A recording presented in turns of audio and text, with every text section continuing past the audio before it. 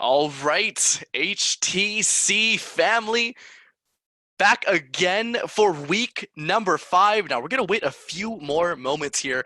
We're going to wait for everyone to slowly roll on in here.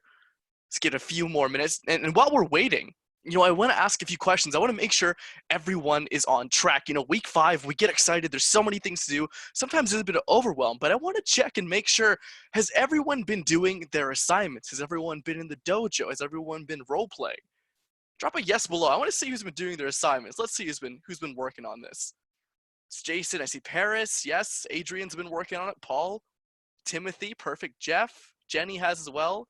Great. Sarah. Well done. Great job, everyone. See, now I want to make sure everyone stays on top of this because sometimes we fall behind. Sometimes we're like, oh, it can hold off a week, but then another week passes by, and another week, and all of a sudden you're behind. Now, if you're behind, hopefully you're not, I want to challenge you to get ahead. Complete those assignments, get those into the emails, making sure you're on the dojo. Of course, that's what makes a high-ticket closer shine and go above and beyond because that's what we're about. Now, for those of you who don't know, my name is Vikas Kapil. I am your community manager. Great to be here with all of you guys. Now, with week 5, we go over objections and a lot of other fun things. And as you notice, you sort of need to be a master on the phone when it comes to that. Now, last week, we were visited by someone special. The Godfather came on the phone, gave us a new message. Now, we got someone new coming in. Any guesses? Let's see you guess in the chat. Any guesses? Let's see if anyone can get it. Now, this week, we're visited by someone you don't want to cross. His name is Liam Neeson from the movie Taken.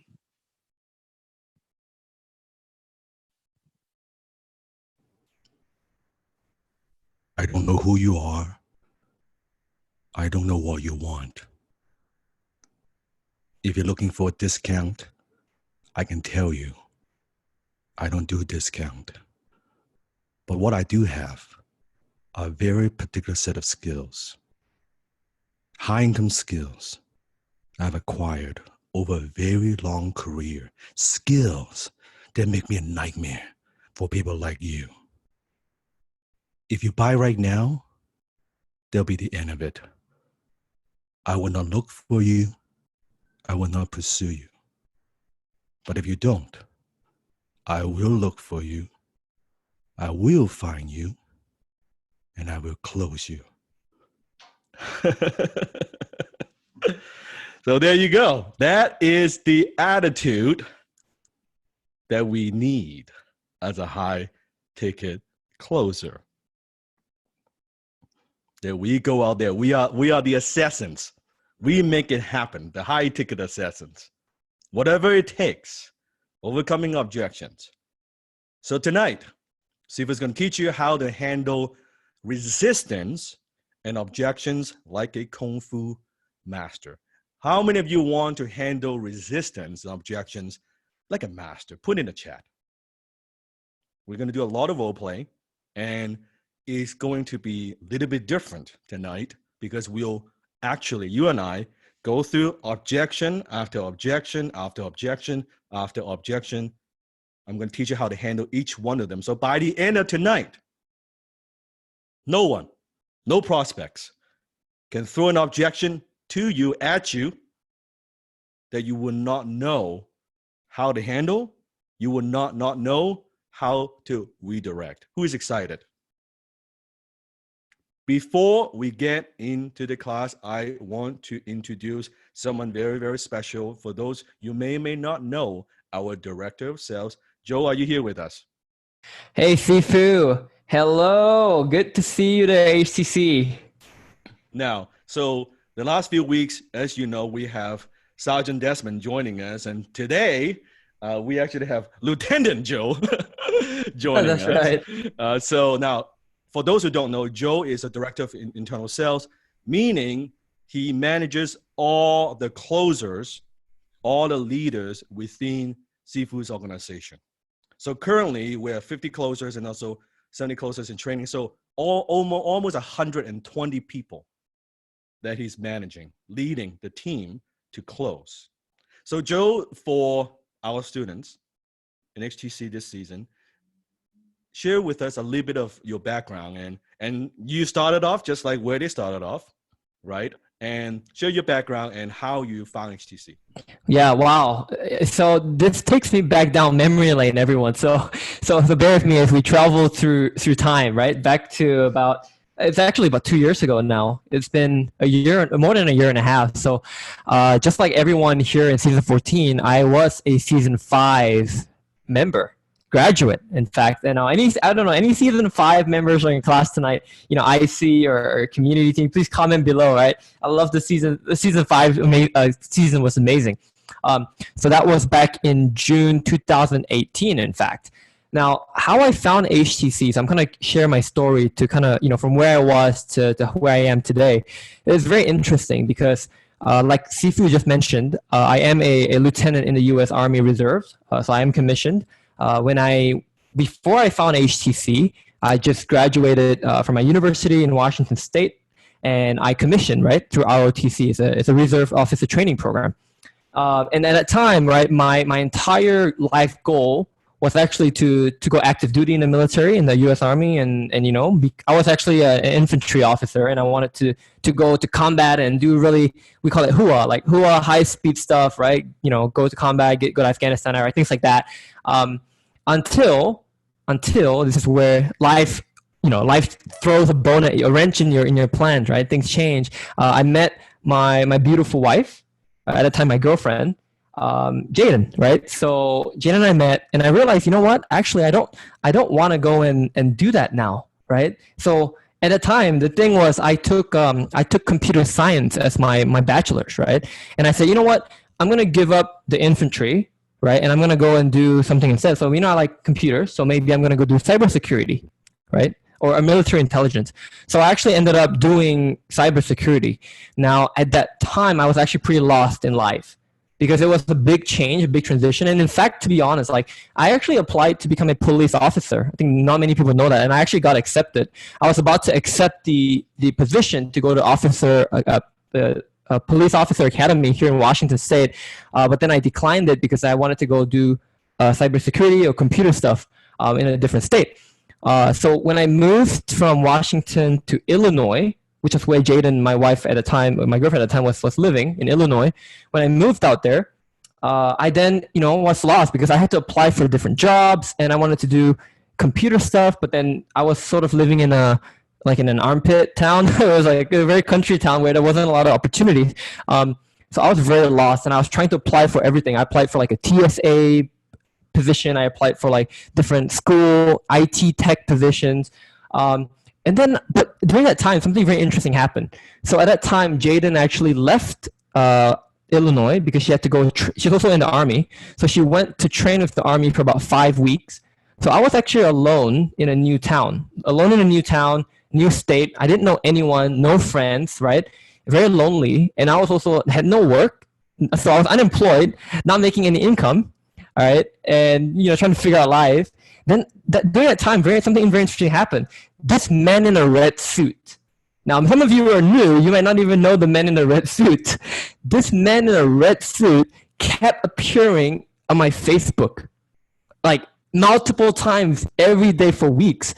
Now that I'm more experienced, I actually realize, damn, that Sifu's team, like the retargeting team, the marketing team is amazing. Like those ads were, I'm talking about, like you saw it, right? Like they were hitting me nonstop, right? The marketing team was amazing. It was so funny. Now that I think about it, it's funny. So I kept seeing those ads, and at first I ignored it. I'm like, man, like who's this Asian guy, right? Like this must be one of those online scams, right? Make money online, like. I'm not the only one, right? I'm not only the one guilty of this. We all thought the same thing. Like, who is this guy, right? And then, but one day, because I was so lonely, so desperate in a way for finding my purpose in life, I clicked on the webinar. And at first I got the FU money, right? I downloaded the book, I started reading it, got the audiobook. Then I watched the webinar, and that webinar like closed me on the spot. Like that webinar just game over, closed me. But I was kind of skeptical. So like I Googled Venlock and HTC for like 24 hours straight, like not even go to bed because I was so excited, but I was a bit scared. So I kept like, who's Dan Lok? Is he a scam? Blah, blah, blah. And I saw a lot of like review sites, and actually I met a lot of cool people. I met people like Payman, right, who was very active, and I actually spoke to Payman, and I met a lot of cool people. And then finally, I just signed up. And then I joined in season 5. So I think I put in a lot of work. I really, I truly did believe, and I still believe to today, that this high income skill was going to change my life. And it did. It really did, because I mastered I wouldn't say, well, always room to improve, but I would say I did really do my best to master the skill to my best ability, right? So right within season 5, during my first 7 weeks, I was actually very proud to say I'm actually probably one of the few to be able to say that I actually made my investment back through closing. I think not a lot of people can say that. Like, I actually made $2,500 in commission through closing within 7 weeks. So the skill that Sifu taught me, taught all of us, everyone here, actually like paid it off itself. So I was really excited, really pumped. And, I found I had a lot of different influencers, I had different opportunities. And then, so as months went by, right, I was closing, I was making fairly decent income. Actually, it's a lot more than what I expected. Like, the IT job I got offered, they only offered about 3.2K US a month. But with closing, I was averaging 5K pretty consistently, right? Some up and downs, but pretty consistent. It was a pretty good start. Then I was closing full time, like every single day, 8 to 10 calls a day, like Monday through Friday, really. I did that, right, full time for many months. Then I had an opportunity, thanks to the Sarge, right, Sarge Desmond, he invited me to the Sifu Closers team. And I was doing a lot of closing there. I closed, HTC, right? At the time we didn't have HIC, which is HTC, so I did that. And then I got the opportunities. I rose through the rank to become then the Sarge's, the right hand, helping him with internal sales. And then Sifu, always, much thanks to Sifu and to Jenny and the team, they saw potential in me, and then they gave me this opportunity now to lead an amazing team of sales managers, sales leaders, and closers. So between then, season 5 to now, it's been about, I've been in Team Denlock since April last year, right? So it's almost been a year, right? I was, at first I was like an assistant sales manager, and then like a sales manager, right? For the first six months. And then I became a director back in October. So now we're in February. So it's been it's about 9 months, nine months now. And I have a great, amazing team. All this stuff that you see that we're doing with like, I think Steve will talk about later, the closers in training and on all those things. And it's all kudos to my team. Like, I couldn't be here without my team. Like my team, Felix, Christy, Sean, James, Jason, they're amazing. And they're high performers, and we're super proud of them. And all the closers too, right? Top closers, like people with top potential. And by the way, season 14, our team is aggressively recruiting and scaling. I know Sifu didn't ask me to sort of plug this in here, but I'm just putting it out here for you guys. Like, please, like I just beg you to perform at your best, put in your hard work, give it your best shot, your best effort, because the managers are looking for top talent. Like, we are building up the closers and training system so hard. We're gonna drive it so hard. Felix is gonna do amazing with it. We're gonna need top talent to close a lot of different products and services. So I think with that, Sifu, I think that's a pretty good, long enough introduction. So from the beginning, just exactly where you started, right? As you are, just like where Joe started, from HTC at the time, making a few $1,000s to now earning 6-figure income a year within not a very short period of time. And because of Desmond, right, bringing Joe to my attention, I could see the potential, right? And by the way, Joe, how old are you now? I'm 23. I'm turning 24 in May. 20 somewhat years old. And this Sifu gives opportunities. I don't care about age. I don't care about background. I don't care about any of those things. I care about if you're coachable. How many of you are coachable? I care if you are willing to do what it takes. Are you committed? Are you putting in the work? Are you serious? And from there, and now leading a team of 50 closers, as well as another 70 that are in training. So 120 people, and we're expanding. So How many of you want to close for Seafood's products and companies? If that's you, Joe is the one that would interview and filter and all of that. Okay, and Joe has very high expectations. Anyone who could make it to Seafood's team, I mean, that's a Navy SEAL. That is the Navy SEAL. And there's so many opportunities. Now, so thank you, Joe. And Joe will be also role playing with us throughout the whole night. So pay very close attention. And more than that, not just the closing skill, but leading. And Joe has also helped me to build a whole HubSpot structure, putting systems in place. I mean, there are a lot of things that he did. It's not just closing skill. How many of you agree? The skill that it takes to close and the skill that compared to running a team of 120 people, it's a different skill set.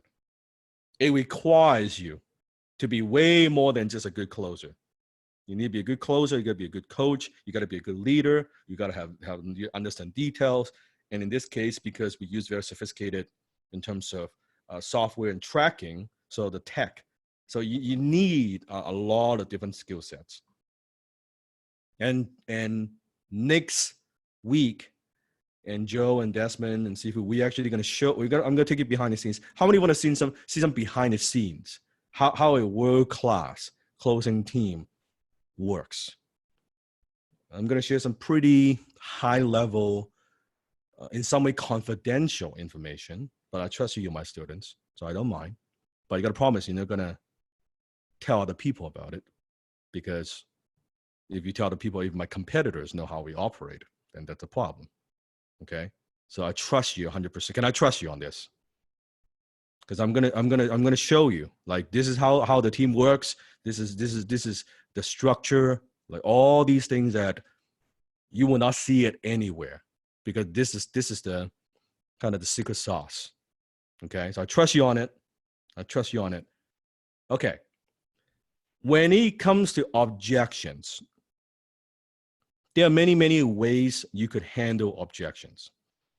That in traditional sales, okay, write this down. In traditional sales, what they teach you is how to play the defense game. Meaning this, very often you are playing defense, you are being reactive. So it is traditional sales, the prospect throws an objection at you, and then you're like, oh, then you handle objection this way. And then the prospect throws another objection at you, kind of like a strike. And then you, oh, let me handle it another way. Okay. A little bit like martial art. How many of you have a little bit of martial art background? Right? You learn when, okay, someone throws a punch, I'm going to block this way, and I'm going to counter this way, right? Someone kicks me this way, I'm going to block this way, or I'm going to deflect this way, and I'm going to counter this way, right? That's very, very typical in martial art, right? Doesn't matter what it is. It could be karate, right? It could be China KungFu, doesn't matter, okay? So you're learning how to play defense. Now, Sivas has a martial art background, obviously.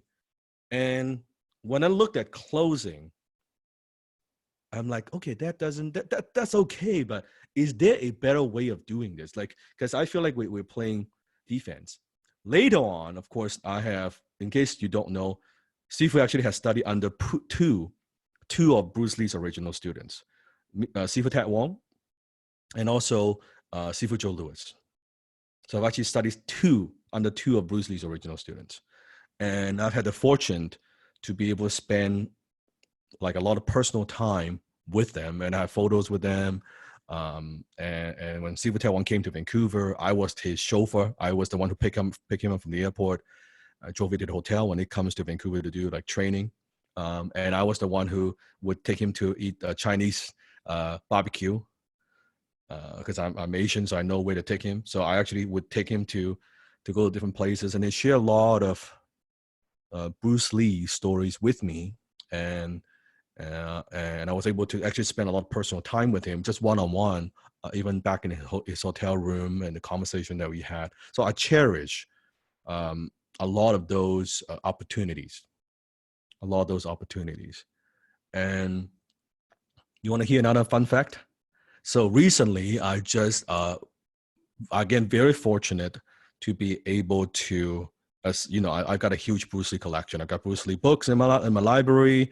I've got Bruce Lee figure. I've got a lot of things. I got the whole thing, right? One of my goals, I want to actually have a little museum, a private museum, to be able to have all my collectibles, all my superhero stuff, and display in a private museum. I have a lot of things, trust me.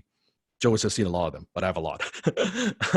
But anyway, so recently I've actually had the fortune to be able to purchase one of Bruce Lee's original barbell that he used to work out on.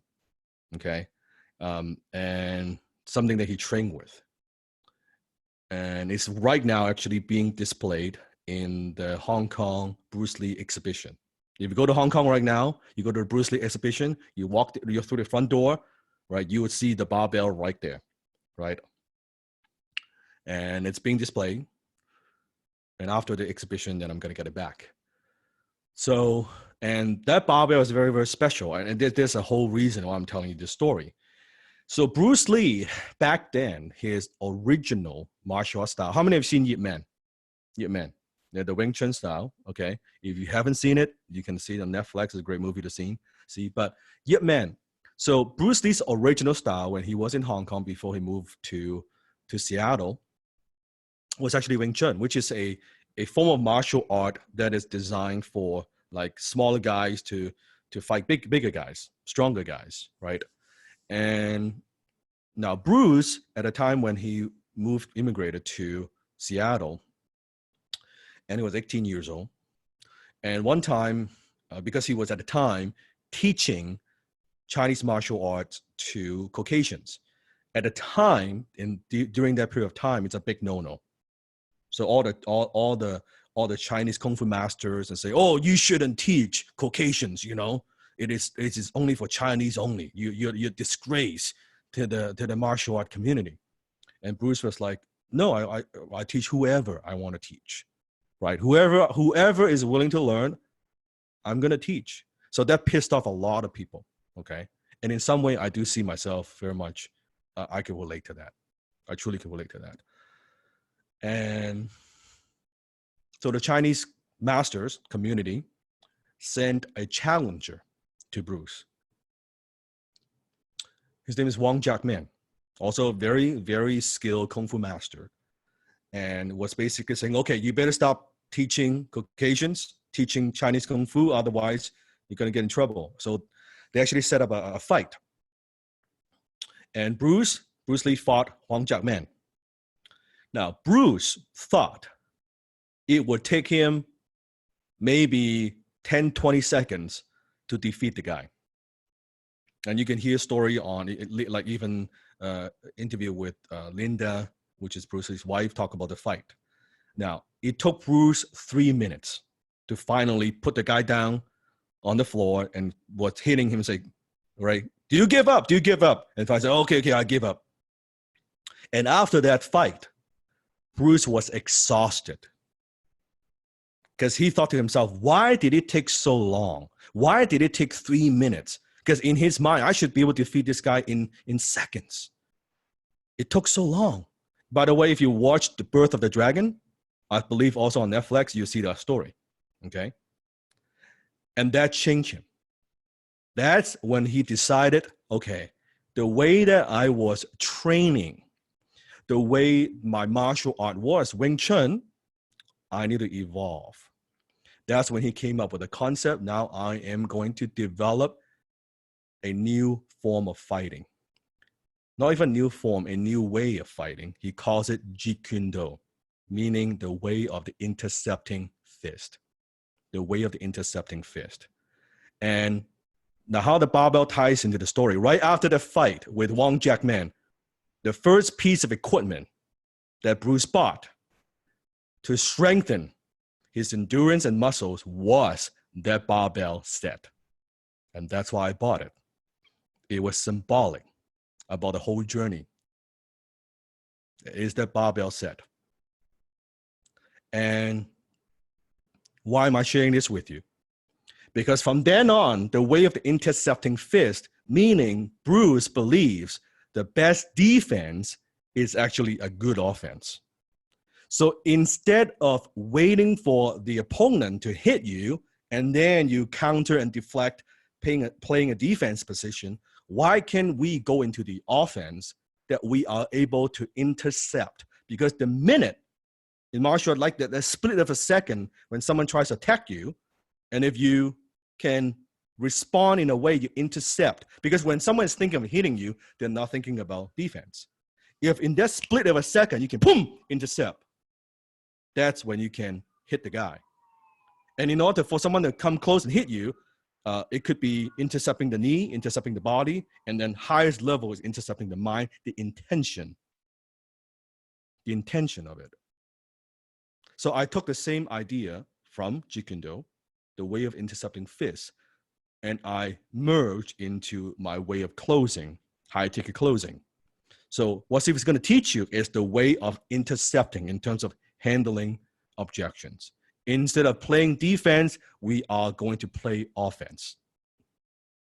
Instead of being reactive, we are going to be proactive. So you see how that barbell very much, it's a very symbolic tool for what we do. And that's why I'm very, very proud to be able to have that historic piece of training equipment that used by Bruce, the first piece of exercise equipment right after the Wong Jackman fight, right? To be able to have that as a collection. Okay, so that's what Sifu is going to teach you, how to do that. So you can see this photo as Bruce is training with Daniel Lee. And you can see he's intercepting the opponent at the same time doing a finger jab. So I'm going to teach you the finger jab. So the finger jab means in JKD, in Jeet Kune Do, one of the core philosophies, and the same thing I'm teaching in closing, instead of learning 105 ways to handle objections. So think about it. Someone throws an objection. Oh, I'm gonna handle it this way, right? I'm gonna use objection handling technique number 35, and then the prospect throws an objection. Oh, I'm gonna use a technique number 664. Okay, so why we have so many different ways to handle one strike? So what Bruce believed is to simplify. Write this down. Simplicity is the ultimate sophistication. I'll say that one more time. Simplicity is the ultimate sophistication. So what Bruce used to believe in is, well, you know what? I don't really care what the hell you're going to do. I train my finger jab again and again and again and again. You're going to throw a punch, I'm going to finger jab. You're going to throw a kick, boom, I'm going to finger jab. Right? You think of hitting, boom, I'm going to finger jab. It doesn't matter what you do. I'm putting a prospect in defense. And that's what we're going to do. And you'll see if he's not going to teach you, here's 30 ways for you to handle one objection. If the way to handle the objection is effective, why do I need to learn 30 different replies to handle one objection? Does that make sense? Like, why? If it's good. Why can I not use one way to handle 10 objections? So I don't really care if you give me a price objection. I don't care if you give me a time objection. I don't care if you give me a partner objection. Whatever the hell it is, it doesn't matter. I keep it simple, because then this way we're not tied to the restriction of, okay, you're overthinking it. And when you're overthinking it, you don't flow. And in closing, if you don't flow, you're going to lose. Does that make sense? So I'm going to teach you how to flow. I'm going to teach you how to do the finger jab. It's a finger jab. Give me a finger jab. I'm going to teach you how to do the finger jab in closing. And you'll see why it is so different and so powerful and so unique that when someone gives you an objection, you handle it at ease. You don't need to overthink it. You don't need to search your mental bank, like, oh, which one should I use? No, boom. I don't care what the hell you do. I'm gonna just finger jab you. I'm gonna intercept. I'm not gonna play defense. I'm gonna play offense. Again, write this down. The best defense is a good offense. I'm gonna say it using Bruce Lee's voice. Empty your mind. Be formless, shapeless, like water. Now you put water into a cup, it becomes the cup. You put water into a bottle, it becomes the bottle. You put in a teapot, it becomes the teapot. Now water can flow or it can crash. Be water, my friend. When you are closing, you need to be like water. And this is part of what makes HTC so unique, because I infused Jiu-Jitsu. I infuse my martial art background into closing, which is no one else does this except me in the whole world. And it's different from anything else. And this is why it's so powerful, that you learn to flow. That I'm not giving you a script. I'm teaching you how to be like water. It depends on the scenario. It depends on what the prospect is throwing at us. And then we'll just move. We'll move. So don't put up your hand yet. In a moment, I want to choose someone from this season that who have not been doing role play before. Okay, you have not done role play before. Hey, don't put up your hand yet. Number one, you got to have good audio. If you don't have good audio, we'll move on. You know the drill. Okay. Number two, my only criteria is you now have been doing some role play. Okay, some role play, but you are particularly maybe struggling with handling objections, since we're talking about objections, that you kind of freeze or you don't know what to say. Okay, and for the first role play, I'm also going to choose a lady. Okay, I'm going to choose a lady, and you've got a good audio. You want to participate. Okay, you've never done a role play in the previous season, and you're from this season only. Okay, not my graduates from the past, this season only. And Vikas, please choose somebody. And Joe, I would love for you to play prospect. Okay. Sure. And maybe for the mic, just not too close, because I think it was just a tiny bit too loud. Okay, sounds good. Okay, this is good. This is perfect. Perfect. So, Perfect. Vikas, Okay. please just choose somebody. All right. So again, making sure you have good audio quality. So Lin Nguyen, you are unmuted. All right, Lynn, whenever you're ready, give me a call. Lynn? Can we hear first Lynn?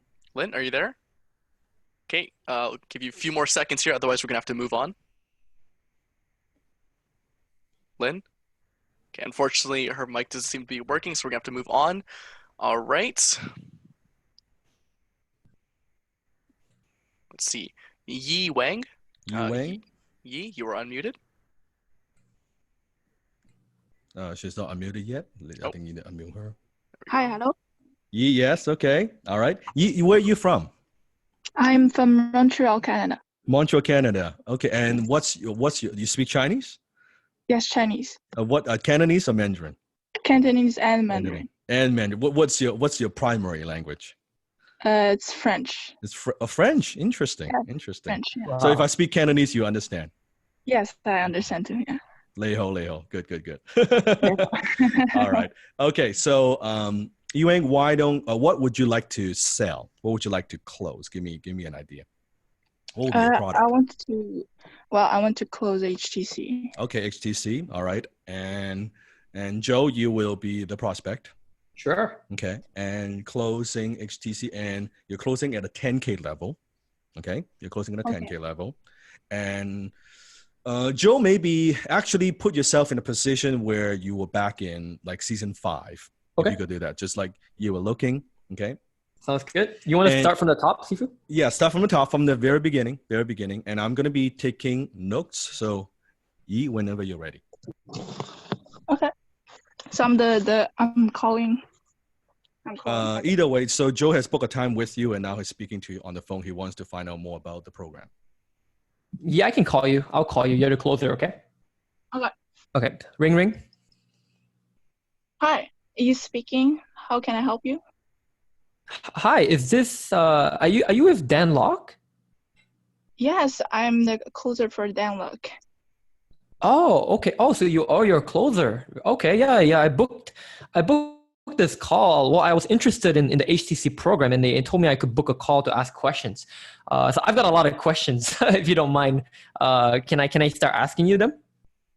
Yes, go ahead. Okay. So first off, how much is HTC?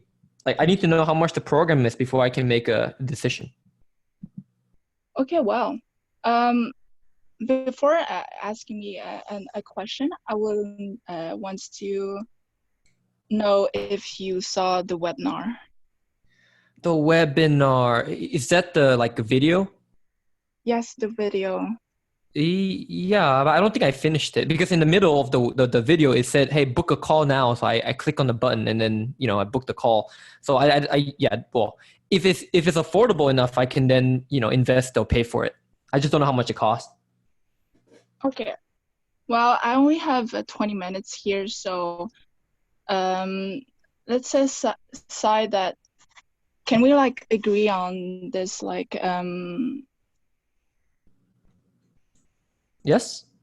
yes, so I will do my best to like help you and support you. So um I want to have like to ask you some questions to see if this program is the right fit for you. Is that correct? Is that okay for you? Okay. I mean, how do you know it's going to be the right fit for me? Well, I'm going to ask you some little questions, personal questions to see if you will like it or if it's a good fit for you, okay? Okay, sure. I mean, I just really need to know the price. So I can make a decision. Like, I can join. But yeah, I mean, you can ask me, sure. Mm-hmm. Okay, pause So, off the role play for a second. You good job so far. I'm gonna take you back. By the way, could you see which? How do you feel about the call so far? yeah, I was just like, That's okay. That's okay. You're learning. Okay, you don't have to get it perfect. This is why I'm giving you coaching. So how do you feel so far about the I call? feel, oh, well, I feel nervous, but it's Nervous? okay, yeah. It's okay. Okay. Do you feel that who's asking the question? I feel that the prospect is asking me more questions than I am. That's right. And whoever asks the question, Control the game, yeah. that's right. So he's control his lead. So you can see. And by the way, if you're listening right to the role play, could you see that Joe is controlling what I call the rhythm or the tempo of the call? Yes, Okay. I can see Okay. that, yeah. Right now, in the beginning, so I want to give you some. This is good. It's very, very useful. Exactly what I'm looking for. So you're doing good. Okay. Don't give yourself too much pressure. Deep breath. Okay. Okay. Okay. Just breathe. Just breathe. Okay. Enjoy. It's fun. There's Yeah, no yeah. money on the line. Right? No money on the line. And Yeah, don't it's feel very nervous. fun. Yeah. Yeah, just have fun. And Joe's gone through it. Everybody's gone through it. So in the beginning, do not address yourself as although we are closer, but when you're talking to a prospect, no prospect wants to talk to a closer. Keep that in mind. Okay, don't say I'm a Yeah. closer. No. So Joe, when someone books a call with one of our internal closers, how do they refer themselves? That's a great question. So we talk about positioning within our team. Positioning, yes. Yes, that's the word, positioning. So some of the closers, I see them in the Discord chat, but they call themselves director of enrollment, right? It's a good high positioning, director of enrollment. Director of enrollment. Okay, write this down. Or So that's one, and then the other one that they could use sometimes is a high income advisor. high income advisor. Do you want to talk to a closer or you want to talk to a high income advisor? I'm not here to sell. I'm here to advise you. That's right. What is the appropriate action? Okay. So right there in the beginning, language, positioning. Remember, we are trying to preempt. Write it down. What high-tech closing, what Jeet is about, it's about preemptive strike. It's about setting up the stage, setting up the frame, right? It's about preemptive strike. This is preemptive objection handling. You don't say, "Oh, I I am just a sales, right? I'm a closer. No, I am a high income advisor, or I'm the director of enrollment. You see, when you use the word director of enrollment, it means who has the power to say yes or no. Who has the power? The person who is asking question. That's right, right? And if you are the director of enrollment, you are trying to determine to see if Joe is a good fit. Yes. See if if he is the right person to be led in the program. Do you see how that works? Mm-hmm. Okay, so take me back to the beginning with the new language, with some of the tips. Try again. Okay, so Yi, I'm gonna ring you again. You ready? Okay, yeah. Okay, ring ring. Hi. Is it? Yeah. It's E. How can I help you? Hi Yi, are you with Dan Locke? Yes, I'm one of his closers. Oh, Nah, try again. okay, ring ring. You're not a closer. What are you? Yeah. Okay, yeah. Try I again. am an advisor. Yeah. Okay. Okay. Yeah, you're doing good. Just take a deep breath. You're doing great. Okay, you ready? Yep. All right, ring ring. Hello, it's E. How can I help you? Oh, hi Yi. Are you with Dan Locke? I booked a call with Dan Locke for HTC. Yes, I'm here to answer your questions. How can I help you today? Okay, so thanks for that. Well, how much is this HTC program? I'm very interested, but I do have to know what the price is first. Well, I just wanted to make sure that you have all the information. So before I'm going to ask you some quick questions to know your needs and your situation so that I will be able to help you reach your goals and see if this program fits you before giving you the price. Is that okay for you? Okay, I mean, I don't have a lot of time, but so if you know you could Yeah. give me the price as soon as possible, that'd be good. But yeah, I'm happy to answer questions. Yeah. We have like how much time do you have? Oh, I've only got like 5 minutes. Is that okay? Oh, okay. 5 minutes, fine. Okay, pause. How about Pause. yeah? Let's just pause for a second. Now, again, if he is saying that, oh, I've only got 5 minutes, what is he saying? What is he actually saying?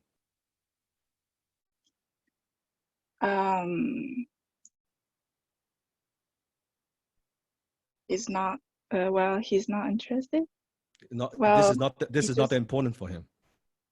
that yeah. He's already brushing you off like your time is not that valuable. Me as a prospect, my time is valuable. I only got 5 minutes for you. Mhm. So, and we say, oh, that's okay. We've already lost the sale at this point. Before we go into anything else, that first 3 minutes we've lost the sale.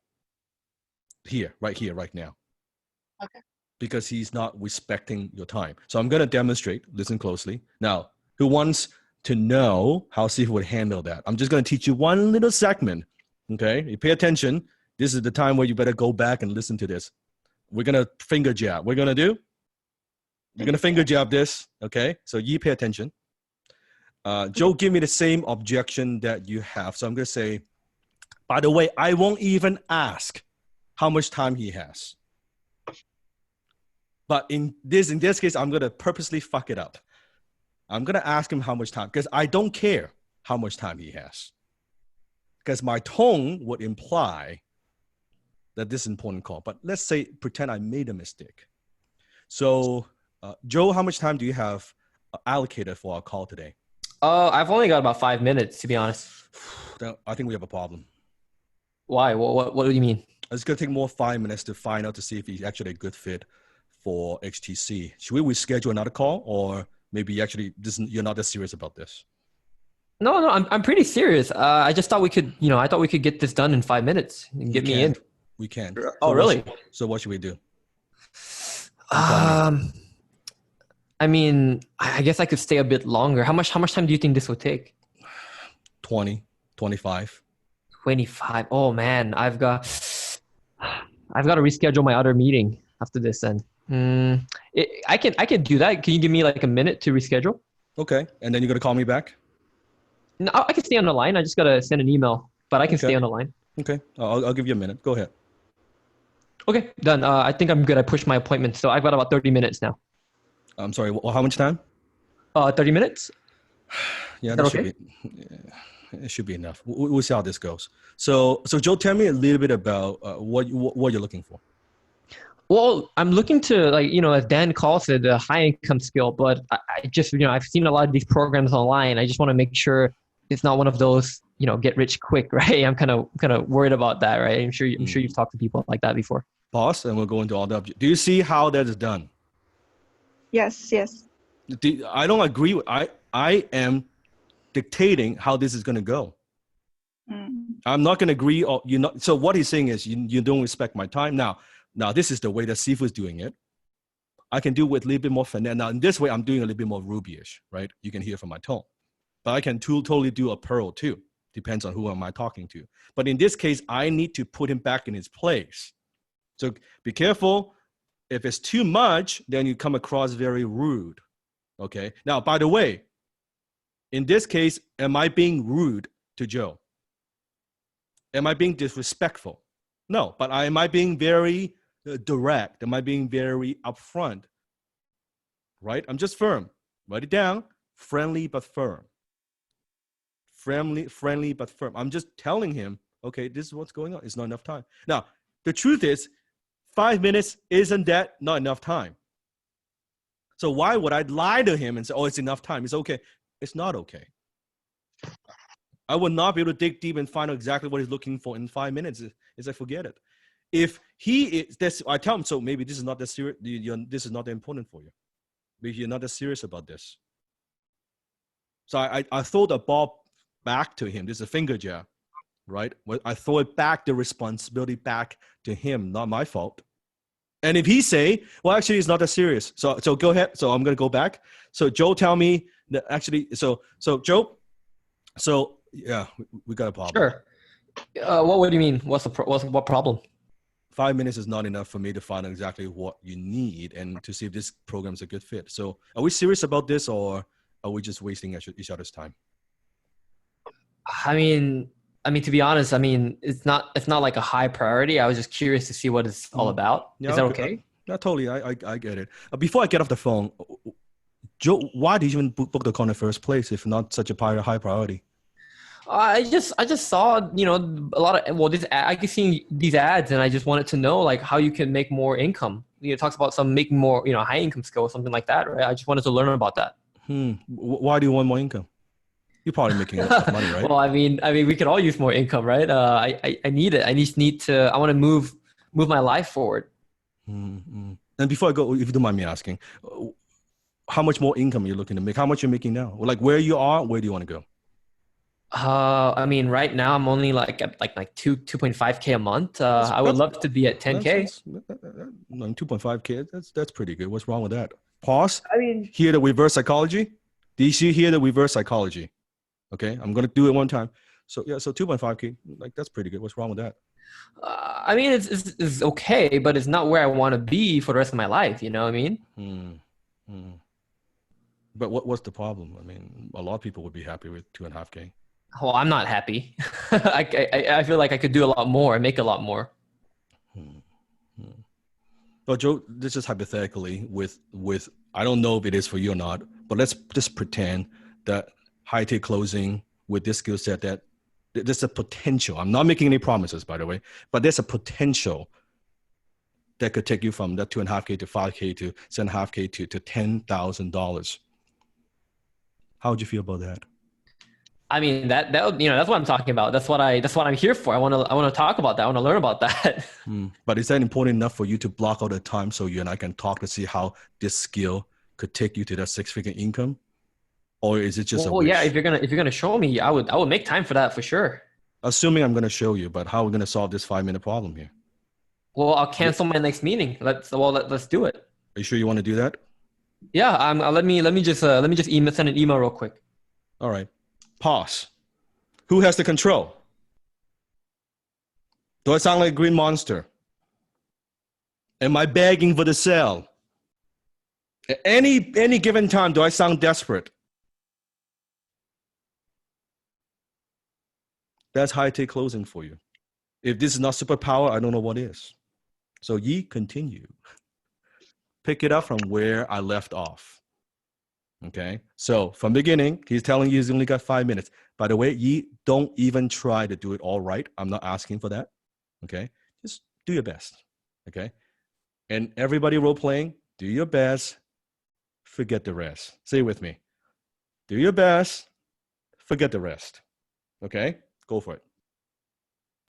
So you know, I've only got about 5 minutes. Is that okay? Wait.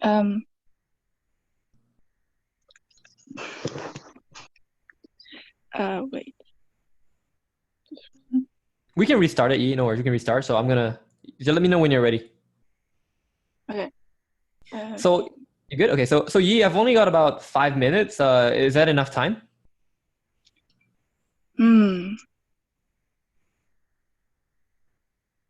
Do you want to reschedule it? Like, Why do we need to reschedule?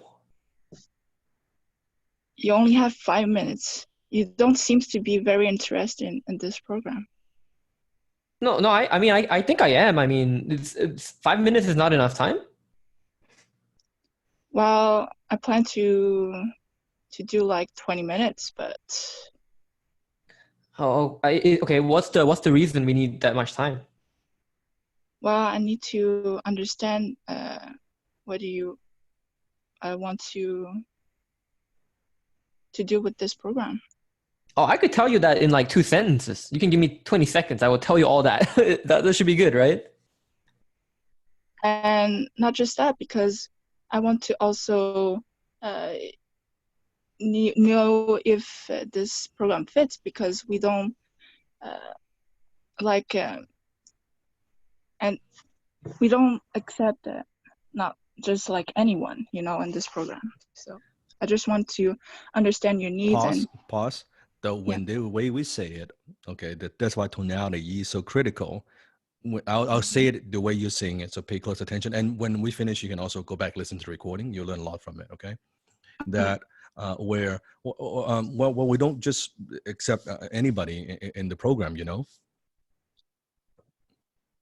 that needs to be firm. Like when we say that, you gotta mean it. So just say that one line for me, okay? Just say that one line. We don't just accept anyone into the program. So try that again. Just try for that one line. I just want to hear it. We don't just accept anybody in this program. Pretty good. Now I want to give just a tiny bit of like you're totally unattached. Okay. Imagine you're interviewing this person. This person is applying for a job. Say it in that way. You are the director of HR, right? You're the director of enrollment. So say that totally not attached, and just say that one line one more time. We don't accept anybody in this program. Anyone in this program. Too much. Okay, then now you're being cocky. Now you're being a little bit arrogant. Okay, I want to be firm. One more time. We don't just, hey Joe, we don't just accept anyone into our program. Try that. Just like calm, unattached, but not arrogant. Try that one more time. Joe, we don't just accept anybody in this program. Okay, pretty good. Okay, put in the chat. Do you hear the difference? Yeah. Now, one more time. Slow down just a tiny bit. Just slow down just a tiny bit and see how that feels. Joe, we don't just accept anybody in this program. Perfect. A round of applause. That's much better. Well done. That is well done. You see how that one line, do you see the difference when Sifu is coaching, right? You can hear that little subtlety, little changes, right? Keep going. Mm-hmm. Good. Keep going. Well done. That is a perfect line. I would give that 9 out of 10. Okay. So keep going. Thanks. Oh, so it's not enough time. What do you mean by that? Like, because I really only got 5 minutes. Why is it not enough time? Well, I really need to understand like what you want to get from this because we don't just like accept anybody in this program. Oh, okay. Who do you accept then? I mean, I want to be accepted. I also need to know how much it costs because if I can't afford it, then I don't want to waste your time too. Hmm. Yeah. Well, so let me just ask you this, like, how long have you been following Dan? Oh, about, let's see, 2 months? About, yeah, 2 months. So 2 months, you should have like watch videos on YouTube. Yeah, I watch a couple and I listen to some of his podcasts as well, his Dan Lok show. Yeah, it's been great. Oh, so what did you learn about him?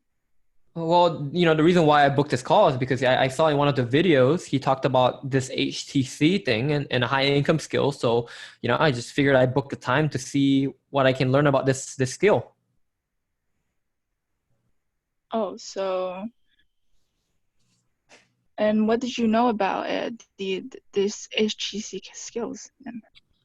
Well, I know it's to do with sales, but I know Dan calls it closing. So it's like, closing sales, right? Making money through sales. So, yeah, I kind of want to hear, like, I want to hear, maybe your experience. You can tell me maybe how was your experience, right? Do you take the course? Do you do sales too? Yeah, well, definitely. So, okay. So What? how is it? How is the experience for you? Well, do you know that this is a 7-week program? Well, now I do. How did you enjoy the program? You said you did it, right? Yes, so it's a 7-week program with with the Dan Lok, and he is teaching the course live.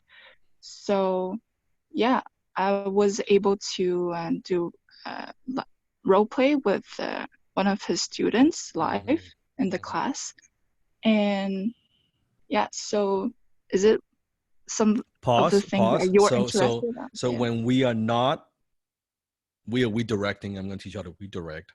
But when we're not answering the question, we feel like we're dodging the answer because he asked twice. How do you feel about the program? Right? He's not asking about how many weeks and role play, none of that. Because at this point, do we know what is important for him? So why are we telling him all these things, right? You didn't. Those are what I call deliverables. Write this down. Deliverables. Deliverables are never important. Nobody cares about that. Nobody cares if it's 7 weeks, is it 5 weeks, is it 20 weeks? Nobody cares. What they care is this going to give me the outcome that I want? And I need to know, right? What is that outcome that he wants? So Joe, I'm going to be ye again. So Joe, ask me if you were to ask me the question about how to like about the program. Okay, so you said you took the program. How do you like it? Joe, it changed my life. Whoa, But I'm not so sure if it will change your life. Tell me a little bit about what are you looking for? well, like just like you said, I'm looking for something that changed my life. I mean, that sounds pretty amazing. How would you define changing your life? Can you be specific? I would say, well, I mean, honestly, I would say getting out from my current situation to a much better situation. If I was to be frank. Tell me a little bit about your current situation. I don't really want to. Let's just If put you it don't this mind way. me My asking. life sucks. Let's just put it that way. My life's pretty bad. It sucks. In what? I mean, it can't be that bad. I mean, It's pretty bad. Are you You married? Are you single? Are you? Well, I'm divorced. It's a long story. I've been in and out of jail. It's not. I just want to, I just want to change my life. Right? I just want to get on a better track. You're not a serial killer or anything like that, are you? No, no, no, we no, don't let no. those people in HTC. All right, I understand that. It's not that. All right. Assuming you're a good guy. Yeah, I'm trying to change my life around. I'm trying to do good things. All right. Trying to be better. Right. Okay. And then when did you get out of prison? Well, I mean, about 12 months ago, and I've been clean for about 10 months. I haven't done any alcohol or drugs for a while. So, Hey, I'm that's trying, good. I'm trying to change my life. That's good. Yeah. And why suddenly? I mean, for someone, by the way, 12 months, that's not easy. That's not easy. And so what were you hoping this high income skill would do for you? Well, I mean, I want to make enough income to show my wife and I, when we divorced, my daughter, she don't want to talk to me anymore. I just want to show, her that I'm a good dad. I can make a stable, good income, good living, and, kind of, I guess you could say in a way, win her back or show her that I'm a good person. Okay, pause. So Joe, as a prospect, gave us what are some of the hot buttons? Tell me. Daughter. That's right. That's level 3 right there. Income, all that is nice, but daughter, show the wife, right? Get back with the family. I've got what if I'm right, I'm taking notes. Are you taking notes? I'm writing it down, right? Okay. That's it. Has nothing to do with the 7-week, has nothing to do with the role play, has nothing to do with me, who is the instructor, who is the mentor. It has to do, this is the skill that's going to get my daughter and my wife back. I've got all the ammunition that I need from there. Then I would go deeper and deeper and deeper. Okay, so let's pause right now. Okay, we're going to continue the class. Yi, good job. A round of applause for Yi, by the way. Good job. Good job. Not easy to role play in front of hundreds of people, right? It's not easy. So Yi, good job. Very, very good. Okay. Put in the chat, what have you learned from the role play? What have you personally learned? What are some of your aha moments? Tonality, reverse psychology, be like water, take control, friendly but firm, positioning, yes. Okay, positioning, redirect. Very good. Now I'm going to demonstrate one more thing because I just jotted down a note. Or maybe I shouldn't. You wouldn't be interested. No, they don't want that. You wouldn't be interested when someone call within 5 seconds and ask you how much the program is, and within one single line, you'll be able to take back control. You wouldn't want to learn how to do that. They just want to skip it, Sifu. Let's skip it. Let's just move on. Yeah, move on. Let's just move on. All right. So Joe asked me the same thing. I'm Sure. just gonna do. In fact, I'm not gonna do it in one line. I'm gonna do it in 2 words.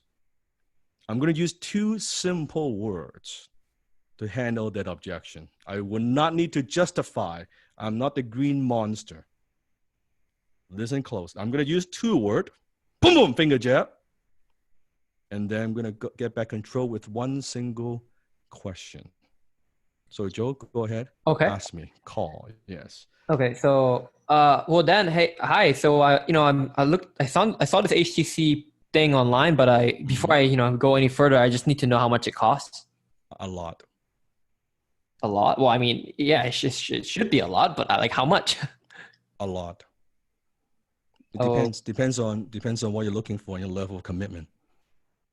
So tell me what do you want to get out of HTC? Well, I want a high income skill that Dan was talking about. Boom. 2 simple words. I've gained back control. I don't need to justify. I don't need to explain. Why do I need to justify? This is the thing. Sifu taught you last week. Just because the prospect has money and want to buy it, you don't need to justify it. We are the problem solvers. We're the closers. The prospect has a problem. I have a solution. I don't need to beg. I don't need to plead. I don't need to be desperate. Why are you so desperate? Why are you trying to justify? I don't need to. I don't have a problem. He's got a problem. He's got a wife that will not talk to him. He's got a daughter that he can't see. Not my problem.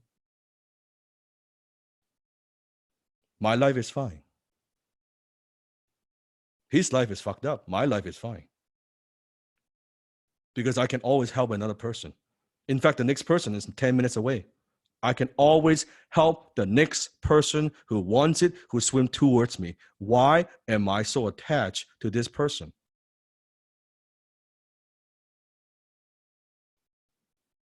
Does this make sense?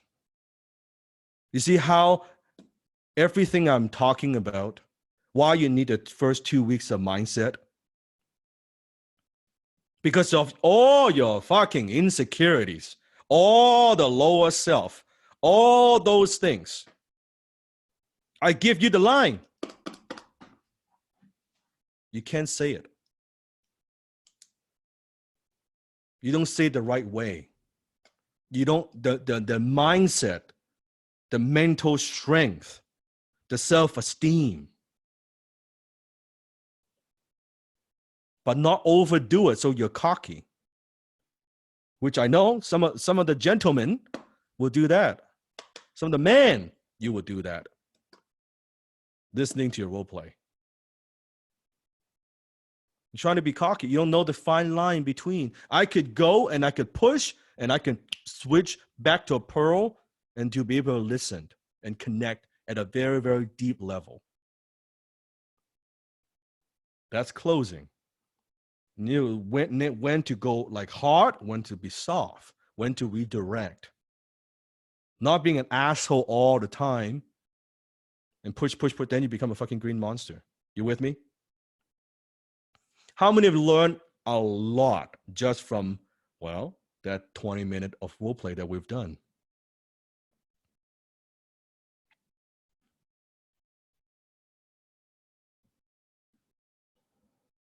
As Bruce Lee said, someone asked him, are you the greatest of all time? And Bruce Lee said, well, if I say I'm good, you think I'm boasting. You think I say I'm no good? Well, you know I'm lying.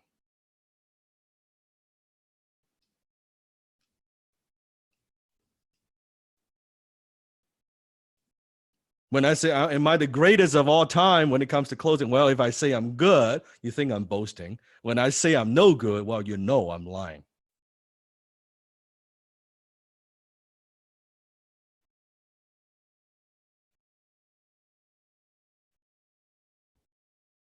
So, objection handling rule number 1. Learn to play with resistance. Write this down.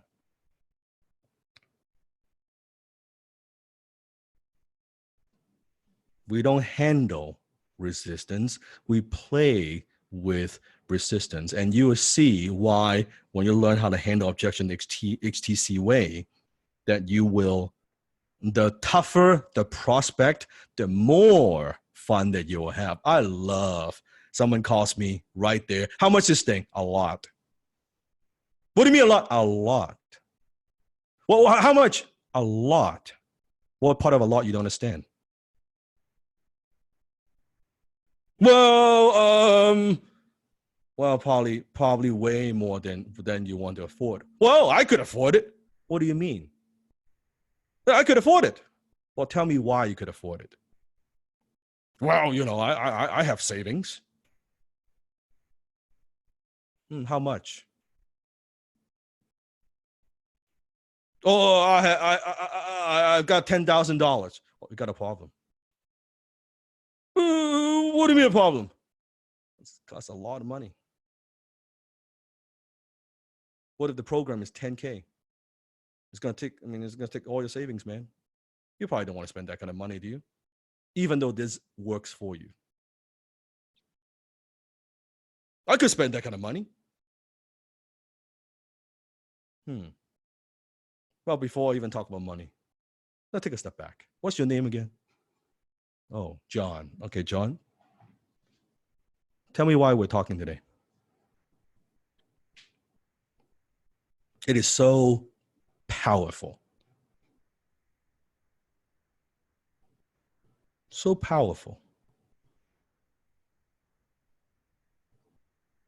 You don't want to be like someone is on the phone with me. It is over. It's done. It is over. They don't know it. Every single move they're making, every single move they're gonna make.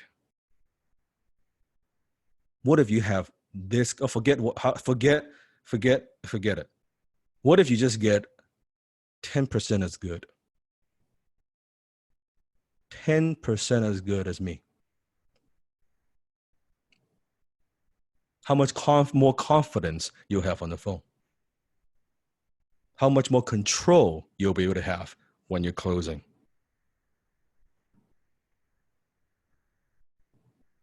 Just 10%. I don't need you to be as good. I don't even need you to be as smooth. Just 10%. You can get to that 10% just handling objection. You've got yourself a 6-figure income. It's not hard. Simple, but not easy though. Is there a difference between simple versus easy? This is not easy, but it is simple. It is simple. This is why Sifu could teach you so much within 7 weeks. So we learn to play with resistance. So there are 3 things that you will get out of a sales conversation. Write this down. You could get a yes, which is great. You will get a sell. You make a commission. Congratulations. You could get a no. When you get a no, is it okay to get a no? You could move on. You don't need to waste your time. So when they say yes, you make money. When they say no, you gain your time back. You don't need to waste time. You move on. Next. Everybody says next. And then the third thing you get is a lesson. A lesson. So you get a yes, which you make money. You get a no, which is fine. You move on. You don't waste time. Third, you get a lesson, meaning that you know you're not going to close the sale, but now you are going to have some fun. You're going to learn. You're going to try new techniques. You're going to apply some new things with a real prospect. You know you're going to not close the sale, but you're going to have some fun. So you're going to get smarter. You're going to get more experience. So if they say yes, what do you get? If they say no, what do you get?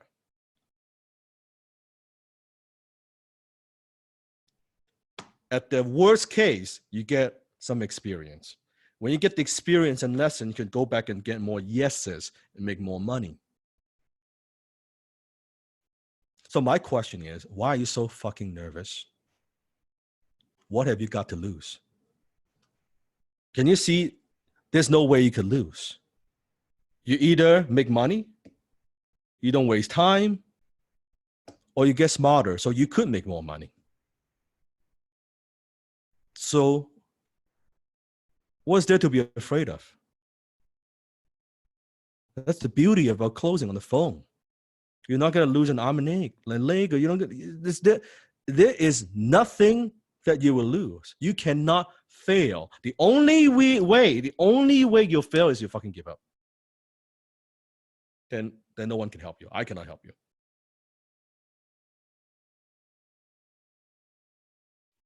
You stop believing in yourself, then forget it. Do you think after 20, so how many of you have done already, let's say 10 hours, a minimum 10 hours of role play? Put in the chat. That's very good. Oh, a lot. Wow, that's good. Tell me about the first hour compared to now, the 10th hour. Have you made any improvements? Are you getting better? Or maybe the first compared to 10th, tell me you have not changed at all, that you have not made a single ounce of improvement. It was just as bad, the 10th compared to the first one.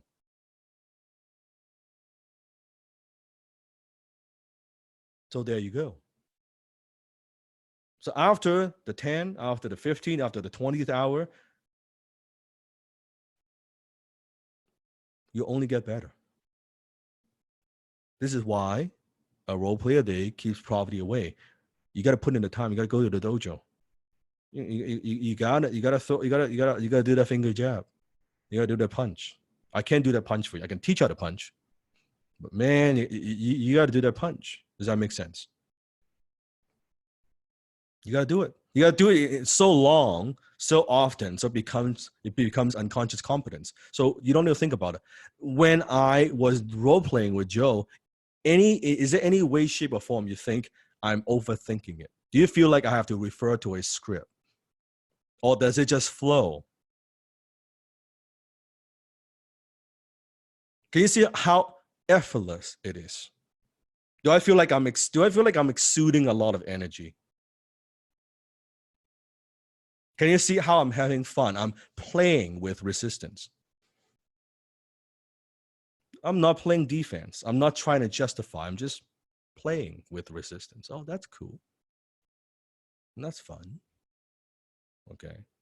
Now I'm going to go through a group of objections one by one, one by one, one by one. Okay, we're going to demolish. We're going to destroy all these objections for my students, for my graduates, my seniors, who you have gone through HTC. Please don't be too smart, too fast when I say an objection and you're already teaching people how to handle it in the chat. Okay, please don't do that. Can you promise if we don't do that? Because you're taking away the experience, right, for the student. Okay, so I know you're good. I know you have experience. I know you know the answers, but just for experience, okay? Promise? Now, but however, I do want you to kind of say in your head silently how you would handle it, right? And I expect that you already know that, but it's a good practice. Or maybe that Sifu would give you some new distinction, right? Some new ways to handle it that you may not be aware of. But for the experience of everybody else, yeah, just don't type the answer. I know you know the answer. Just keep it to yourself and just answer it in your mind. You got it? Okay. All right. Good. So first one. Well, this is a good one. Actually, why don't we do this? I'm gonna do it in the. Actually, Joe, can you help me out? You'll be the prospect. Okay. Sure. And I'm going to be the closer. I'm going to be the KungFu master. Okay.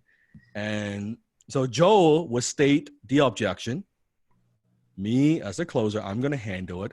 When Joe states the objection, okay, I want you to participate and have some fun. We're going to have some fun with this. Okay. So imagine someone throwing a punch, right? So when Joe says objection, I want you to go, ooh, like something scary, like Halloween, like, ooh, this is scary. Ooh, I'm not so sure how to handle it, right? Then I'm gonna handle the objection. And if you think that is a beautiful way of handling the objection and finger is a great finger jab, you're gonna give me a boom. So Joe gives you an objection, you're gonna go ooh. When Sifu handles the objection, well, you're gonna say boom. Okay, you got it? Okay, try that. So Joe, give me that objection, please. Okay. I mean, can you prove that this will work for me? Ooh. Well, Joe, can you prove to me that you're going to do the work? Boom. That's a boom. That is a boom. You see how I'm putting the responsibility back on him. Now, I could also redirect using the 3 magic words. So Joe, one more time. I mean, how can you prove that this will work for me? Oh, I don't know, Joe. I mean, you tell me. Redirect. I don't know. How would I know, right? Can you prove to me that you're serious about this? Can you prove to me you're going to do the work? Am I justifying? Am I trying to explain too much? See, very simple, a very simple move. Don't need to be complicated. Now, what most salespeople would do, let's do the green monster way. Okay, so Joe, ask me one more time. Oh, can you prove that this will work for me? Well, Joe, we have so many success stories, and we've been in business for more than 10 years, and we have a lot of, I have a lot of happy clients. Like I could give you all kinds of proof. We have case studies. I can send you a PDF over 100 pages. I can send you like 10 videos. Like you got to trust me, man. Like this I can prove to you totally, man. I'm not exaggerating. This is the shit that people like, the verbal diarrhea that comes out of their mouth.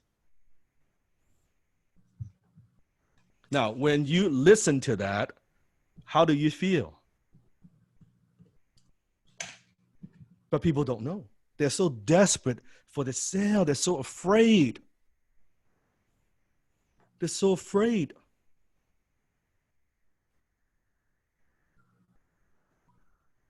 So here's another one. Joe? Can you guarantee I will get the results you claim? Ooh. Well, give me an idea, Joe. What kind of results are you looking for? Boom. I don't want to talk in generic terms, generalities. It's horrible. I don't know. How do I know what kind of result is he looking for? I need to get down to specific. Then he would go, I want A, B, C, and D. Then I go from there. You see, it's simple. It's one simple finger jab, one simple redirection. Do you see? Again, if I'm Green Monster, I'm going to do it the Green Monster way, which, by the way, you're lucky because in the past, we've never done it this way, right? Right? My graduates, we've never done, I just usually just teach it. I don't do the Green Monster way. So today I feel generous. I'm going to do very it. Lucky. yeah, you're very lucky because I want to give you the contrast and actually the exaggeration so then you will remember it. I never did this before. So for my previous season, you're tuning in, you're lucky. Okay. You're very, very lucky. So, all right. So try one more time. I'm going to do the Green Monster way. Well, Dan, can you guarantee I'll get the results you claim? Oh man, you have no idea. We've got a 90-day guarantee, man. Like a guarantee to work. This is gonna extend your health. This is gonna make you a millionaire. This is gonna help your sex life, man. I guarantee it. Your dick is gonna be longer. I guarantee it. That's scary. That's scary. All right, it's ridiculous because you have salespeople who are promising all kinds of crazy shit, right? Crazy. Don't do that. Play it down. Now, don't over exaggerate. You don't need to do that. Okay, and I know you would love to buy that program. I could tell in the chat. Sold. See, I'm gonna be rich, right? I'm gonna improve my sex life. Sold. Whatever it is, right? Whatever it is. Here's another one. This sounds too good to be true. It just sounds like a scam. All right. Ooh, how many of you agree this is a pretty tough one, right? Because you got to be very careful with this one, because when you explain it too much, then it's not so good. So I'm going to do it the HTC way. One more time, Joe, please. This just sounds too good to be true. Dan, to be honest, it sounds like a scam. It probably is. Maybe it is a scam. So why are we talking today? Boom. Boom. How I am not justifying, if that's the way he sees it, what's the point of trying to explain all of that? Okay. One more time, Green Monster. Dan, it sounds too good to be true. It just sounds like a scam. It is true, man. This is not a scam. This is not a scam at all. You got to trust me, brother. Trust me, man. This is not. I promise you. I have put my wife, my kids on the line. This is not a scam. By the way, I'm a Christian. You should trust me. I swear, Jesus' name. Just trust me, man.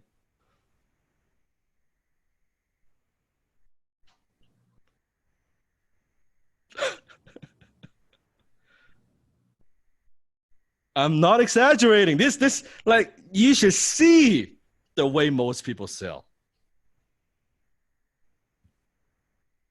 Okay. So don't try to justify.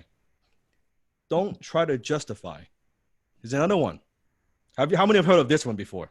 Very common. Very common. Right? Very common. Let me think about it. Now I'm actually gonna reverse. I'm gonna do it the green monster way first. Okay, then I'm gonna teach you the right way of doing it. For this particular objection, you will learn more about it. Okay? So go ahead, Joe. Okay, Dan. I mean, thanks for your time. I just gotta go take some time to think about it. Ooh. Well, Joe, what do you need to think about? I mean, it's just too much money. I need to talk to my wife. It's not that much money. It's not. It's a good deal, man. It's a good deal. No, it's a lot. 10K is a lot. I don't make decisions. Oh, come on, man. It's totally worth. It's worth it. Trust me. It's worth it. You can see it's worth it. I mean, you got to do something, man. I gotta talk to my wife, then. Come on. You got to do something, man. You got to make a decision. You want to change your life? You got to make a decision. Don't be a loser. Come on, make a decision, man. Hang up. Click. Click. Okay. So you see where it is very. By the way, how many of you ever said this before? Be honest. What do you need to think about? How many of you said that before? Come on, be honest. I know we have some, right? What do you need to think about? No, we don't need to do that.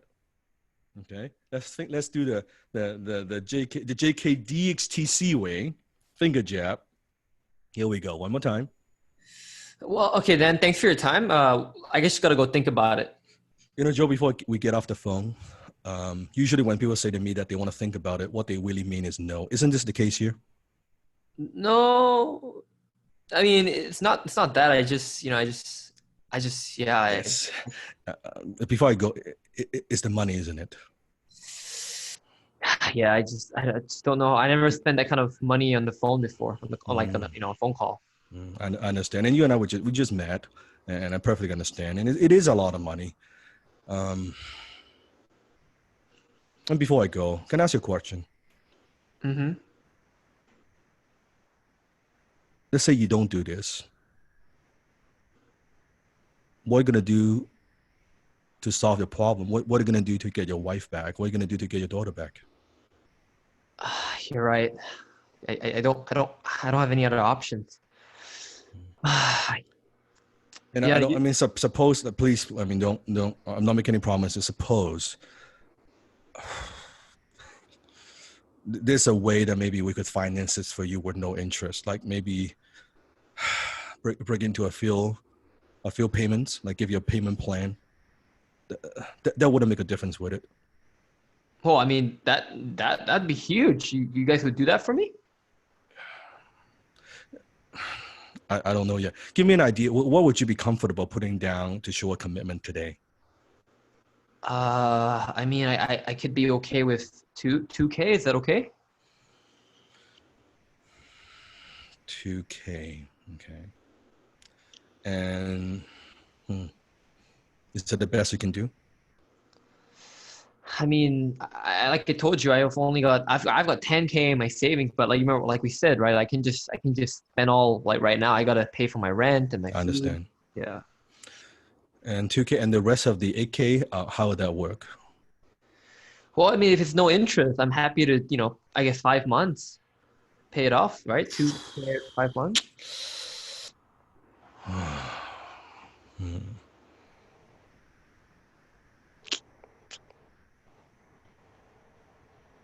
Is that okay, or do you think you can do 3K with?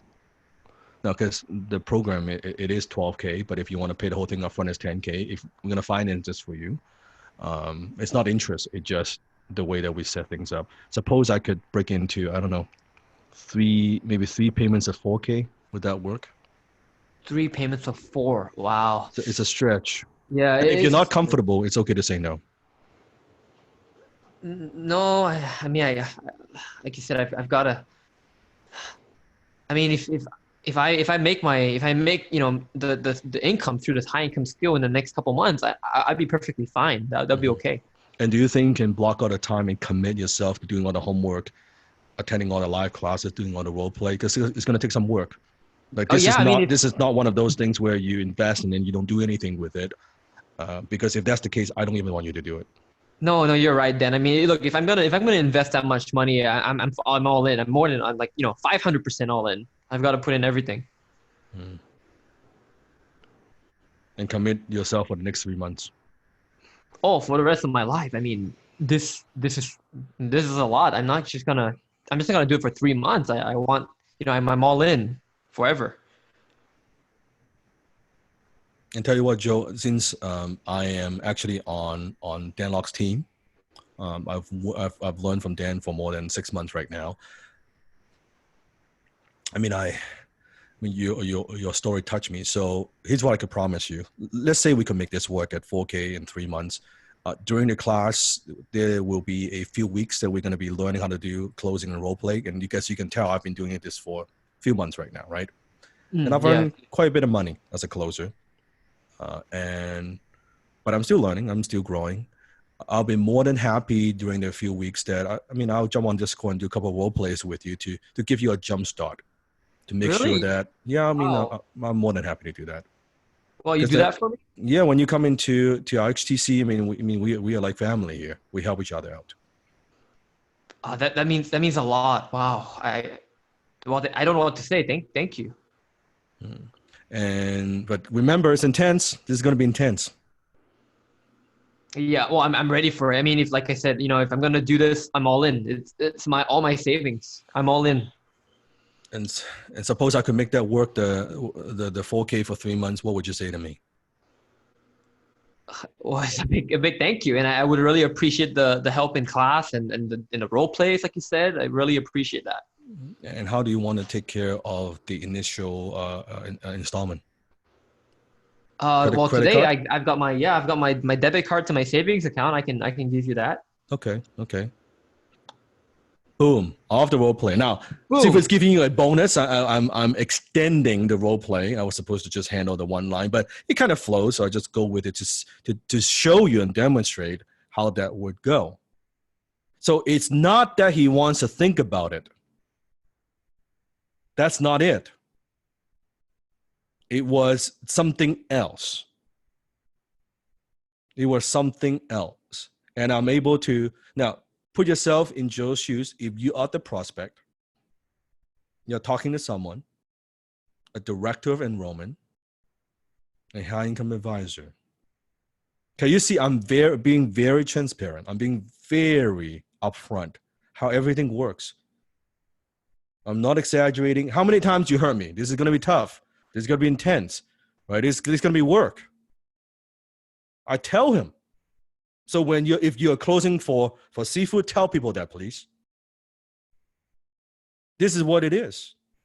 If you're gonna, as I told him, how many have heard that? If you're not going to devote the time, please don't do it. I don't want you to do it.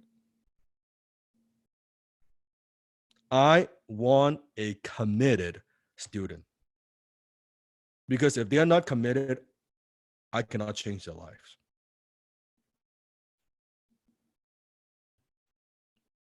Commitment is both sides.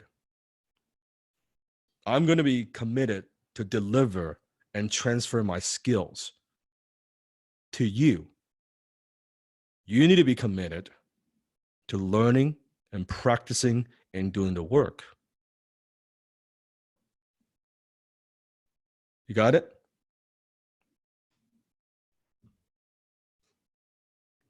Now I'm going to reverse. I'm going to have Joe demonstrate. I'm going to be a prospect. I'll give Joe the stage. So I'm going to be the prospect. Okay, Joe, you be the closer. Sounds good. Okay. Yeah, Joe. Man, I need to speak to my spouse. My partner. I understand that. Oh, ooh. Yes. Ooh. Okay. So here's my response.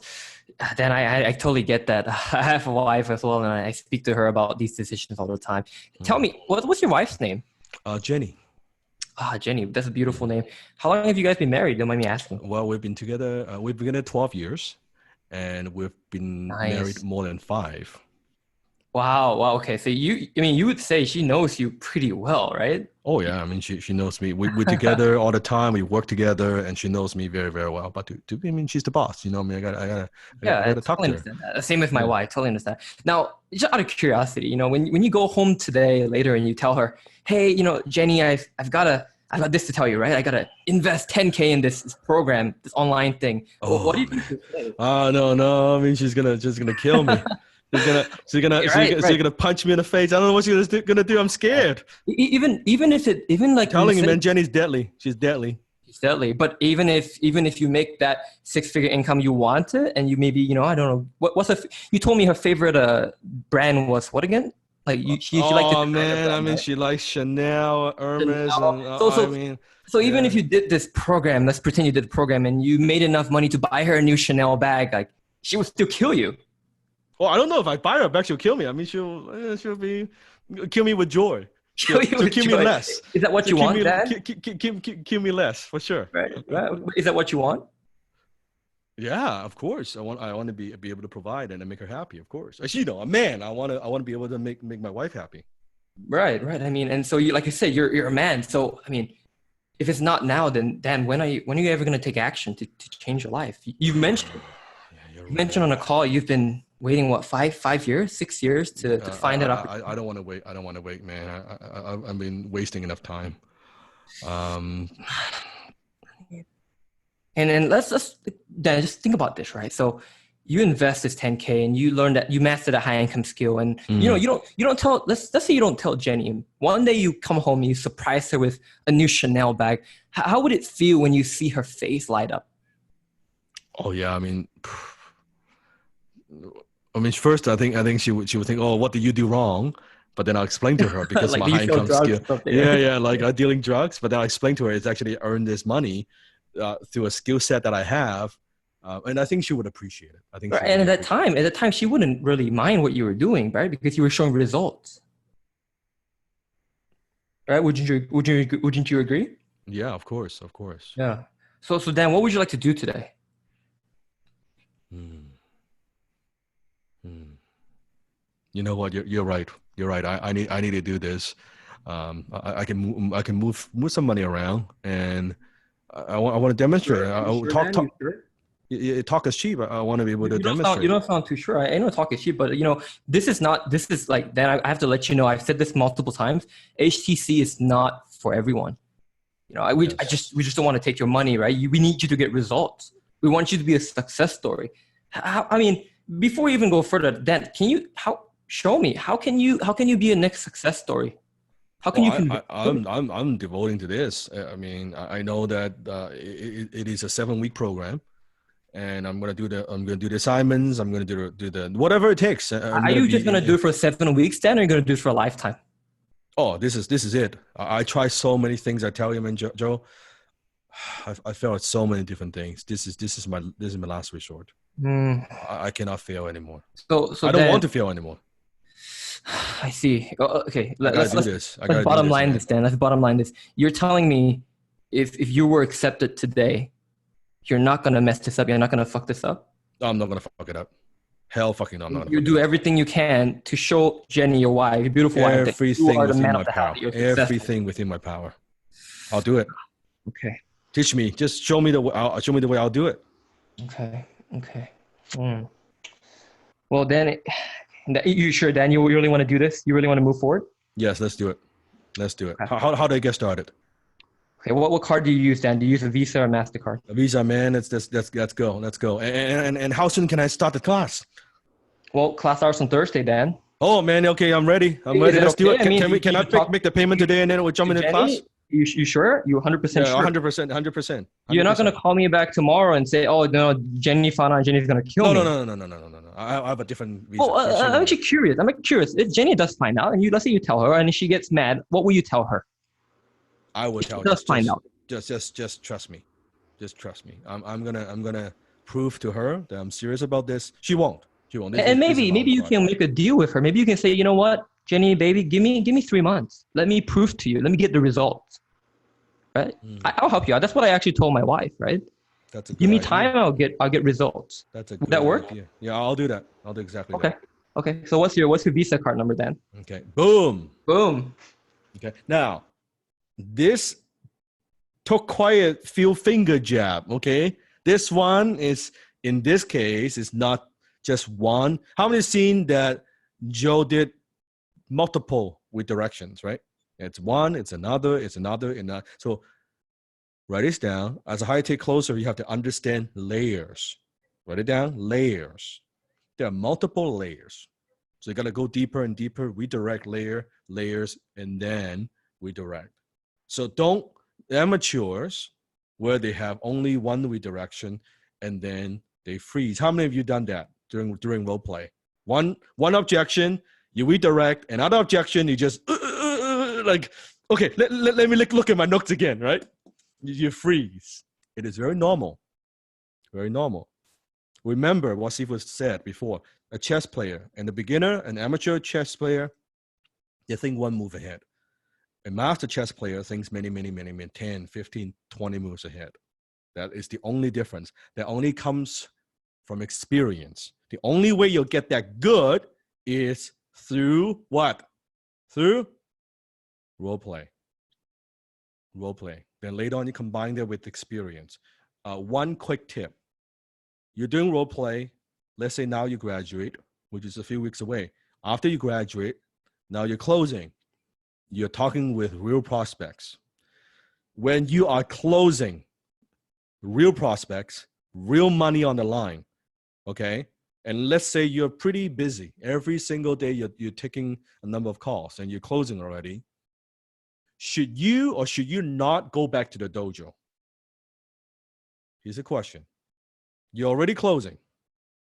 Should you or should you not go back to the dojo?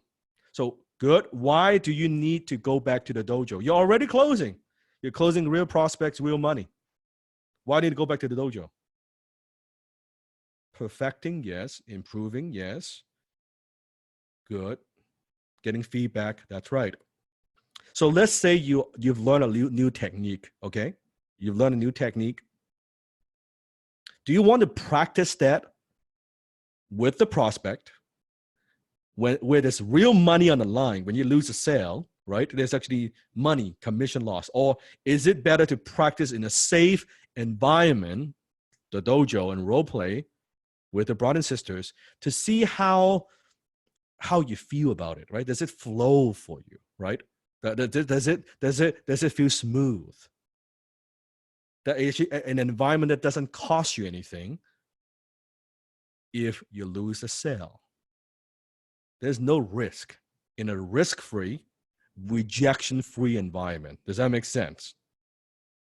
So not only you're in the dojo during the 7 weeks, but afterwards, go back. It's like someone going to fight tournament. After the tournament, they go back to the gym, go back to the dojo, they train again, they train again. Imagine someone just keeps fighting tournament after tournament after tournament, and they don't go back to the dojo and train. How far do you think they're going to go? How far do you think they're going to go? Not far. That's correct. Not far. Right? They're not improving. So with what we do, you could practice. I could give you just a couple objections, a couple lines, what I help Yi to do, right? I took her from a very simple line, right? Which you see, we can just take on everybody. One simple line, you see how through coaching, through feedback, that she could take it in the beginning, stumbling a little bit, not the exact tonality that we want, to pretty good. After just what? A few minutes of coaching. That's the difference. That's the difference. This is why people on social media, they watch some of my closing video and they try to mimic the line and they think they fucking get it. How many of you now recognize it is so far? It is so far like what they are getting compared to what you are learning, getting, implementing, and owning it and internalizing it. It is not like, can you see that there's not, what they're seeing is like a, a, a, a tiny, they're not even, I don't even want to say they're scratching the surface. right? They're seeing a tiny, tiny, tiny, tiny bit of what I do. Like if compared to reading a book, they're not even reading like the first page. And they think, oh, I understand the book. No, they're not even reading the first page. They're barely skimming through the table of content. Barely, don't even know what it is. They don't even know what it is. They have no idea. So next, I don't have the money. I don't have the money. Do you think we would get this objection from time to time? I don't have the money. I don't have the budget. Now, sometimes they actually don't have the money. It's possible. It's possible. So I'm going to have Joe do it again. I'll be the prospect, and Joe will be the closer. Okay. So, yeah, Joe, man, I want to do this, but I just don't have the money, man. I understand. Yeah. Ooh, I keep forgetting that. Ooh. Yeah, Dan, I totally understand that. I get that. In fact, actually, I get that a lot. I mean, now, let's pretend then if money wasn't an issue, let's not think about the money at all, right? And we could just sign you up. You're a good fit, right? You were going to do well, or you're going to, change your life, get a 6-figure income through the skill, and money wasn't an issue. What will happen today? Oh man, it would be great. It'd be great, huh? It would. But I'm just curious then. I actually think you kind of told me whatever you had in your savings, and we found out that it wasn't really enough. But then say you had the money, right? Would it be an issue if you had the 10K? No, it wouldn't be an issue. I mean, I have no problem. I mean, I would jump right into it, man. You would, huh? You would. Now, I'm just curious, right? Really, really quick, Dan.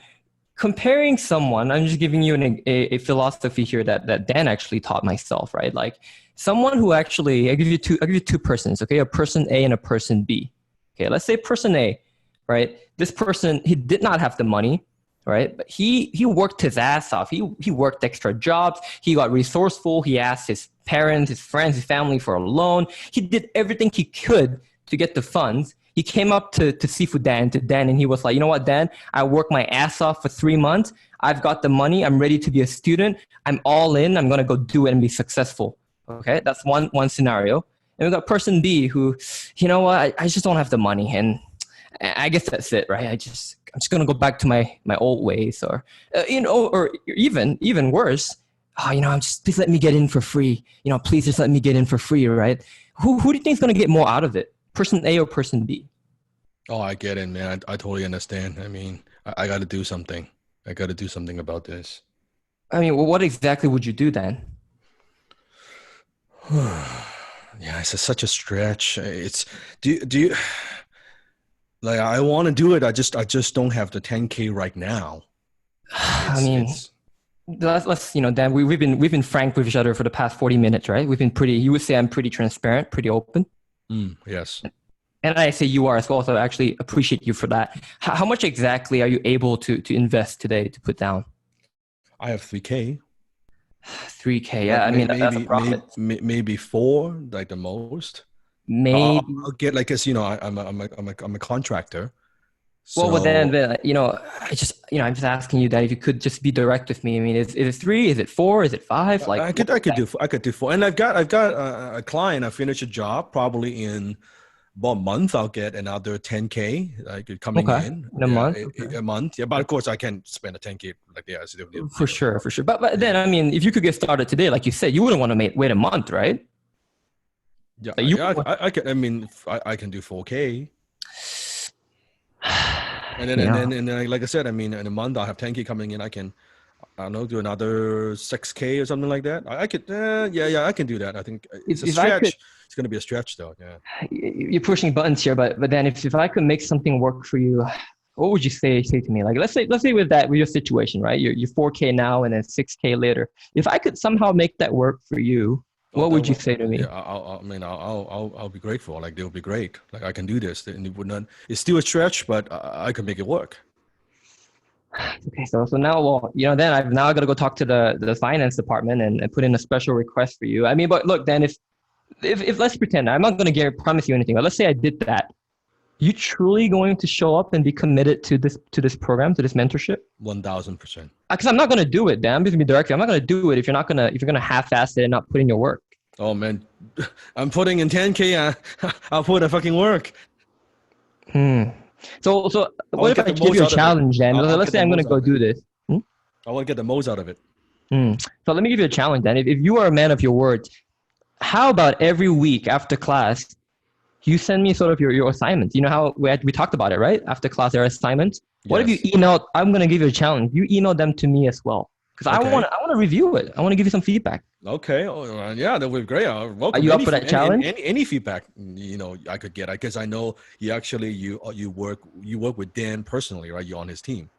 Yeah, I mean, and I'm not gonna do it, Dan, unless you're gonna commit to that, because I want you to be committed, I'm committed. and I can't want it 1000%. more. Yeah, Okay. 1000%. Okay, then. So I'm gonna put this request in, and let me When would you get back to me? Because I mean, like when would you'll get an answer? when would I know it? I mean, I could ping them right now. You Because I'm a can give little me bit five nervous seconds. here. I'm a little bit nervous here to be honest.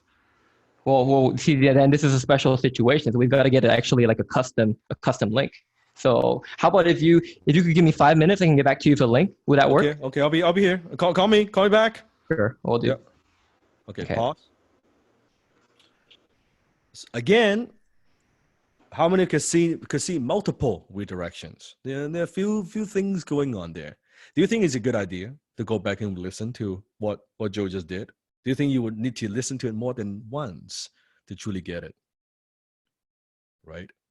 Can you see both the kind of the art and the science of both of the HTC? Now, don't try to memorize it though. Don't try to use it word for word. That's not the point. It's not about trying to memorize it word for, because I know you'll be tempted to do that. Okay. It's not about that. It's not about that. It's about, you can hear the flow, you can hear the conversation and how that goes, right? Now, would you want to hear a different way of handling this? So Joe did a phenomenal job. Okay. I'm going to do it a completely different way. Now, you got to be very careful. I'm going to give you a pretty powerful finger jab here. Chances are, let me just set the stage here, okay? Pay close attention. That you probably won't be able to do this, but I'm going to demonstrate the way that I would do it.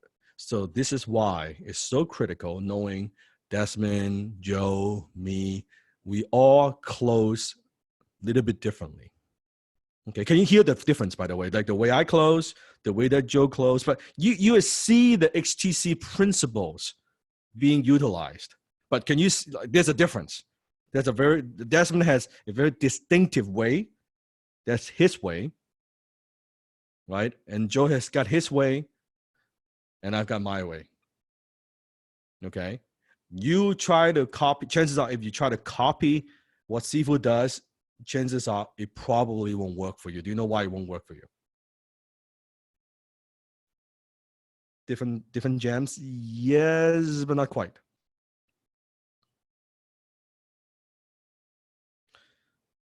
That's right. You are you. Right? You're not me. I don't want you to be me. I want you to be the best version of you. I want you to be the best closer that you could be. So learn the principles, right? Understand the mechanics, but don't try to be me, because you try to be me, it's not you. And you don't need to be me to be effective. Get the principles, internalize it, and then see what you can learn from it. Because this is why some of my students sometimes when they don't quite get it, they try to copy what I do, and then through the closing, well, how come it doesn't work? Right? It doesn't work as well. And then they say, oh, then what Sifu taught me, doesn't work. Oh, it's not that what I taught you didn't work. Okay. If it didn't work, we would not have produced $30-40 billion for brands and companies. with all the students around the world, they were able to close for them, for their brands, for their companies. It would not have happened. But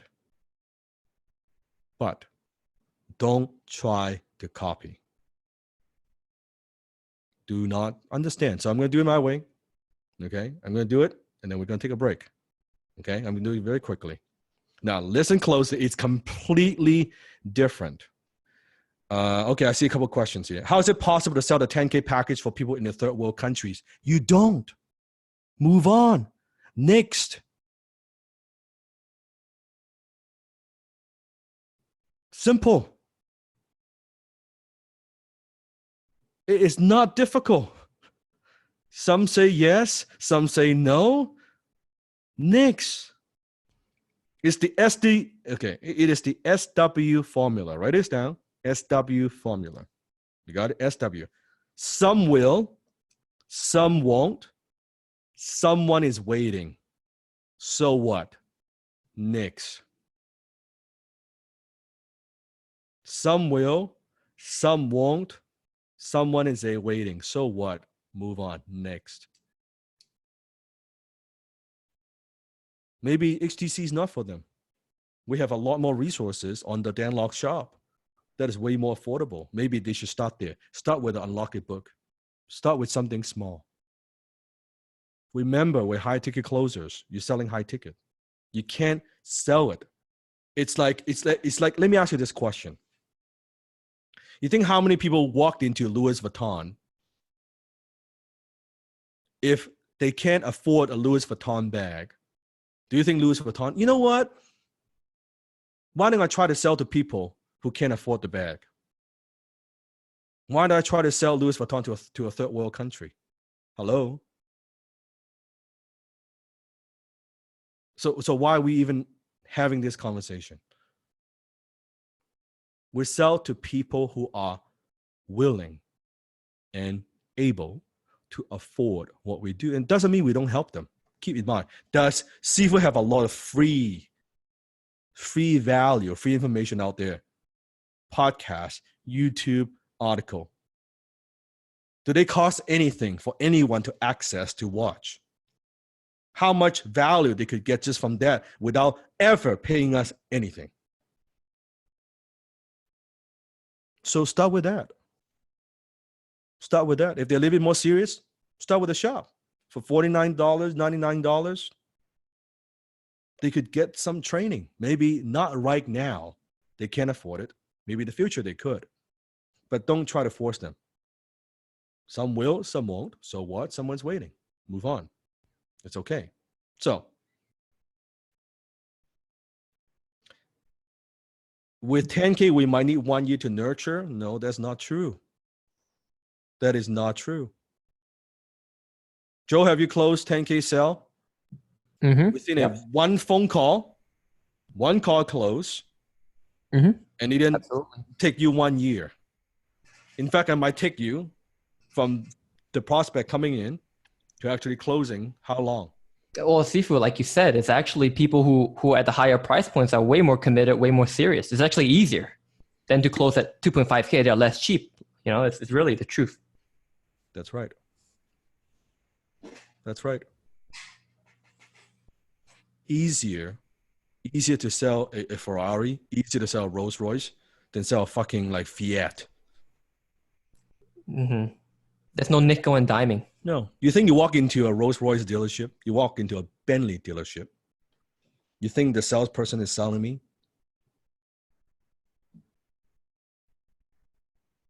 No. Walk in a Bentley dealership, look in the car, we sit down, and then kind of like the sales, oh, you know, so what are you looking for? I'm looking at Bentley. Okay, we got, you know, it's a 3 month wait. It's a 6 month wait. They don't have anything for me.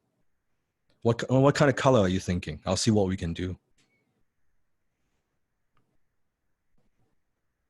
There was no, like, you want to talk used car salesman, is none of that shit. In fact, if you know anything about Ferrari at all, There are a lot of models. You walk in, some models you could buy, some Ferrari, they don't even fucking sell it to you. They only sell to people who already own Ferrari. Certain more rare models, they're like, they don't sell it to you. Doesn't matter how much money you have. Because guess what? If you're gonna sell a Ferrari, think about it. Someone who's never bought a Ferrari or someone who owns 3 Ferrari, who is more likely to buy the next one? The gal who owns 3 Ferraris already. There's certain models. They only reserve those to the existing Ferrari owners. So did I answer your question? Don't.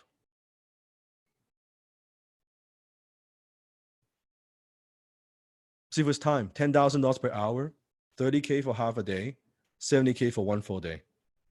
And I'm bumping that up. That's if they want my time. That is if even I want to give them my time. And that's at least, if they want to do it, 3 to 6 months wait. They don't want to wait, don't bother.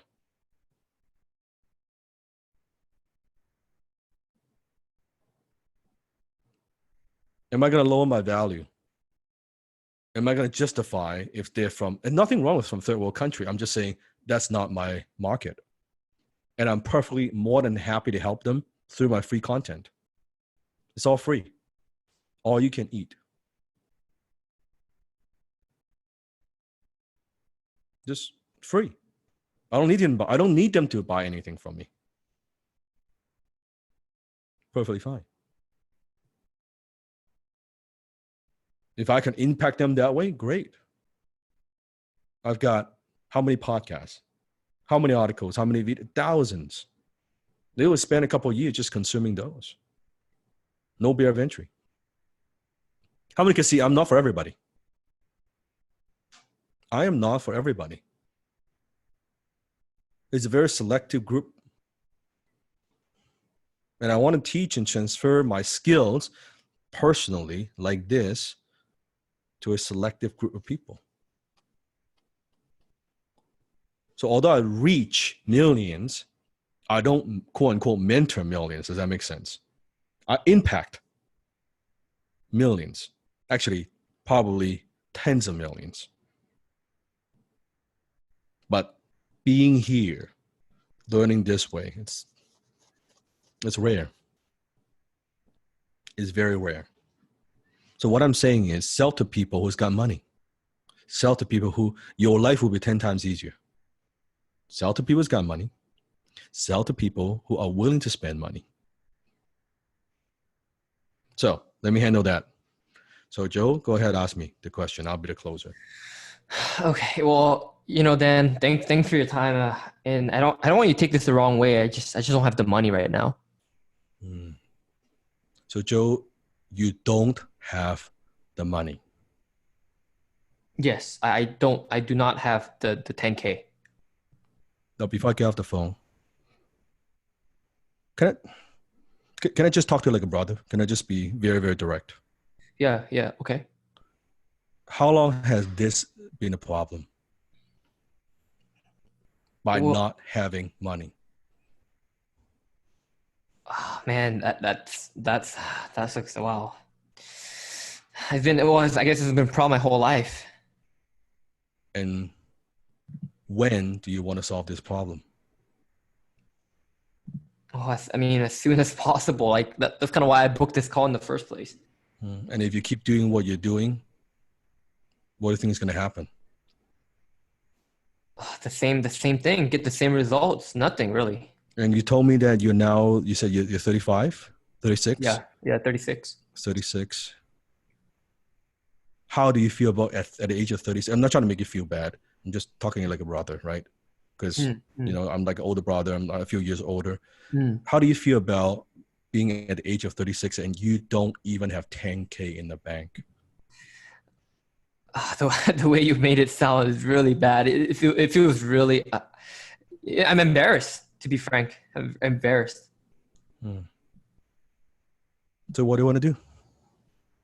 I mean, I want to change my situation. It sucks. I just don't have the money. Like if money wasn't an issue, I would be, I mean, all over it. I'm in. Do you think it's actually the money that's the issue, or you think it's actually a skill issue? That you actually, over the years, you're missing something. You're missing a skill set that can make you money. Oh, Is you're it actually right. the money, or is it something else? I also think it's my financial management. You know, I just don't, yeah, like I haven't been wise with my money at all. Let's just pretend you now, if just if you go through HTC and now you have, by the end of the program, you now have a skill that could actually earn you money. There's a skill that you could use for the rest of your life.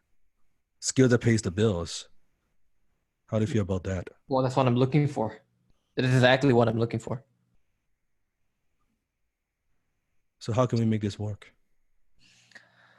Is there anything I really want to do it? I just got to figure out. So is there there's no way I could, like, I don't know, break it down to, could I pay you guys over time? Is that possible? What do you mean? I'm confused. I mean, my paycheck's only about 3K a month, but I could put, you know, 2K away. I mean, I could live really, really frugally and then just save 2K a month and pay it off. You sure you want to live frugally? I mean, it's tough. I have to make it work. I mean, like you said, I'm tired of being broke for 37 years, 36 years. I mean, it's time to change. You sure it's time to change? Oh yeah, I mean, now it's the day. This is the day. This is the moment. Okay. Pause, and then we'll go into the money objection. Can you see that it's a different approach, but tonality?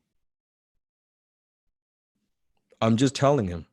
Now, I'm not putting him down. I'm just simply asking. Actually, I'm caring because I'm just telling him the truth. A very, very honest but brutal truth, right? At 36 years old, you don't have 10K to your name. The 10K is such a stretch, and that is not a problem. Right? And it's okay to live like that. And think about in Joe's scenario, if he doesn't do something a year from now, do you think suddenly he would have 10K, or think he would still be broke? So I'm just telling him, unless if I want to help him, truly help him, and Pearl, listen to me, if I truly want to help him, the only possibility, and I'm not saying I'm guaranteeing it all, but I know the only chance, even the slightest chance, a possibility for him to turn it around is developing his skill set. Because unless he has a high income skill, nothing will ever change. He's been doing this for 36 years. If he could have done it himself, if you could have done it yourself, you would have already done it.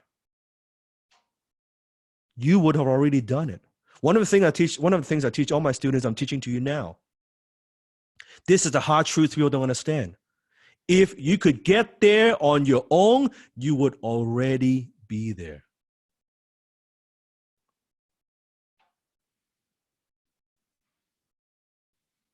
If you could get there on your own, you would already be there. You would not need seafood. You would not need anybody. You would already be living your ideal life. You would not be in debt. You would be making the income that you want to make. Because a lot of people saying, well, I want to be, I'm in charge of my life. I don't need a mentor. I don't need to learn from everybody. I don't need to learn from anybody, in fact. Nobody could tell me what to do. Don't tell me what to do. I know what's best for me. I am a smart person. I have 2 degrees. I have a PhD. Good. Good. How's that program working so far? I only have one question. How is that program working so far?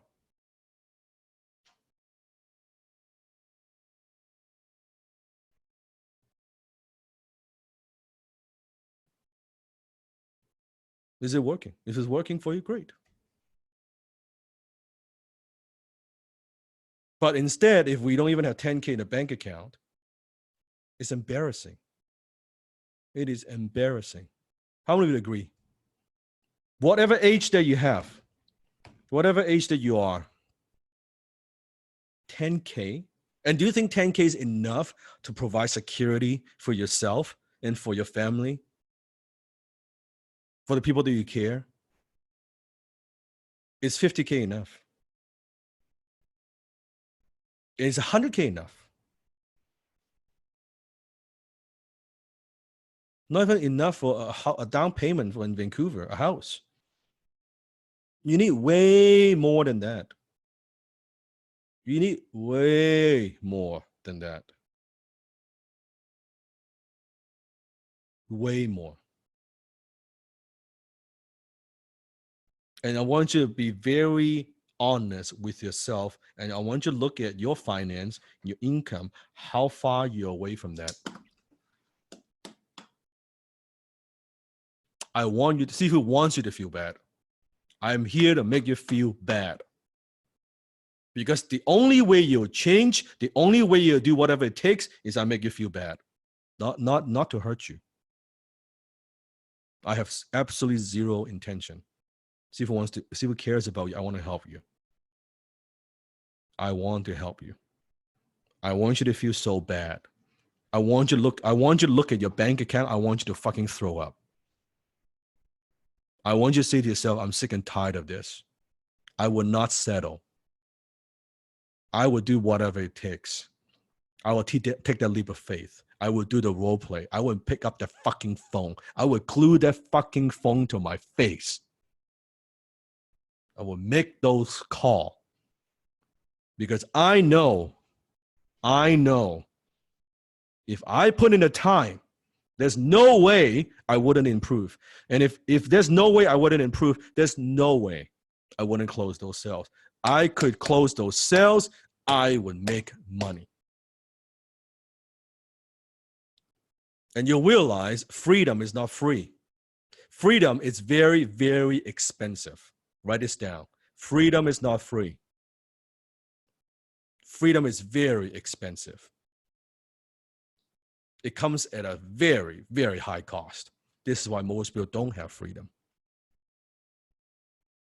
There's a price to be paid. There's a price to be paid. You either pay the price of freedom or you pay the price of regret. You choose one.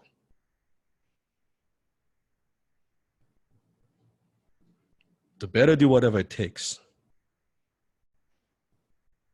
You made it up to this point. You're here. Most people don't have that data. They don't have that luck. They don't have that fortune. When the student's not ready, the teacher won't appear. At least mentally, time and space, you made a decision, you're here now. I'm transferring my skill to you.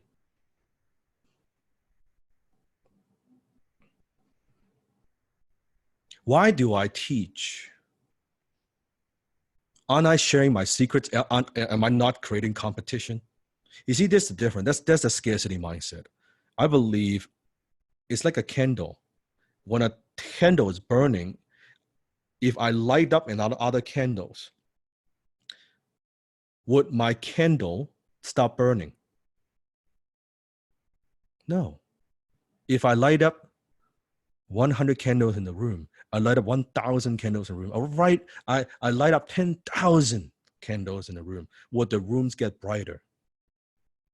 We have more light. We have more warmth. So you being successful doesn't take away from me. If anything, your success is my success. Joe wouldn't be the director of internal sales if I didn't have HTC. I wouldn't have a leader like him if I didn't teach.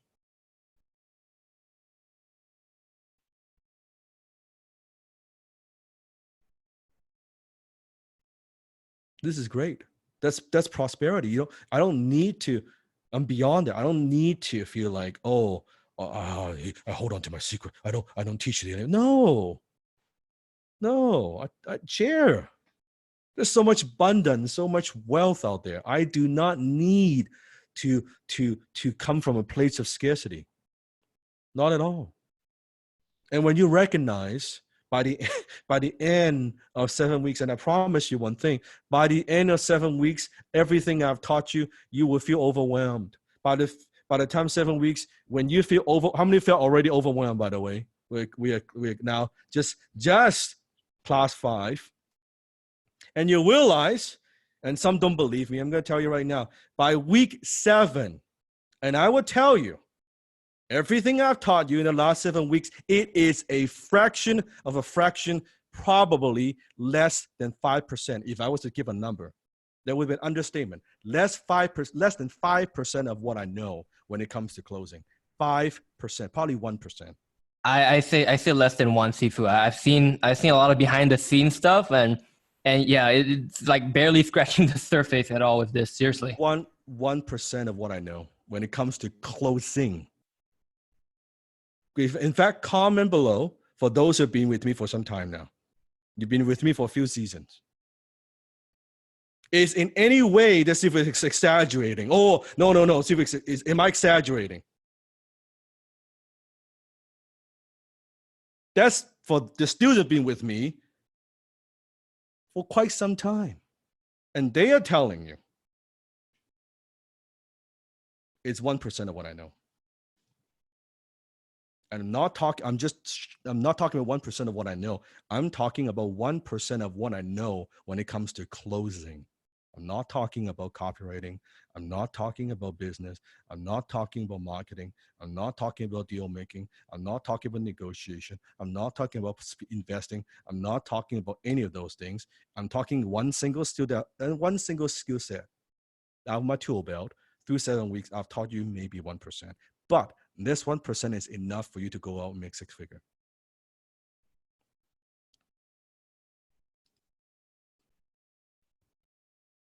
But people don't believe me. Well, those who've been with me, they would see. They would see. And this is why they stay with me for such a long time. Because they would know they could learn from me for a long time. That many of my students, one of the I take pride in, when they found me and they tell me, Sifu, I'm so glad I found you because finally I could stop looking. You're someone that I know I could learn from for a long time. For a long time. And that's assuming if Sifu is not growing, if I'm not evolving, if I'm not learning. Which again, I'm going to ask my veterans here. Is Sifu growing? Am I staying in the same spot? Am I not learning anything new?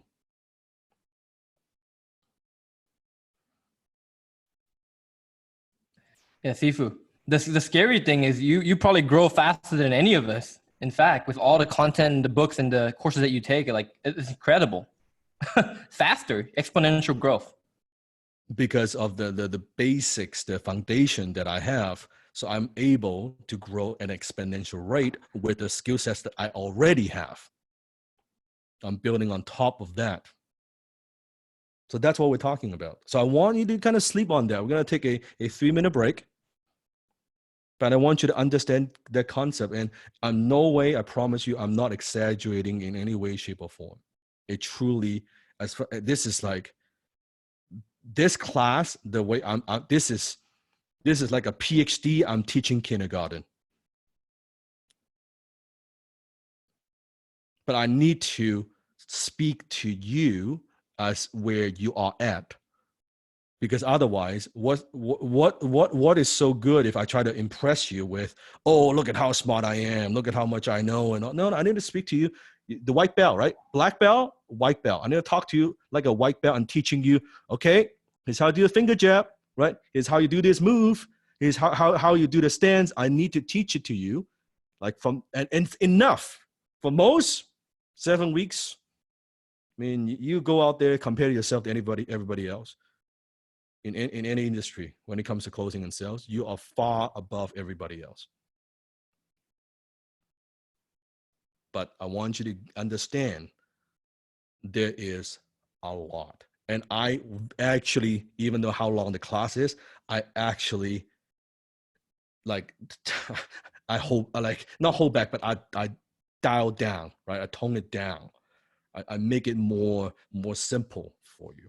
Very, very basic, very, very practical that you could use right now. So let's take a 3-minute break and then we'll resume.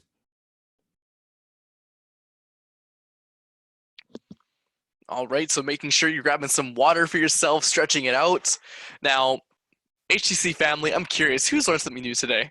Who's dived into something new? They didn't expect this. For Sifu to go this deep at this level. Of course, this is just the start.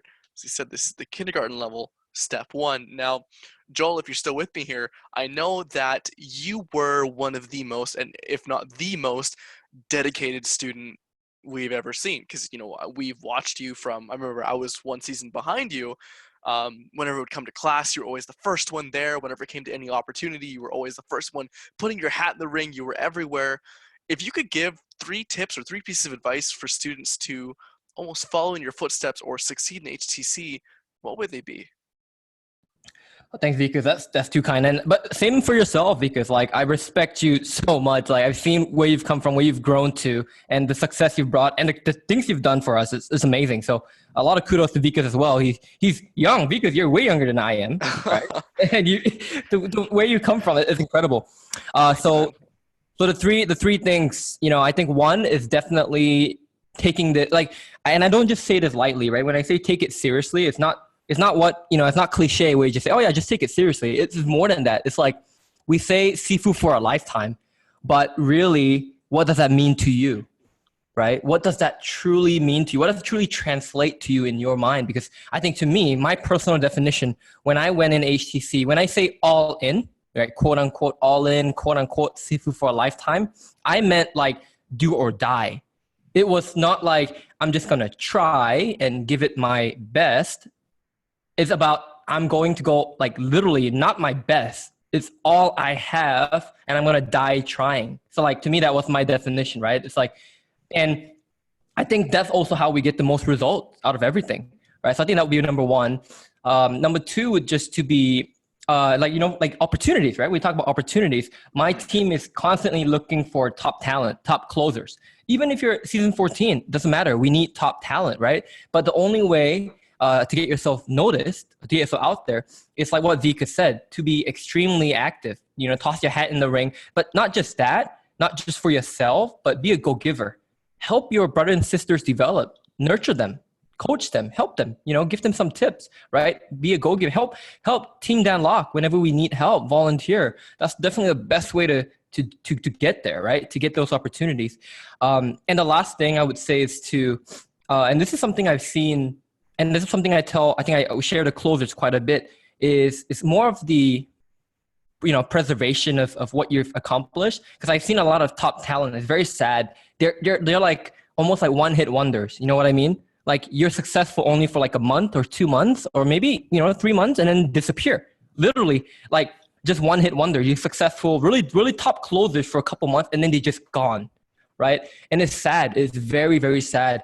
And I don't want anyone to become like that, right? Because we want to preserve and maintain the success. And I think that comes down to just trusting the vision and trusting in Sifu, right? Whatever Sifu says, does, even pivots, we trust and we move and we go. Because like personally, when you say Sifu for a lifetime, I take it as, you know, I'm all in with Sifu. No matter what decisions he makes, I'm there, right? Right or wrong, good or bad, I understand. And even if I don't understand, I understand. I just do it. Just do it, right? Just do what Sifu says, right? I think that's so key, because then we're not going to be a one-hit wonder. But no one wants to be a one-hit wonder. We want to maintain that success. So, because that's what I would have for that. definitely well said. Very good points. HTC family, did you get that? If not, like seriously, watch the replays, because I remember when Joel and I were starting, we were always trying to get advice from people who were higher. What do we do? What do we do? And always learning. And Joel just literally put it on a silver platter for you, saying, "Here's how you get on the team." So it's a phenomenal way of putting that.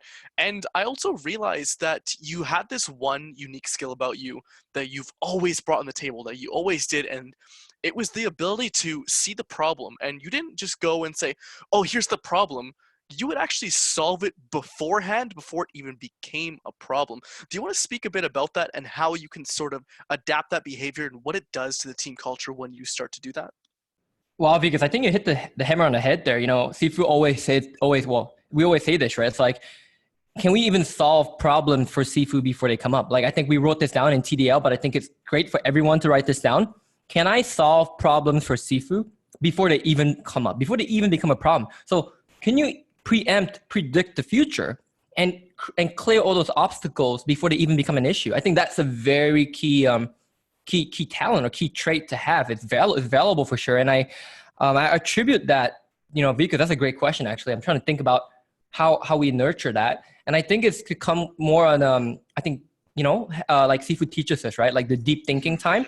Like, do we actually invest 30 minutes to an hour of actually deep thinking? Because I'm going to be guilty of it. Some days I don't do it. Some days I'm guilty of not respecting my time block and actually doing the deep thinking. But then, Vikas, to answer your question, I find that the answers actually come from those moments you actually take a step back. It's like, you say, right, you take a step back to take 2 steps forward. It's those kind of moments where it gives you time to be critical, very critical about yourself, your situation, and then even any problems that come up, and then you solve them and you bring it to the table. 100%. And I know that you as a leader, you look for that in people that you're bringing up or people that you're training, your closest in training. They're always the problem solvers, are the ones who are always looking for ways to resolve issues, which is something that, Sifu and the team, they're always looking out for, is who are the problem solvers and who are the ones that are going above and beyond to innovate, not only for themselves, but for the team. Now, also, I want to give everyone a quick reminder. Now, as the team is looking for closers, as people are looking for the top performers, it's actually all done within Discord. Now, I know Sifu mentioned it earlier, but what we do here in Discord is we actually have a bot, and it tracks all the numbers, everything. All the time you've been role-playing, everything you've been doing. Now, again, if you leave our Discord server and role-play somewhere else, it's not going to track it. But if you track it here, I can go, "Oh, hey, you know what, Joel? Check this guy out. He has over 100 hours in Discord on this specific channel, and he has been going every single day for the past month." And Joel, if I brought someone to you like that, like I said, "Hey, every month they've been role-playing over 100 hours consistently," what would that look like to you? What would you say? Well, because that'd be a star. That'd be someone we'd be willing to give a shot. It might be rough around the edges, could be a diamond in the rough, but with the right polishing and shining, they'd be superstars. Like 100%. Top. So yeah, well, we love that, because I love that. and that's what the team always consistently looks for. So, I gotta ask, you don't really want to put in all those role play hours and become a master at high ticket closing, do you? You don't really want to spot on team to unlock. You don't have to have it. Yeah, I don't know. Drop a yes below. I want to see who actually would want to make it on the team. Who would want to close for Sifu and work with Joel and learn from them? I see Oscar, yes. I see Jeff, Phillip. Perfect. There's the energy. That's the drive we need. And who's going to hop in the dojo after class? That's where the true warriors come out. That's where we see the true fighters that come through. Brilliant. So making sure you grab some water, you're ready, because I know Sifu will be back in just a few moments. All right. And Joe made a great point that sometimes we see the one-hit wonder students where the first 2-3 months and they are getting booms, they're closing, they're making more money they've never made. And then somehow then they disappeared. Now it's very odd if you think about it. So think about if they are making more money than they ever made closing, why does that happen? Do you know why? Take a guess. Why do you think that happens? Yes, they self-sabotage. What else? Lower self, yes. Remember, you'll never outperform your self-image. You'll never outperform your internal self-image. People don't become who they want to become because they're too attached who they were. Who they were was so strong, and for them, even though it's working, but they got pulled back to their old identity. I just go back and do that, or I don't feel it's crazy. Sifu, can I chime in? Yes. I think one of the other sad ones is the ones who think that they're better than you, Sifu. The ones who think they could go out and do their own thing. And maybe right? they are, and you know, if they want to, if you learn and you go out there and you grow, and you know, I'm happy for you. Not everybody can, everybody wants to make the team. Not everybody would make it to the team, and that's perfectly fine if they think, oh, that's great, right? It's a little bit like even back then, Bruce, and this is why I'm going to share you another. Would you like to hear another Bruce Lee story? As a Bruce Lee fan, I have so many very interesting stories. After in the Seattle years, Bruce was training a number of students, and a lot of them actually street fighters, and like coming from pretty, you know, couple guys, very good fighters already. And Bruce was training them. I was talking with, one, Jesse Glover, which is Bruce's first student. And then you have Ed Hart, who is a boxing champion, like crazy, both left, right hand, can knock someone out with a single punch. And a lot of great, phenomenal students. But there's some of them who are, after Bruce trained them, guess what? Now they want to challenge the Sifu. Now they're like, hey, Bruce, I learned your stuff. Oh, let's go. And that's afterwards. And this is a very interesting Bruce Lee. This is something that a lot of people don't know. You notice if you like actually truly study Bruce Lee, Bruce in the beginning was actually teaching a lot of his truly amazing martial art. And then after a couple of students challenged him, and he would beat them, but then he actually started to share less. So then later on, he was actually sharing the wrong thing. People don't know this. If you study his different from Seattle years, Oakland, later on, after like Green Hornet, after he became famous, when he was training celebrities, yeah, he was giving them the fluffy stuff. Because I knew, because now I've trained with different, because I was wondering myself, how could it be like when I learn from one instructor, when I see other people who are training with Bruce, that how come there's such a, like, I don't want to come across the wrong way, but why is this such a big difference in skill set? It's almost a learning from different people.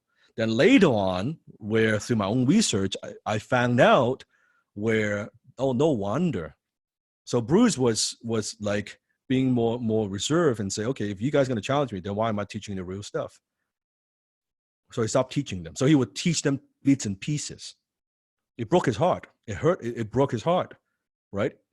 He was in spite of all the Chinese martial artists saying don't do it, send a guy to challenge him, and he's teaching all these people, and these people was challenging him because Bruce was getting famous, and they knew it by beating Bruce. Oh, he's a TV star. He's this and that. They would get famous too. So then Bruce stopped. He would train them, but he's just train them bits and pieces, and all the more advanced and the real stuff, then he withheld. And this is why you see the first few students, they were far superior. And I always wonder, I truly wonder, like, what the hell? Like, what is going on? So he withheld a lot of that stuff. And that's why it's like the later, except Sifu Tet Wong, which is Bruce's like best friend, has been training with him, always his training buddy for many, many years before he passed away. I would invite to his home and train in the backyard. And you see many photos with him. If you read Bruce Lee's fighting methods, you see all the photos, almost most of them are with Sifu Tat Wong. Right? They have a phenomenal friendships. Phenomenal friendships. And yeah, it's crazy. I have so many Bruce Lee stories. But anyway, it is very true. It's very true. That, and they feel like, oh, they know and they think they're better and they know closing and all that stuff. I'm like, yeah, go ahead. It's so funny because as like I said,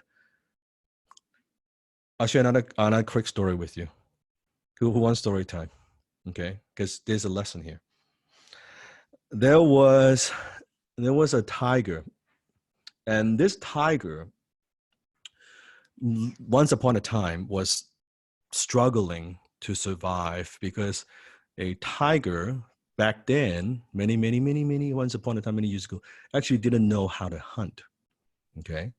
And one day a tiger came across a cat, and the cat was like running and catching food and catching mouse and knows how to hunt. And the tiger's like, oh, can you teach me how to hunt? Right.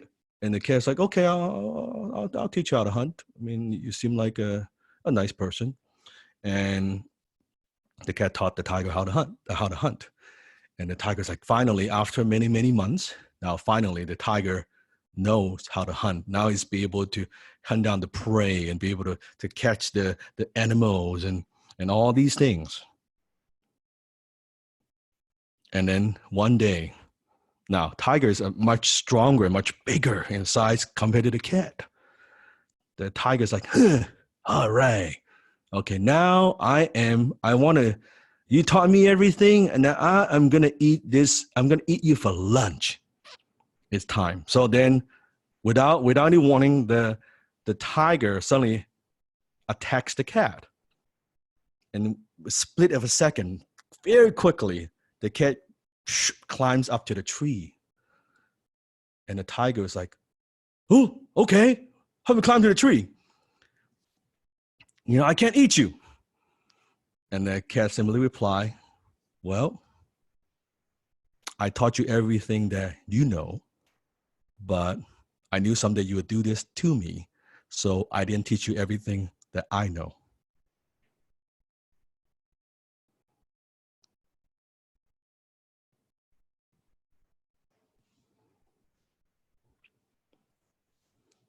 High ticket objection handling rule number 2. You got to grow some balls. Grow some balls. When you are on the phone, you cannot be afraid. You got to grow some balls. Grow a pair. Don't be afraid to be direct. Don't be afraid to be firm. Don't be afraid to ask those qualifying questions. Those qualifying questions. So we'll keep going. Now I'm a little bit scared because we are now in rule number 2, and today I actually have seven rules to teach you. We're like 2 hours and a half in. Only you taught you 2. But I want to make sure you get everything you need. We went a little bit over time of certain objection handling, but did you find it useful? Some of the extended role play, some of the additional role play. Are you getting more clarity? Are you getting like a different layers? Different layers. So, Joe, I will be the closer again, and I want you to be the prospect. Sounds good. All right. Okay, so Dan, I mean, why should we pay you so much? There are other companies out there who charge way less. Ooh, that's a good one. Ooh, okay.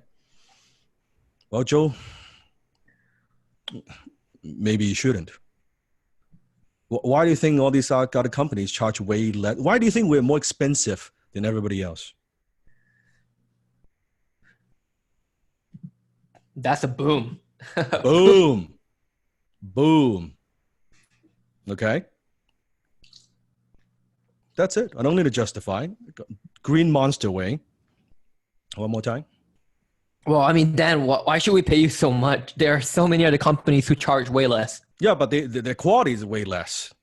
I mean, we are way better. Like our competitors, they're nothing compared to us. Like we have way more experience, right? Those guys have only been around for like a couple of years. We've been around a long time. They don't know what they're doing. You shouldn't trust them. Do you see the problem? Put in the chat. Again, how many of you ever done this before? Don't do it. I'll teach you one more way of doing it. Okay? A bonus. Joe, one more time. Okay, so Dan, I mean, why should we pay you so much? There are so many other companies who charge way less. Yeah, I mean, Joe, I mean, in fact, I know there are a lot of companies who charge less. In fact, I know a couple of companies who charge probably 1/3 of what we charge. And if you want, I mean, I could be more than happy to refer you to them. But is that what you want? Like, why are we talking today? Are you looking for just the cheapest price?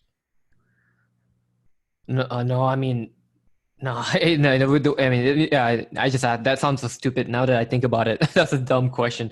I want results. I need the results that you guys can provide. And specifically, pause, ESP, specifically, what kind of results are you looking for? Well, like we were saying, I need your articles, right? Your copy team to produce the articles that I need to scale my business, right? We need those 6 articles a day. 6 articles a day.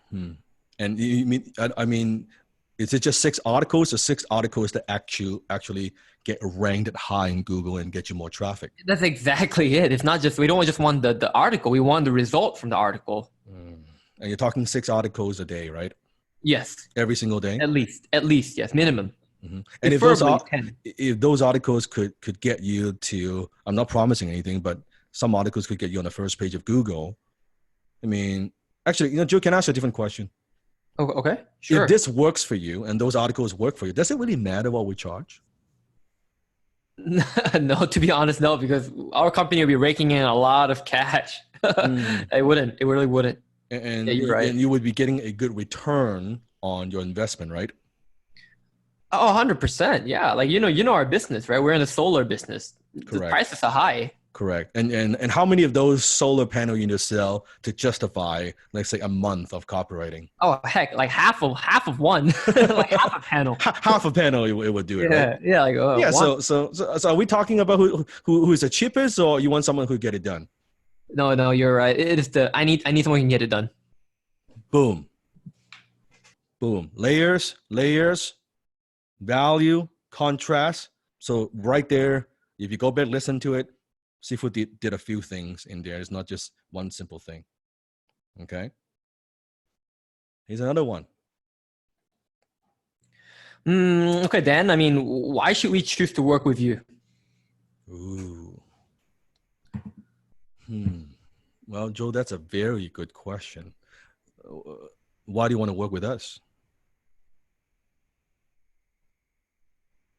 That's a boom, because I mean, my response would be, well, because you get results, because you're known to get results. I guess you're well known. It's very simple. So the tone, the tonality that you reply. So I'm not okay. Green Monster. Well, then why should we choose to work with you? We are the number one. We are the best in the industry. There's no one better than us. Everybody else is a fucking loser. We are the best. You have no idea. We're so good. We are the greatest thing since sliced bread. That's what everyone says. I mean, man, they're all fucking liars. Don't listen to them. I'm the only one that's telling the truth, man. Like we are the best. Literally, we are the best in the whole fucking universe. The whole universe, the whole galaxy. Greatest of all time in the galaxy. That's click, hang up. Okay, don't try to sell. Don't try to justify. Okay, see if it's exaggerating. Number one, it's fun to do it, but number two, I want you to get it. I want you to like see when someone turns into a green monster. Okay, he's a good one. Yeah, so Dan, I've done so many other courses from like famous influencers, like Thailand and like Grant, and I committed 100% to them, but they never worked out. So like, I don't even know if taking HTC will work for me. Ooh, that's a good one. Ooh, right. So Joe, what you're saying is you've tried some of these other programs before, correct? Oh, I missed so many, like five, I think. I've invested in like over five. And how much money have you invested with some of these other programs? It actually pains my heart to say it. Total is about like 40K probably. I'm sorry, what? Yeah, 40,000. $40,000. Yeah, no, I mean, no, I don't. Yeah, I don't like it when you say that. It hurts my heart. And now you want to spend more money? You want to spend another 10K, like with Dan Locke? Like why? It's a lot of money.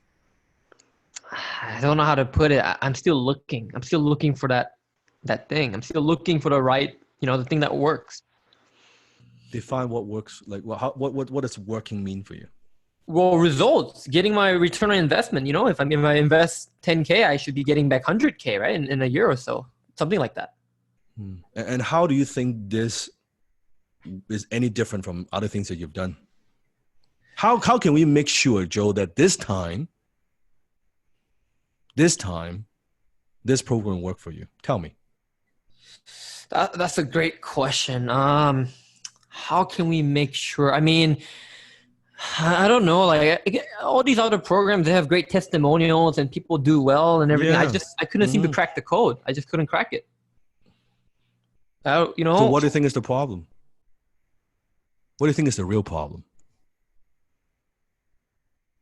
Yeah, I think it's it's the only answer I can give you is me, I suppose. And suppose it is you. How are we gonna make sure that this time is gonna work? Well, I've got to stop doing whatever I did in the past and learn from Dan with no ego, I mean, I think that's the only way now that I think about it.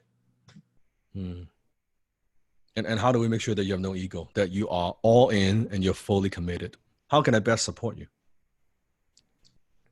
It'd be nice to get, I mean, it'd be nice to get some, like, I don't know, is there like a group where we can like talk to people and have someone sort of not coach, but like kind of hold me accountable, Yes, there is. In fact, with our Platinum HTC, that you actually get one of the closers to role play with you every single week.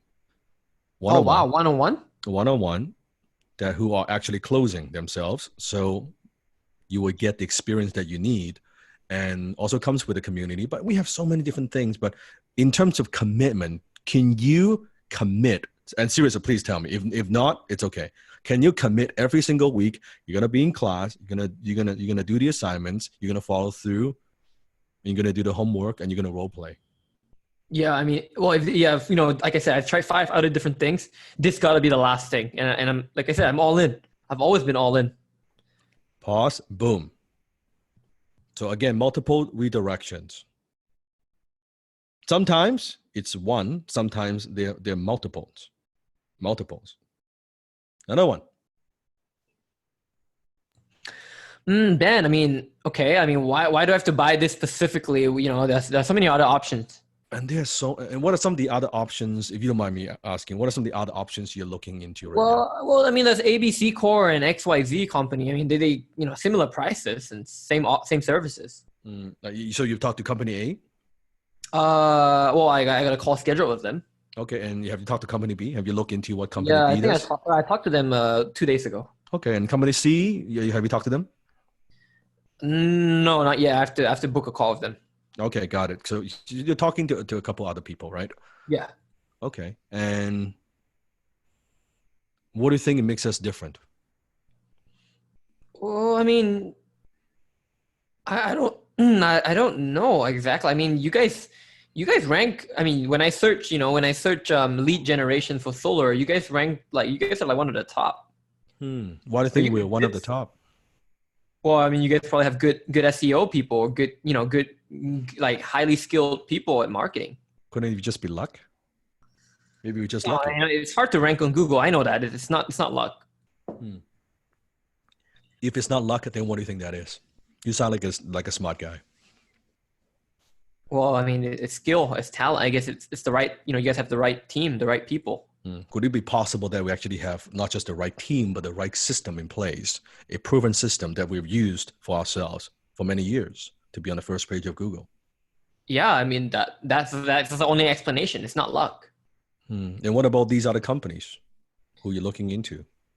No, some of them are just, like PPC, like I just clicked, Could you find them on Google?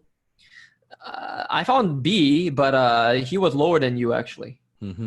But I didn't. A and C were just like pay per click. So do you want to be number 1, or you want to be like number 5, or you want to be on page 10?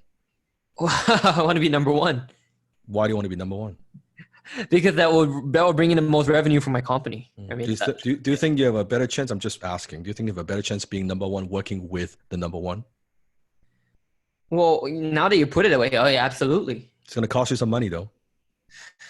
Not surprised. You guys are the most. I mean, you guys are the top, so should cost you the most. Should cost the most.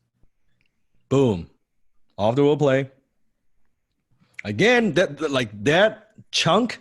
What Sifu did, you better listen to it again. There's some pretty great objection handling there. By the way, my mentees from previous seasons, are you learning anything new? Are you learning new ways of handling objections? Is Sifu sharing something that I've never shared before? You've never heard of before, right? Some of these new ways of handling it. Different distinctions. I'm just having fun. So today I feel like I'll over deliver. I'll expand on certain concepts. Right? I'm able to like where it flows, and so I'm doing it. Okay. Taking notes. Good. And go back and replay and role play. Replay and role play. Replay and role play. Okay, I want you to see you do that. Here's another one. Send me more information. Oh my goodness. Send me more information. All right. I'm going to do it the wrong way first. Green Monster. I'm going to do it the right way. So much fun. All right. Well, I mean, Dan, look, everything sounds good. Like before we move forward, can you just send me more information? Okay. Yeah, sure. I'll say I can. Yeah, I'll put you an email and yeah, I'll send more information. Sure. Can you add some testimonials too? And just send me everything that you have. Sure. But you can't make the decision now? Like you have to have more information? No, I just want to, you understand, right? Then I have to just, cross my T's and, dot my I's. Just want to make sure everything's legit. Okay. And if I can you when would you get back to me? I mean, I'll get back to you when I made a decision. Oh, okay. All right. Pause. Off the role play. Could you see how I lost control? Can you see the green monster? How many of you ever done this before, by the way? What I just did. You did that before. And you've lost the sale. You know you're not going to hear from them again. Right? That's it. Like you've lost the sale. So with this one, I am going to teach you, I don't know, you want one way of handling this or 2 different ways of handling this? 2. Oh, all right. So let's do the first one. So go ahead. Okay. I mean, Dan, everything sounds pretty good. Before we move forward, could you just send me more information? Okay. And Joe, what exactly? Pause. Yes, P.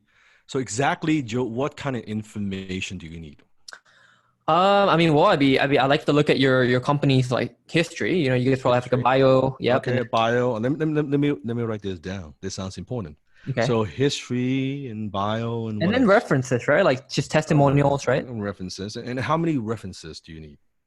I mean, like 2, 3, maybe like 5. 5. Okay. You mean people that you could talk to that we've done? Yeah, you see what they say about you guys, right? Just make sure I'm doing my research, doing my due diligence. All right, due diligence. That's perfectly fair. Anything else? No, not. I think That's pretty much it. After Okay. that. Okay. So Joe, suppose I could give you the bio of the company, the history of the company, and 5 references from existing customers. And you like what you see, what is going to happen next? Well, let's move forward. We'll schedule time to get the onboarding. Okay. And the price, the investment is not an issue. That's Oh within no, your budget. money's not it. No, that's not an issue at all. Okay, so you're not gonna say I provide all these things, and you talk to my 5 customers, and they spend time with you, and then you come back and tell me that, oh, we're not gonna do business, are you? Oh no, if everything sounds good. If everything here checks out good, I'm in. No, because 100%. if money's an issue, you tell me now, because I don't want to waste your time, and I don't want to waste each other's time. Is that fair? Yes, fair. No, money's not an issue. Okay, and then suppose I give you the references. When are you gonna be calling them? Well, I could do them. Honestly, I could do them today. I'm actually my calendar's open. Okay, so if I provide you with the 5 references, you would call them today, right? I'll let them know. I'll shoot a quick text to my customers to let them know. Okay, yeah, that's fair. That's fair. And can we schedule another time to talk tomorrow? Yeah, why not? Let's do it. Oh, yeah, I'm open. You sure? Yes, let's schedule a time. Okay, and what time will work for you tomorrow? Can you do 10 a.m.? Yes, that's actually perfect. 10 a.m. Pacific time, right? Pacific time, yeah. Yes, 10 a.m. That works. Okay, so what I'm gonna do is I'm gonna get off the phone. I'm gonna send you all the bio, the references, the history, all those things in an email, right? In about probably 5 to 10 minutes. I'm gonna text my customers to let them know to expect your call, right? You might not reach all 5 of them because this is like last minute, but I'm sure you'll reach a few of them, right? We will talk again 10 a.m. tomorrow, and you're gonna let me know it's gonna be a yes or it's a no. And I want you to know, Joe, it's okay to say no. If tomorrow by 10 a.m. you're not comfortable, that's perfectly fine. Yes, that's fair. 100%. Yes. Okay. Pause. Off the role play. So what have you learned? Put in the chat. Boom. But what have you learned?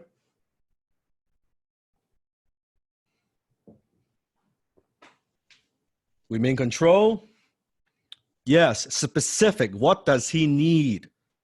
What does more information need? What does that mean? Exactly what he needs. So I want to know if maybe after I say, well, suppose I could do all that for you. You notice how I asked him twice? Money's not going to be an issue. Because I want to, how many times the money's actually an issue, but they ask you to do all this shit. We're not going to do business, man. Okay, so we're going to do, okay. I'm just feeling really good. I'm going to do it one more time. Joe, you're going to do it at the end that you can't afford it. Okay. And then after that's done, see if it's going to teach you one more additional way of handling this. Okay. So this is bonus. Okay. Got it. So if you cannot afford it, right? You cannot afford it. So okay, suppose I could give you A, B, C, and D. Okay, here we go. So Joe, suppose I could give you the bio, the references, and the 5 references, and you talk to them and you like what they say. What's gonna happen next? Are you comfortable with investment?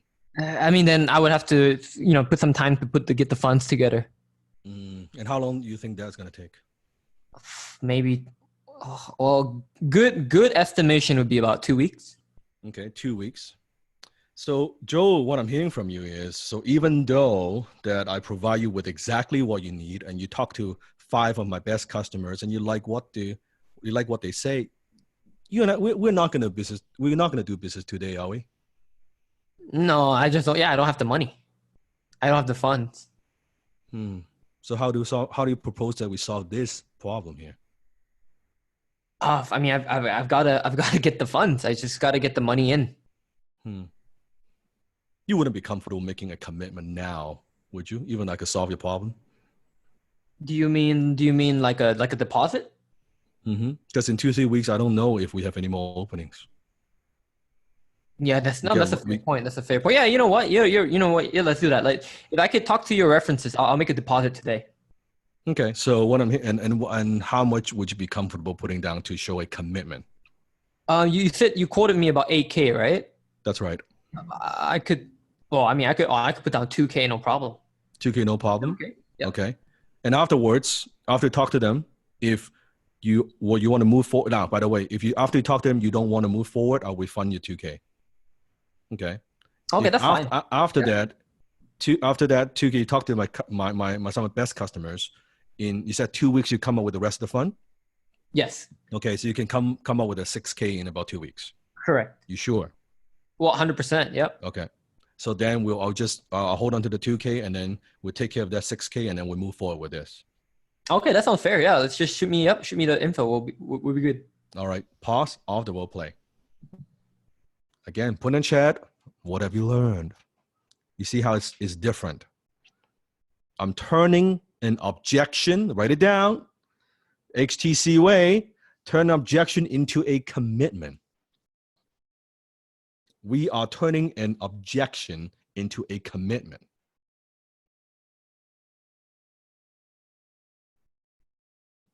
From there, I said, okay, I could do that and this, boom, we close the sale. So here's one bonus way of doing this. This I actually have used very successfully multiple times. This is my way of doing it. Again, don't try to copy my way of doing it. This is me talking to a prospect who may be, let's say, looking to, back then, hire me for consulting. Okay, let's say, Joe, you've read my book. Okay, you read one of my books, and now we're talking, you're a business owner, you're running, let's say, $1 million business. Okay. You want to take it to 2? Yes. And we've talked and so far, and then now we'll get to the end of the close. You know how much I charge.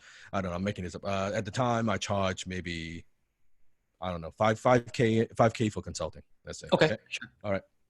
So now you say you send me more information. Go ahead. Okay, well then, thanks for your time. Yeah, like I said, definitely love your book, big fan of it. Now, I think the last thing I need is just some more information, which would be good. I see. And Joe, I'll be more than happy to send you more information. And by the way, can I ask you a question? Yeah, of course. And I mean, it took you a while to get to me, and now you booked a call, right? Yes. Yeah. Oh, they definitely did. Yeah.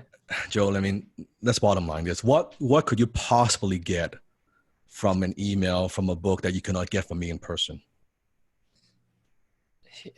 Yeah. You know what? I'm here right now. I respect that. That's a fair point. I mean, yeah. So what would it take for you and I to do business today? Boom! Well, honestly, yeah, that's it. I just closed. Done. Done. Done. Remember, I taught you, what would it take for you and I to do business today? Cut through all the smoke and mirrors like a knife through a butter. What would it take? That's the bottom line this. Right? You see how genius that is? Simple, couple redirections, and boom, get to the heart of the problem. I love this one. Can you see how simple this is? You see can you see the finger jab now? Can you see how we're handling it? But really, it's not complicated. When you can do it well, when you do it HTC way, who is in control? Who is in control? That's right, you are. The closer, you are in control. And they would have no idea. They have no idea what's happening. And they would feel good about the decision because it is their decision. We are asking questions, leading them to make a decision that they already want to make. We are facilitating. What are we doing? We're facilitating the conversation and solving a problem for them. Very easy. Like, can you see how calm and easy Sifu is? Now, it takes training, right? It takes training. I'm not saying you're going to get this good, but again, what if you could get 10%? Get 10%.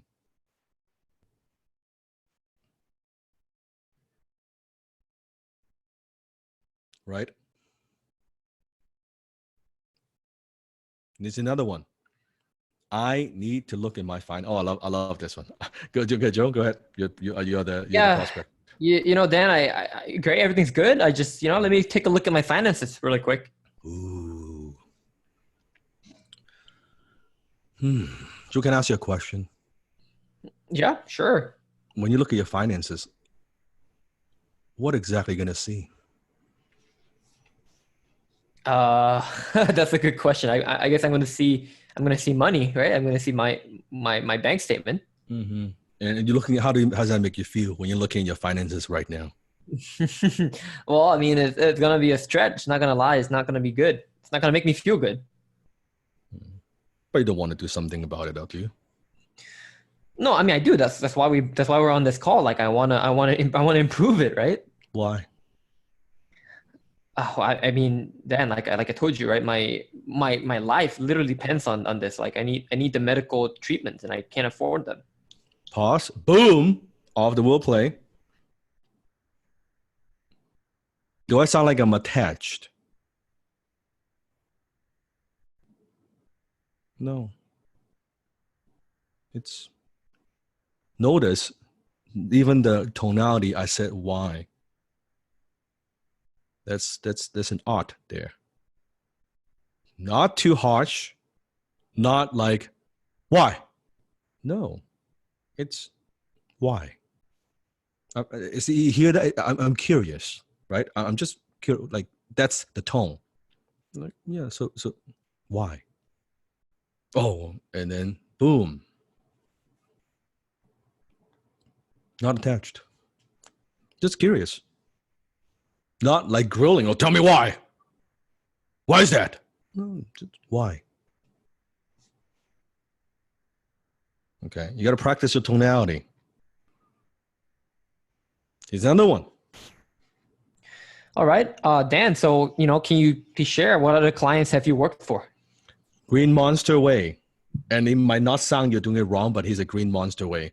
Well, I've worked with so-and-so A, B, C, D, and E. And they are, I mean, as you know, I mean, there's some pretty well-known names. These are pretty famous people here. Those are some of our clients. So you're in good hands. What's wrong with that? Put in the chat. Yes, we're justifying. That's right. Justifying. I'm gonna give you one way. This is so simple. Actually, I'm gonna give you two. I'm gonna give you two. My goodness, I'm just Green Monster, double way of handling objections. This is so much fun. Okay, here we go. First one. Go ahead. All right. So Dan, what can you just share? What other clients have you worked with? That's interesting, Joe. Why did you ask? I just wanted to just curious, like kind of see, what kind of track record you guys have, right? Mm-hmm. And what kind of clients that you think we work with?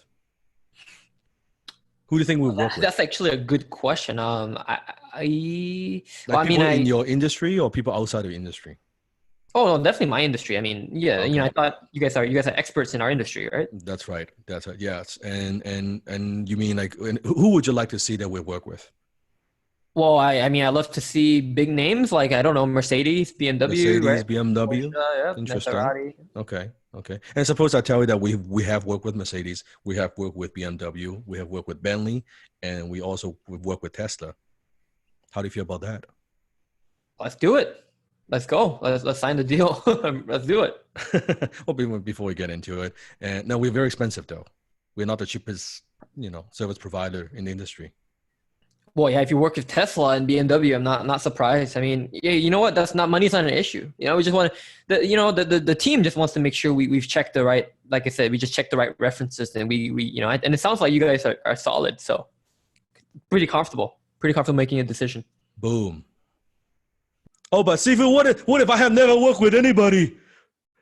I've never worked with big names. No problem. We handle it a different way. Relax. Take a deep breath, please. All right. There's another way of doing it. Don't worry about that. Okay, assuming I am like a fucking green. I've never worked with anybody. Okay, so let's do that again. Dan, so what other clients have you worked with? Well, Joe, with what we're doing right now, we're actually brand new. I just got into this industry. We haven't done this with a lot of clients. In fact, you are my very first client. But here's my promise to you. Because we are green and we're just getting started, do you think we will work extra hard for you? Oh, you know what? That actually, yeah, you're right. I mean, you guys don't want to mess this up. Like, do you think we'll pay more attention to you than anybody else, or we're gonna treat you like just another account? more. You know what? In fact, you guys, I will give you guys a good first testimonial if you guys do a good job. And we will want that testimonial.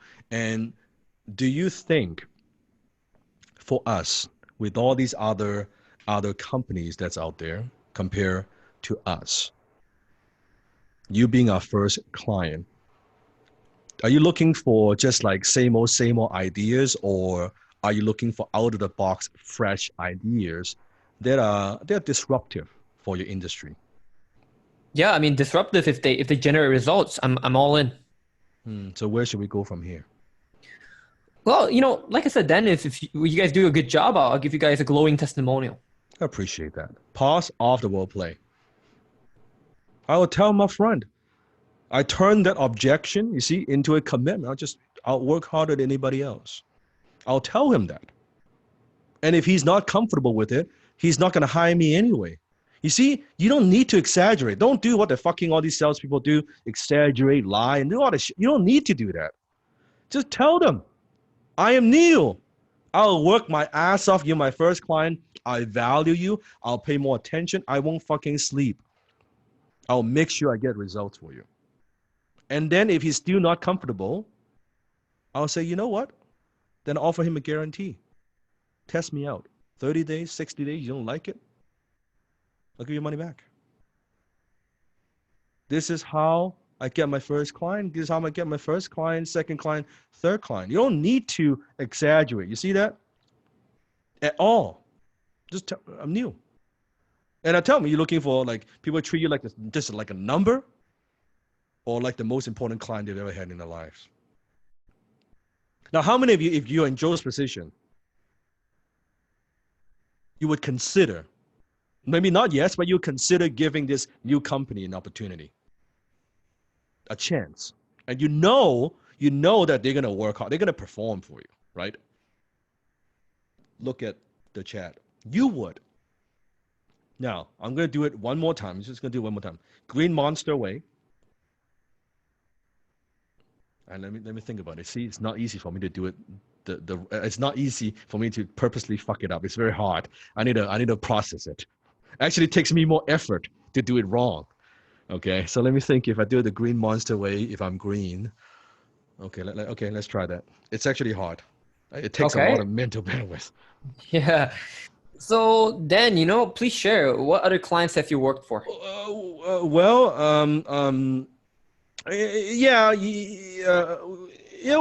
work with a lot of different people before. Yeah, we work with a lot of different people before. Oh, like who? Like, give me some names. Oh yeah, no, I have to protect the privacy of my clients, so I can't share that with you. But yeah, I work with many people. Yeah, I have to. Yeah, I'm not interested then. No, thanks. Lost the sale. Right. Let's keep going. We're going good. Okay. This is easy. Go ahead. Okay, so Dan, I mean, what's the guarantee? Ooh. What kind of guarantee do you want? I mean, like a 30-day money back guarantee, something like that. That's it. That's all you need to do. It's one simple line. What's the guarantee? Okay. I'm thinking if I should give you one more layer. Yeah, why not? Okay, why not? Okay, so I'm going to do what's the guarantee now. Again, I'm going to give you two scenarios where one, I could actually offer a guarantee. The other one, actually, I cannot. Like with the product that I'm selling, I actually cannot offer a guarantee. So I'm going to teach you both ways handling, okay? So first scenario, I can actually go for offer a guarantee, right? Because it's possible sometimes who you're closing for, they just don't have a guarantee, right? So I'm going to do it the Green Monster way. Again, it is hard, shit. The Green Monster way is hard. Okay, try it. All right, Dan, what was the guarantee? We don't offer guarantee. We're so good. We don't offer guarantee. We've been in business a long time. Well, if you're so good, you should offer a guarantee. We don't need to. Why do you want a guarantee anyway? You don't trust me? I mean, it's not that I don't trust you. I mean, most companies your size offer guarantees. Yeah, that's other company. We don't offer guarantee.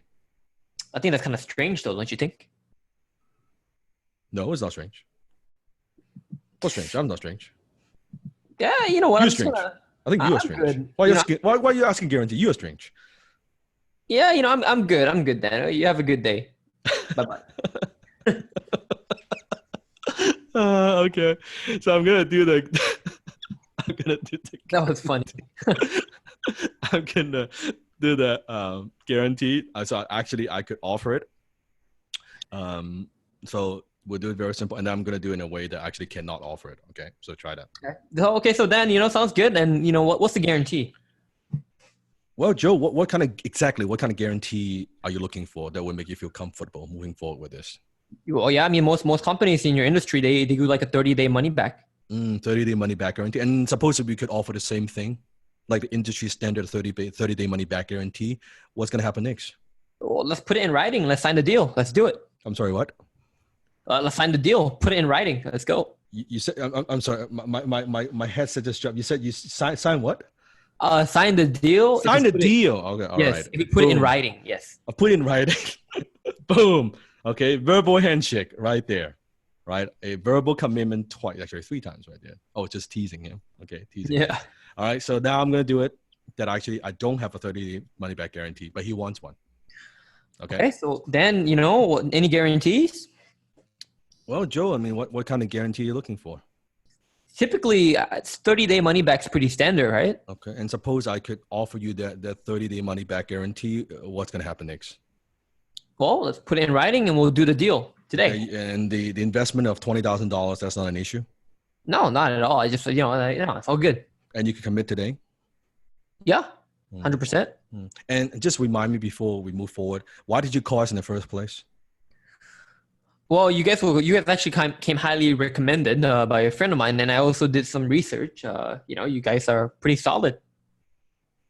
Pretty solid meaning? Like, well known for getting results. Yeah, I mean, solid, good results. And Joe, I mean, I'm glad that you trust us with your business and you want to do business with us. You want to move forward with this. And here's the deal. The challenge is I can't guarantee results. I can't guarantee that we're going to 100% give you the money back if it doesn't work. What I could guarantee you is that we work with a lot of clients, and for almost, not everybody, but almost every single client that we work with, they're very happy with us. I'll be more than happy to provide you with some testimonials, but we just guarantee it's not something that we do. How do you feel about that? Should we move forward with this, or should I get off the phone? I mean, that's very fair. I appreciate you being direct. You know, it's actually not you know, yeah, like some references. I think if I get some references, it'd be good. I wouldn't have an issue with that. Pause of the role play. Boom. So I agree first. I don't just reject him. I want to see if it's the truth. I want to see what is going on. I want to know first before I go into everything else. I want to agree. I could do that, but then I circle back and say I can't offer you that. Is that a deal killer for us? Maybe you're not comfortable with it. What I don't want is him using the guarantee as a stall, as an excuse. I want to get to the truth. Is that powerful? How many are getting value from this class? In fact, I'm going to ask you this question. Value capture again. How much, just so far, class number 5, what Sifu is teaching you, how much is this worth to you? Write down a number for me. Just the objection handling. Just this class alone. Give me a number. Value, dollars and cents. 10K, 40K, 10K, 30K, 25K, 50K, 100K, 40K. Very well. Very well. Oh, this is short. This is short. I love this one. Let's do it, Joe. Okay, ask me this. All right. Okay, so good, Dan. I mean, one more thing. You know, can I get a refund if it doesn't work? Oh, come on, man. Don't be an ass. Why do you want a refund? I'm a good guy. I mean, if you're not going to get me results, it's fair to get my money back. What are you talking about, man? You're going to get results. Well, like, yeah, and that's fine. If you get results, I don't want my money back. But if you don't get results, can I get my money back? Why you keep asking money back? It's gonna work. Nah, that's creepy. I don't want that. Okay. Oh, I'm gonna give you a good one. I'm gonna give you a thing. Give me a finger jab. Give me a finger jab. Go ahead. Go ahead. Go ahead. Put in chat. I'm gonna give you a finger jab. The way of intercepting the fist. Here we go. Simple one line. Go ahead. Ask me one more time. Okay, so Dan, could I get a refund if it doesn't work? Joe, can I get a bonus if it does work? Well, that's a good one. Boom. Boom. I love That's a real this boom one. right there. Yeah. I love this one. Can I get a bonus if it does work? Simple. Very simple. I love this one. Again. Okay. So, Dan, to be honest, I just really wasn't thinking of like buying today. I wasn't making a decision today. I wasn't planning on that. Man, I'm telling you, procrastination equals poverty. You don't want to be poor. You don't want to be broke. You gotta take action, man. You gotta change your life. We gotta change your life. You gotta do something, man. Just wasn't planning to make a decision today. I'm sorry. I just, Come on. Let's do it. Do it. Don't procrastinate. Stop being a procrastinators, man. I mean, I don't even have the money lined up anyway, so I couldn't do it if I wanted to. That's right. Right. For my student, you've been following my work. Very simple. Right. One more time. Well, I hear the tonality. So then, yeah, to be honest, I just really wasn't thinking of buying anything today. And you could reply, well, I wasn't thinking of selling today either. Boom. But the tonality is key. The tonality is key. They'd be like, huh? When you are intercepting, when you are handling objections the XTC way, write this down, okay? Your prospects would freeze. You would hear them stutter. You would hear them like quiet, silence, because they are shocked. They don't know what the hell is going on. They're like, they don't know. They would freeze. And you better hit that mute button because you're laughing too hard. Okay, you gotta hit that mute button. I'm telling you. Don't fucking laugh. You gotta hit that mute button. Okay? Because you're gonna do this. They're like, what? Right? They don't know how to handle this. When you finger jab, they just panic. They freeze. They don't know what to say because they're not expecting you to say that. They're not expecting you to reply, to redirect this way. They just don't. They don't. Can you see how just there are some simple ways, right, of replying and redirecting? Like how much money you can make with this? How fast you can implement? Does this take long to learn? Like how fast you can implement in role play? You can practice, right? You can do this right away. You can make it rain. Make it rain with the rainmakers. This is a time objection, okay? Monster first. Okay, so then, to be frank, I just don't have time to take a course like this. Just not right now. You got to make time. You got to make time, man. This is important for you. You got to make time. Wrong season in my life. I'm busy with other projects. Man, come on. You got to do this. You got to do this. I mean, I got other priorities. I'm sorry. It sounds it's interesting. I give it to you. It's interesting. I can, yeah. But it's not for me right now. Ooh, right. By the way, is this common? Like when people say I don't have time? Okay. Very direct. XTC way is how we would handle it. Go ahead, Joe. So Dan, I just honestly don't have time to take a course like this right now in this moment in my life. Joe, you know what? I understand. Before I go, can I ask you one last thing? Yeah, sure. When people say that they don't have time, what they're actually saying to me is this is not that important to them. I guess you're saying that you want to be able to pay off the debt and make the money that you want, and you want to quit that job. I guess it's not that important to you, is it? That's actually that's a very good point. No, Mhm. you're no, and it's not. It is important. Wouldn't you You know agree what? that? Wouldn't you agree we all have 24 hours a day, 7 days a week? Yeah, you're right. It's about my time management, I suppose. So is it really time or is it priority for you? Well, it's priorities. It is priorities. So is this important enough for you? Is learning this skill important enough for you to make time for this? Or maybe not. You tell me.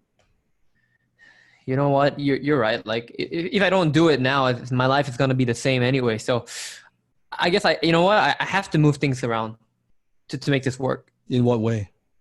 Well, for one, I've got to stop my one of my other side projects, right? Which is like I told you, I'm building like a custom race car in my basement. I can put it off till maybe summertime. What kind of race car are you building? Just like a Toyota, like a RX-8. Is that your dream car? Yeah, it's actually I've been working on it for like 5 years. Is that the only car you want, or you have other cars that you want? No, racing like is my hobby, so I just That's your passion? yeah, it's my passion. But it's an expensive hobby, right? So yes. How much does it cost to build a car? I'm just curious. I'm a car guy too.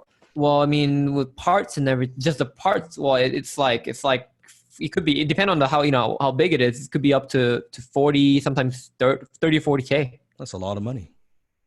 Oh, it's expensive. It's an expensive hobby. Mm-hmm. So do you think it's worth reallocating some of your time to learn this skill, so then you don't just build one car, you can build 2, 3, 4, 5 cars. So then when you build a car that's 30, 40K, the money's no concern. Yeah. Is that worth it? Is it worth your time to do that? Yeah. And besides, I mean, I can always build the car like in the summertime when the weather is better anyways. Like, oh, okay. You're right. Yeah. I mean, I do. Yeah. Just based on what you just said, I do need to focus on making mastering the skill so I can make the income I need to, I can even build a better car this summer if I make more money now. You can get better parts, right? Yeah, exactly. And I could scrap the Toyota. I could go build something else. I don't know. It'd be pretty sweet. What kind of it'd you like? It'd be classic red. Oh, Sure. I like that. I like that. The red. Yeah. That's cool. That is very, very cool. Pause off the ball play. When it's important enough, people will find a time. So am I talking about time? Can you see how Steve has shifted conversation? Remember, as High Take closer, we paint the vision for them, right? Is it worth investing the time today, sacrifice a couple months. So then later on, you don't just build one car, you'll build a better car. You can build 2 cars if he wants. So it's not time. So I tell him, asking him the questions. So I'm not telling him. I want to draw that out of him. When the prospect says something, it means one thing, right? When we say something, it means something. When the prospect says something, it means everything. So even though I know it's always a priority issue, but I need to ask him the question so he replies that it's a priority issue. And we all have 20. Wouldn't you agree? We all have 24 hours a day, 7 days a week. We all have the same amount of time. So is it a question of time? Is it a question of priority? Oh, it's a question of priority. Right? Then I tell them, so I guess it's not that important for you then. And then from there, right, they will know. All right, we'll keep going. Objection handling rule number 3, never put down your competitors. Please do not put down your competitors. The minute you put down your competitors, you look weak. You need to justify. You are desperate. In fact, praise the competitors. Write this down. Praise the competitors, please. Praise them. So, Green Monster Way. Okay. So that is, right now the only thing is I just got to decide between, your program or ABC's program. Oh yeah, I mean, there's no comparison. We have our content is so much better, okay, and their stuff is not that good. I mean, how do you know that? That Yeah, doesn't sound like they give you what. 10 hours of training. We give you 50 hours of training. We just give you more content. There's no comparison. No comparison. Yeah, I don't know about that. Okay, good. XTC way. Okay, so then I'm speaking with 3 other companies. I wanted to be frank and let you know. So I would have to kind of talk to everyone and then make a final decision. And you should. And what are these? You said 3 companies. Which 3 other companies are you talking to? Yeah, it's A and B and C. Okay, and well, I heard A, it's doing some pretty phenomenal stuff. I heard a lot of good things about it. And B, and I think that I heard some decent things. And C, I don't know enough about, so I can't comment on C. But they seem to be pretty good companies. Why are we talking today? Yeah, I mean, well, I'm here to do some more research and find the best option for our team. Why didn't you go with them already? That's a good question, actually. I think we just wanted to see what you guys could offer, maybe different or special, or like unique, maybe. Take a guess. What makes you think? What makes us unique? If you were to guess. If I were to guess, Looking at what we do, looking at our website, everything else. well, for one, you guys are very well. I have to actually commend you because the other people I talked to, they were really pushy, really salesy. In fact, okay. Yeah, you guys don't really even care. I mean, no, we do care. We do. We just we do things a little differently, right? And you want to send your salespeople through some advanced training, right? Yeah, I mean, exactly. So we want them to be, Yeah. in fact, as good as you. That'll be nice. That'd be good. And do you want them to kind of sell the kind of the slimy, salesy, typical salespeople? Do you want your salespeople to represent you like that, or do you want them to be elegant and speak with conviction and power, but not pushy though? Yeah, definitely. No, I would say you're a perfect example of what I want our top guy to be like. To be honest. And if we could train them to be maybe not like me, but to be the best version of them. Right, to be more elegant, to close with integrity. How do you feel about that? Yeah, I mean, well, that's exactly what I was looking for with all these companies. Yeah, you know what? That makes sense actually. Yeah, wow. You actually helped me come to a decision. No, I think you come to your own decisions, but I mean, just simply asking questions. Wouldn't it be nice if we just simply ask questions to your best customers, and at the end they feel like they want to move forward because it's the right thing for them? Yeah, it's mind blowing. You just did that, and I'm very impressed. In fact, this is exactly what I want our guys to be able to do. And we're going to help them do that. Pause off the role play. Well, so what have you learned from that interaction, from that role play?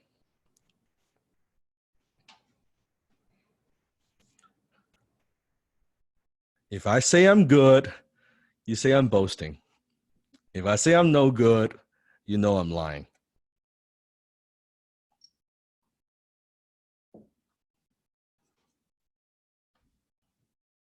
Don't need to put down the competition.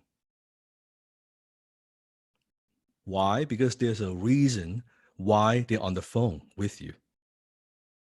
They have not made that decision. They are still looking.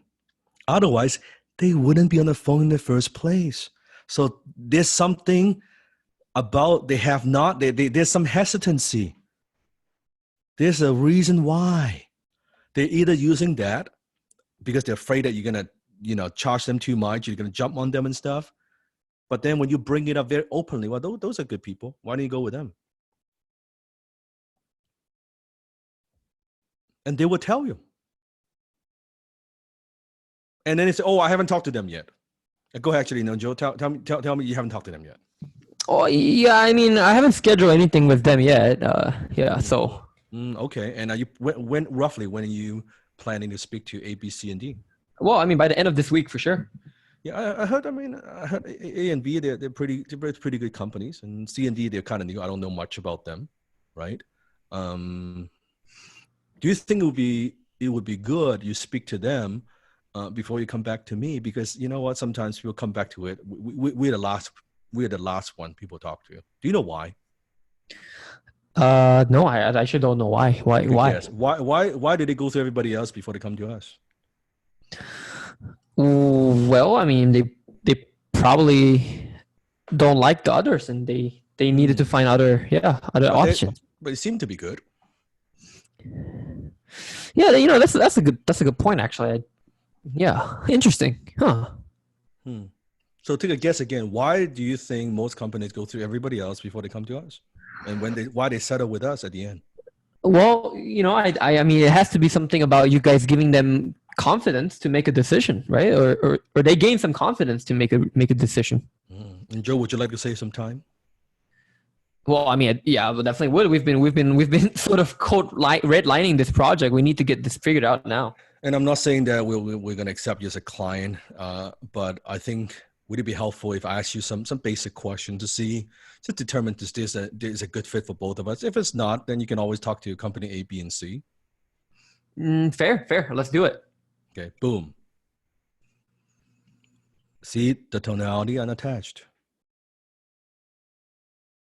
Unattached. Right. I see a lot of wow.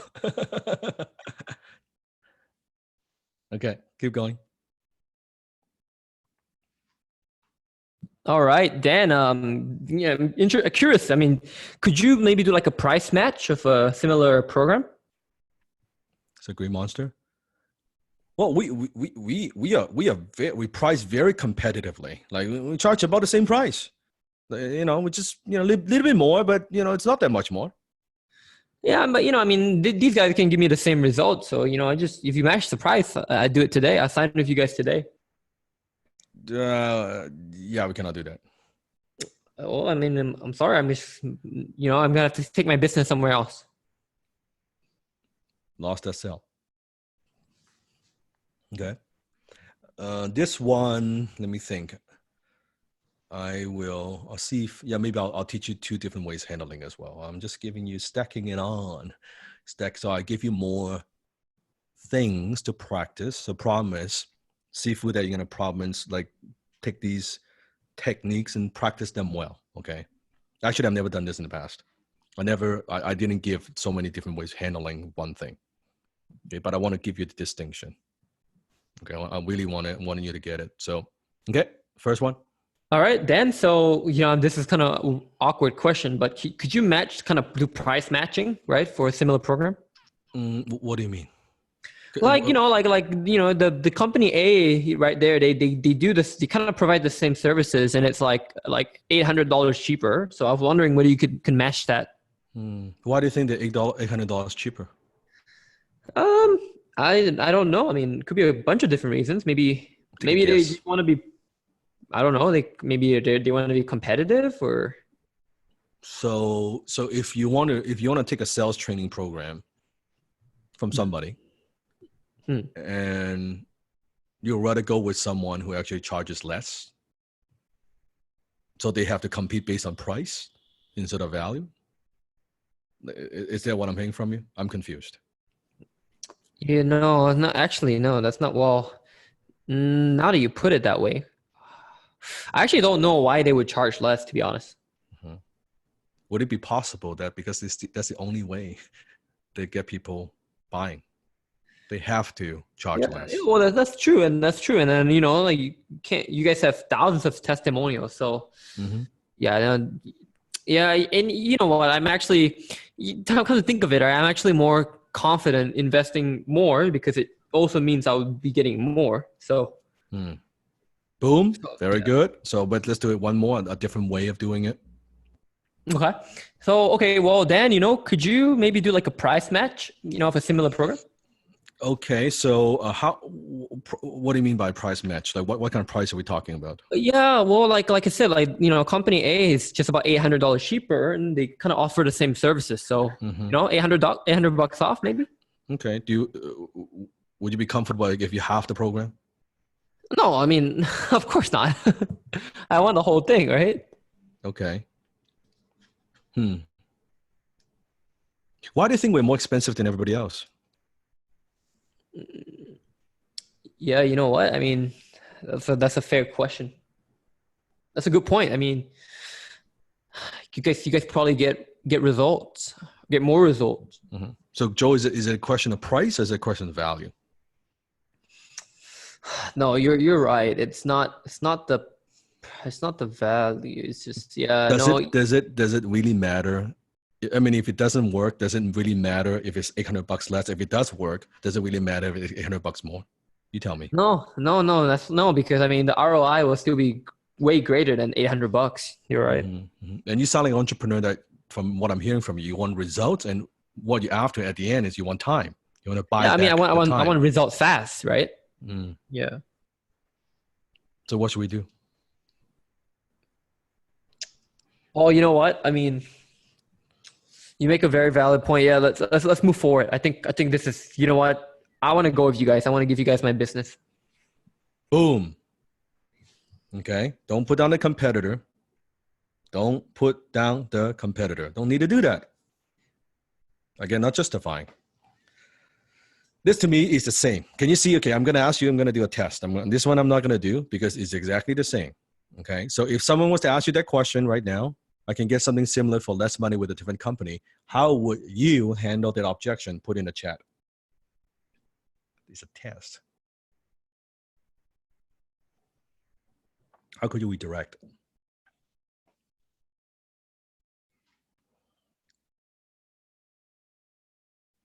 Good. So why don't you go with them?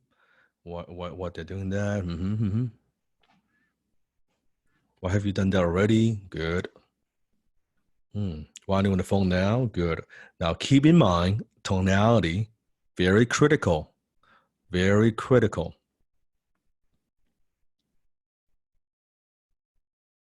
Good. Good. All these are very good answers. All these are correct, by the way. See, there's no one way of handling it. It depends. We flow like water, right? Very good. Oh, this one, I learned this the hard way. Okay. So in the beginning, when Sifu was doing consulting, back then, very beginning, I would, because I wanted to help people. So I had people call me up and they would say, oh, I heard about you, that you can help people with marketing and copywriting. And people ask me this question, you know, can we do coffee? Can we do lunch? Can we talk this over? How many have ever heard of this before? Right? That people approach you and say, oh, can we do lunch? Can we do coffee? And then, you know, and you say, okay, sure. Right? You thought you're going to get some business, and then you get ready, right? You drive all the way, take the train, take the bus. Finally, when you get there, when you spend hour, 2 hours with them talking at the end, nothing fucking happens. Waste of fucking time. In fact, some of them ghost on you. You never hear from them again, right? So how do we protect our time? As a closer, one of your most valuable commodity is your time, effort, and energy. So time and energy, you got to protect it. So I used to do that, which was dumb. And I used to do it for free, which is very, very dumb. Very, very dumb. Okay. That's after I learned there's no free lunch. Someone wants people want lunch, unless I want to meet with them for business, someone wants my time, they have to invest. And I tell them the rate. If they cannot afford an hour of my time, they're not going to be able to do any business with me anyway. Does that make sense? That we're not going to be doing business. Period. Okay. So let's do this. Joe? Okay. You know what? This sounds pretty interesting, but you know, I'm the kind of person who likes the in-person, you know, face-to-face, you know, discussion. So could we do maybe coffee or lunch? Talk this over? So Green Monster? Sure. Yeah. I mean, I can meet this afternoon. Like I could come to your office. We can grab coffee and lunch. Like I could be there in like 30 minutes. No, that's a bit too soon. I was thinking more like next week. Oh, okay. Yeah. Well, what time? Tell me. What time? Any day. I'll have a lot of free time. No problem.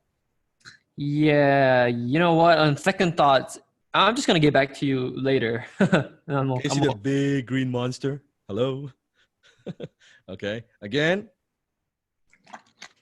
Okay. I mean, Dan, you know, sounds great. Maybe could we do maybe coffee or lunch? We talk this over in person. Ooh. Okay, here's the way I would handle it. I don't even handle it because my team handles it, but back then when I learned this the right way. Joe, give me an idea what exactly would happen if we do lunch. Well, I mean, we'll do lunch, right? And talk about the deal. And if everything sounds good, then we'll sign the deal. Okay. And so you and I go to lunch. If you like me and I like you, we're going to move forward. We're going to do the deal. Yeah, absolutely. Right. Yep. That's the goal. And you know the deal, this is going to cost about $200,000, right?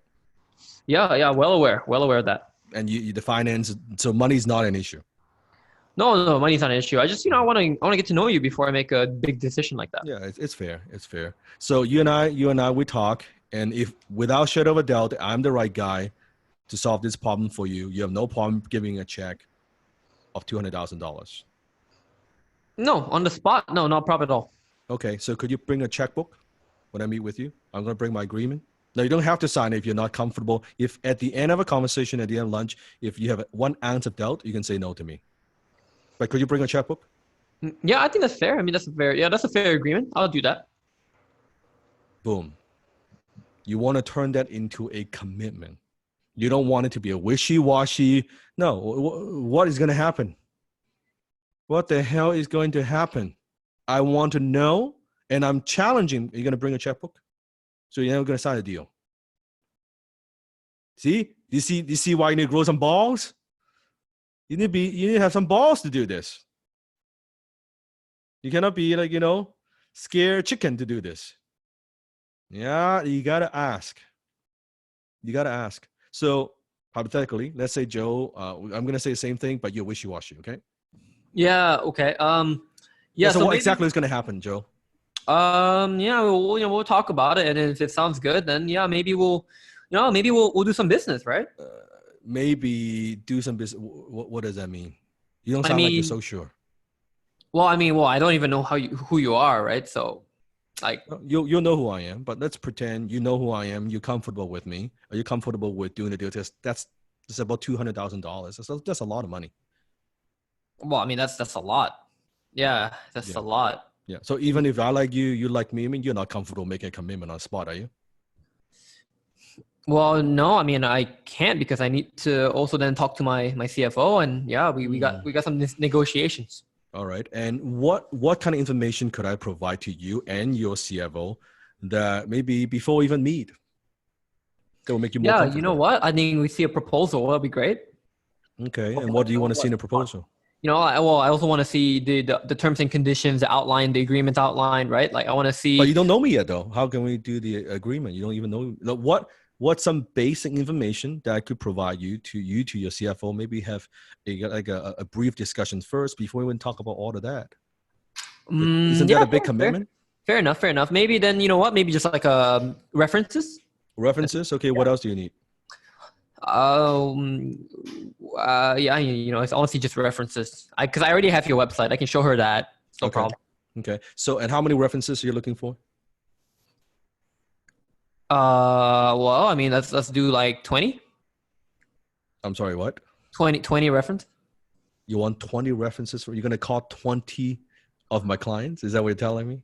I mean, we're not gonna maybe not call all 20, but it'd be good to have a we have to have some variety, right? Would it be okay just so that it doesn't create such an inconvenience for my clients? I'll be more than happy to provide you with 20 testimonials and case studies. And how about we do 3? Yeah, a mix and match would be good, right? No, yeah, testimonial references and case studies, sure. Okay, and then you're gonna talk it over with your CFO? Oh yeah, no. Well, I mean, she'll be calling the references too. So. Okay, so why don't we set that as the first milestone before you can talk about working together? I'm gonna send you the information. You're gonna talk to some of my existing clients, 3 of them. I'm gonna give you 20 testimonials from different backgrounds. You talk with your CFO when you are ready. When you move this conversation to the next step, then we go from there. I think that's fair. Let's do that. Pause off the role play. So scale 1 to 10, this prospect is not there. It's too early. Can you see it's too early? So if it's too early, me spending the time and doing all of that, going to lunch and getting ready, all that's a waste of time. So I need to get him up. He needs to convince the CFO anyway. So I want him to do all of that ahead of time. So by the time I meet, I want to pick up a fucking check. I'm here to do, like, by the time it's like more than qualify. I want to qualify on the phone. I don't want to qualify in person. I want to do all of that on the phone. When you get to my level, they don't see me long way after qualification, after my team talk to them, they have to jump through so many hoops, and they have to invest up front before I even talk to them and see them. That's the difference. Oh, this one is good. I like this one. Yeah. All right. To be honest, Dan, you're a nice guy. But we just met on this call. Don't really know if I could trust you with my business right away. So it's a green monster. Okay. Oh man, trust me. Trust me. I am the most honest guy you've ever met. I don't like it when people say that. It's not. I'm it's very not honest. I never told a lie in my entire life. Never lie. Yeah, I don't know, man. Good. Yeah, you have a good day. All right. HTC way. Okay, so then just to be very frank, you sound like a really nice guy, but we just met, so I'm just not comfortable making a decision right now. I just don't know whether this is maybe it's a trusting. Joe, I can appreciate that. Tell me, what would it take? What do you need? What information you need from me in order to make you feel more comfortable? Well, I mean, really, it's just a trusting. So I guess some, testimonials, references, case studies, that would be pretty good, actually. Boom. Just simple. So boom, you agree with them, and then from there, bottom line, right? So what would it take? What information you need from me? I want to get specific. Now he might just say, well, I just need more time. That's perfectly fine. On a scale of 1 to 10, he's not ready. Some will, some won't. So what? Move on. Someone is waiting. So I don't try to convince him. That's not my job. He is not ready. Okay. So I will from there, or maybe I send you some things you can look at. Maybe I send you a website. Maybe I send you a video. Maybe I send you a book. Maybe I send you whatever it is. It's very simple. And then you move on. So then, see, the problem with a lot of salespeople, have you ever experienced this? When you don't buy from them, you feel like a yucky feeling that you don't want to talk to them again, right? Like that. Like it's not that you don't have a need; it's maybe a timing thing, right? Like maybe like a real estate agent. It's just you're looking at open houses and you looked at it and you feel like, oh, and it's like the yucky feeling, and you don't feel comfortable going back to them. XTC, please write this down. The money is in the second and third and fourth follow-up. Sometimes there are sales we don't close right away. But we don't want to lose money. You're building your pipeline. These are like you're planting the seeds. You want the prospects to feel so comfortable, right? If you handle the call, right, with integrity, professionalism,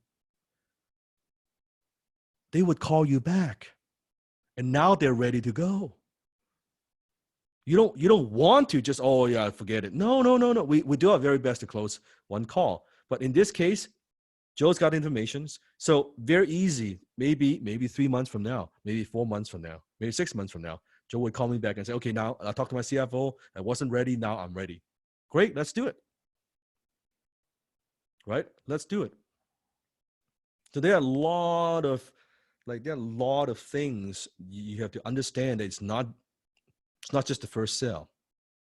It's not just the first sale. Okay. Now we're asking, Joe, I see a question. How do we follow up? It goes beyond this class right here. I can do a 7-week class just on follow up. Okay. It goes way beyond that what we talk about. This is a different thing. Okay. So for now, focus on this. How about we just learn this first? Okay, we learn this first because you're talking follow-up now. You're talking email. You're talking private message. You're talking pick up the phone. Like that's a whole other outbound skill set. It's a different thing. Okay, so get this first. Can we just focus on learning this first? All right. Oh, it's a good one. It's a good one. Yeah, no offense, Dan. I just have been scammed before, so I'm very cautious when I make decisions, right? So Okay, can I? I'm not even gonna do the green monster. You already know what that would be. I'm just gonna chase you away. How do I know I could trust you? And Joe, I understand. You mentioned you've been scammed before. Do you mind to tell me a little bit more about it? Yeah, I mean, scam. What I mean by that is we paid an agency, right, to do this work for us, and we paid them month after month after month for I think for 4 months, and we never got the end result. I mean, it's also our fault. We should have asked for milestone checks every month, but we just lost like 12K. Oh wow, like 12K? Yeah, it's pretty bad. It's honestly, the person responsible for it got fired, but it's a big mistake. It's a big mistake. Okay, but you've lost 12K, and now you want to hire another agency like ourselves? Like, you want to spend more money? Because the project's not complete. We need someone to finish it. I see. And you mentioned about milestone. Like, talk to me more about that. Yeah, so what we learned from our mistake is now every contractor that we have, we do like either a bi-weekly or a monthly sort of deliverable check, right? We log on and we take a look at what's being produced and see whether it's on track. And suppose I also tell you that is our standard practice, that we provide a milestone every single week and also every single month to our clients. How would you feel about that? Much better, because I mean, yeah, it's kind of ridiculous that they they never provided that. So yeah, that will be a must have. And what else is a must for you? Just gotta know you guys can get results. That's it. Pause off the role play.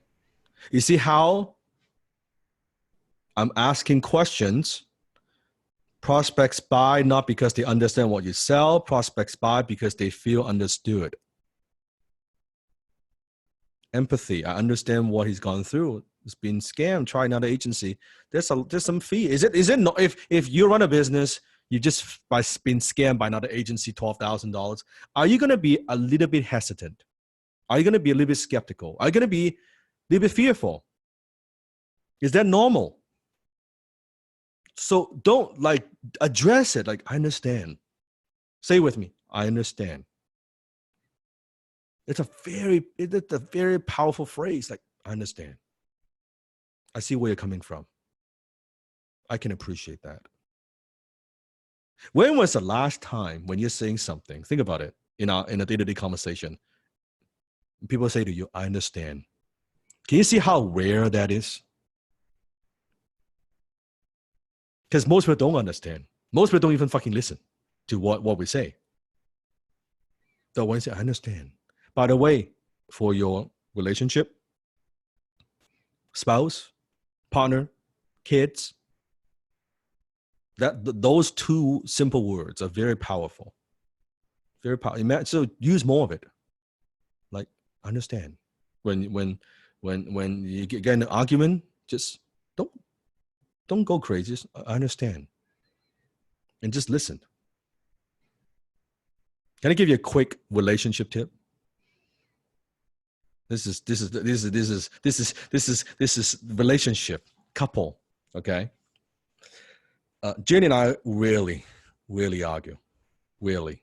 People are shocked. We actually rarely argue. Like an argument. Very rare. So, but before, when we were dating, we had some strong fights, yelling at each other and all that stuff, because we didn't understand each other. And I was a bit too alpha. I was a bit too Ruby. Yes, thank you. Was a bit too Ruby. And I haven't learned to tone it down yet. Okay, but it comes with time, right? So when in relationship, sometimes a woman understand in a relationship, when woman, let's say, comes home after work or whatever it is, and she sometimes share something with you, okay, right? And please, all my closer ladies, if this is true, they would share problems like, oh, talk about this, and this person at work, or I'm having a bad day, and this and that, I'm having different problems, right? So as a man, we like to fix things. Okay, we like to be the counsel. We want to solve fucking problems. We want to jump into, oh, you shouldn't do that. What? Like, why you do that? You should do this and this and this.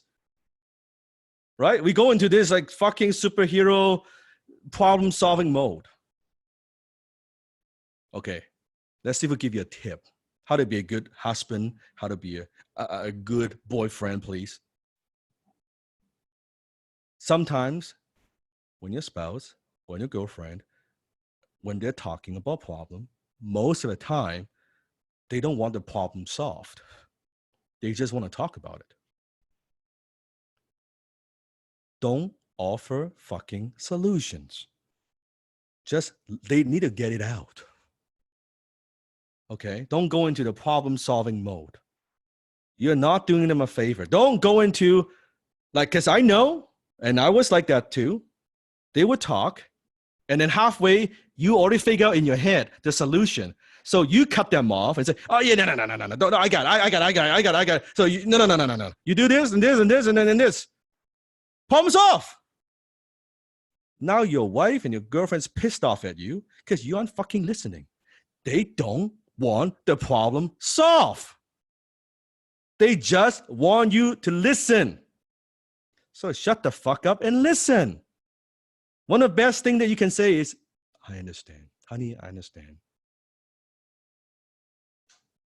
And they're going to let them talk. And they say, I understand, honey. And you listen. Like, I don't mean you're fucking playing your iPhone. I mean you look them in the eyes. Okay, let them get it out. Let them get it out. Let them get it out. Don't try to, they don't want the problem solved. That's not how they process the information. They don't want the problem solved. And chances are, sometimes, a couple of days, the problems go away anyway. Okay? So here's my promise. You do this, at night, you're going to get some action. You're going to feel appreciated.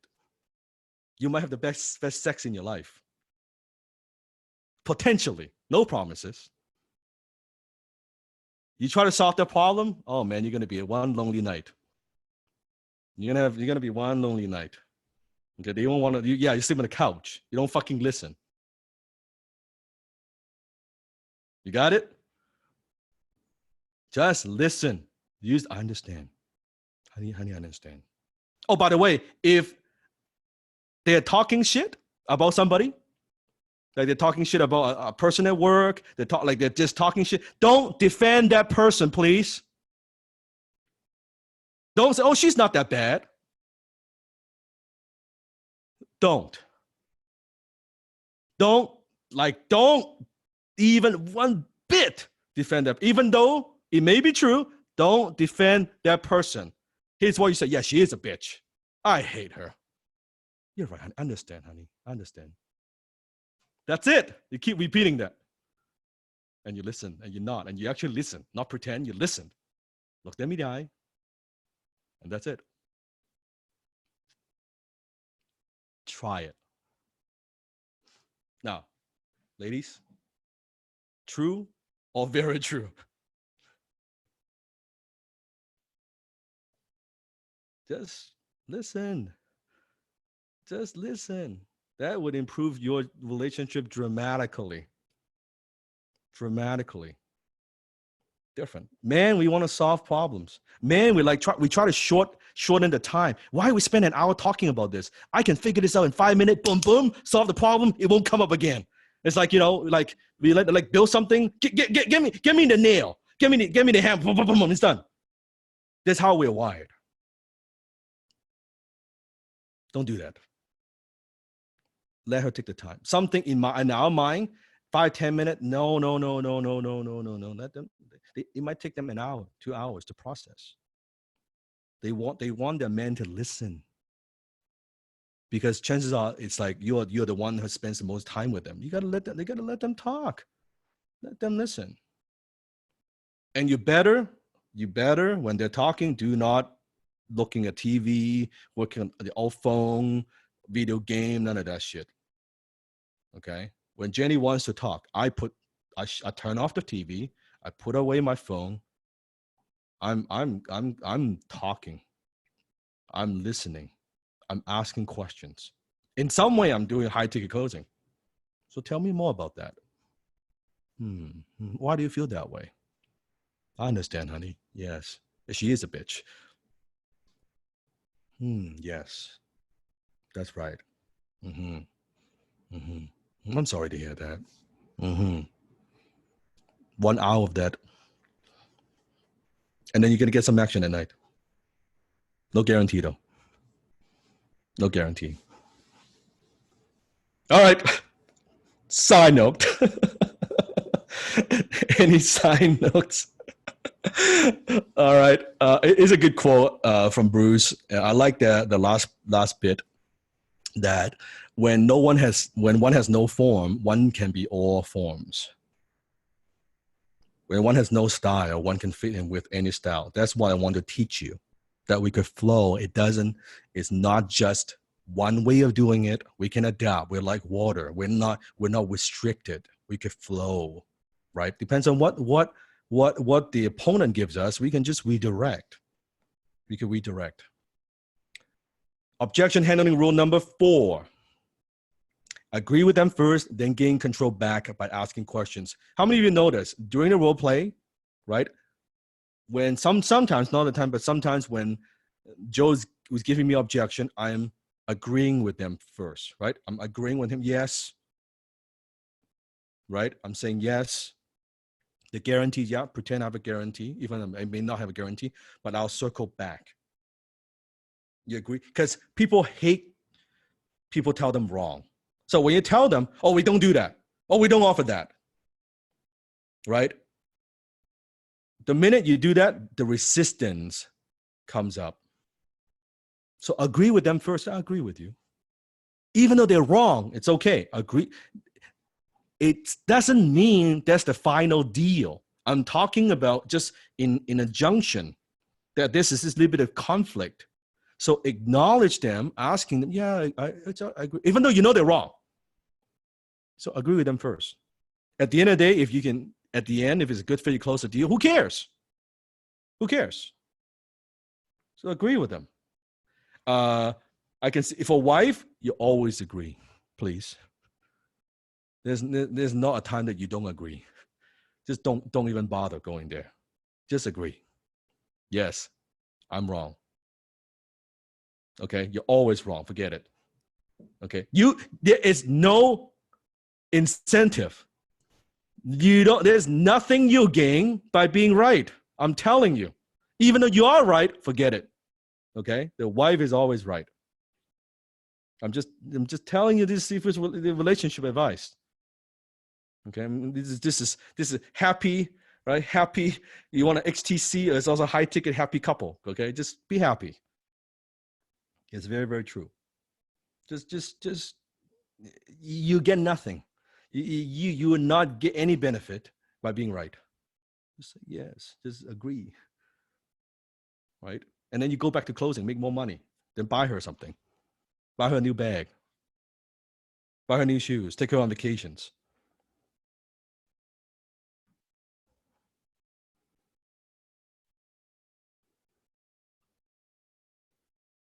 This is a good one. Is this a good one?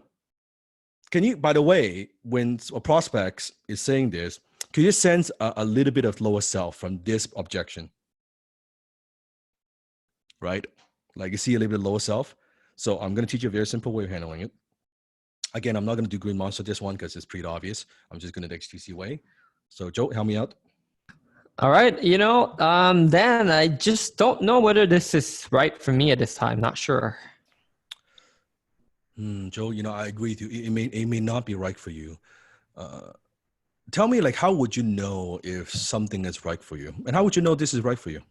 I don't know. My gut gives me a good sense sometimes. Do you trust your intuition? Yeah, I would say so. Is it mostly accurate? Mostly, yes, mostly. So gut instinct, first, second, when you look at this, how does it feel? I mean, it doesn't feel too weird, but I also am not sure. I'm just not sure. Is it because it's the investment? The investment's a little bit large. Yeah, I mean, well, okay, well, to be very honest, if it didn't cost anything, I had no problem, right? Of course, of course. Right. And so, what would it take to make you feel a little bit more comfortable? What would it? I mean, hey, maybe what kind of you guys have any guarantees that would make me feel pretty satisfied, pretty solid. Okay, boom, off the role play. Now we could go back to how we handle the guarantee objection. You see that? So when you're on the phone, you notice when done right, you actually would not have a lot of objections. It's only when people are doing it wrong, like most salespeople, they get objection after objection after objection. But if you do it right, you'll notice you might get one or two. Like Joe, like your team, when they're on the phone, they're not getting objection after objection after. No, usually it's if you're following the 3 steps, qualified, the agenda, qualify and commit, you might get one, you might get two. That's normal. Okay, normal. But you shouldn't be getting one after another, one after another. That means you're losing control. That means you're not asking the right questions. Okay, something somewhere during the call, you're missing something, right, Joe? Yeah, 100%. I mean, I think the closers in the chat can also chime in. It's a lot of we talk about it. I think it's like the self-image, the identity, right? And it's also then Sifu, the projection as a closer. We could maybe project values, right, upon the prospect. So that's right. Like you said, very key. Here's a good one. Now I'll see how you will handle it. Put in the chat. Someone tell this I already taught you. You pay attention. You're too young, not enough years in experience in years. How would you handle that objection? How would you finger jab?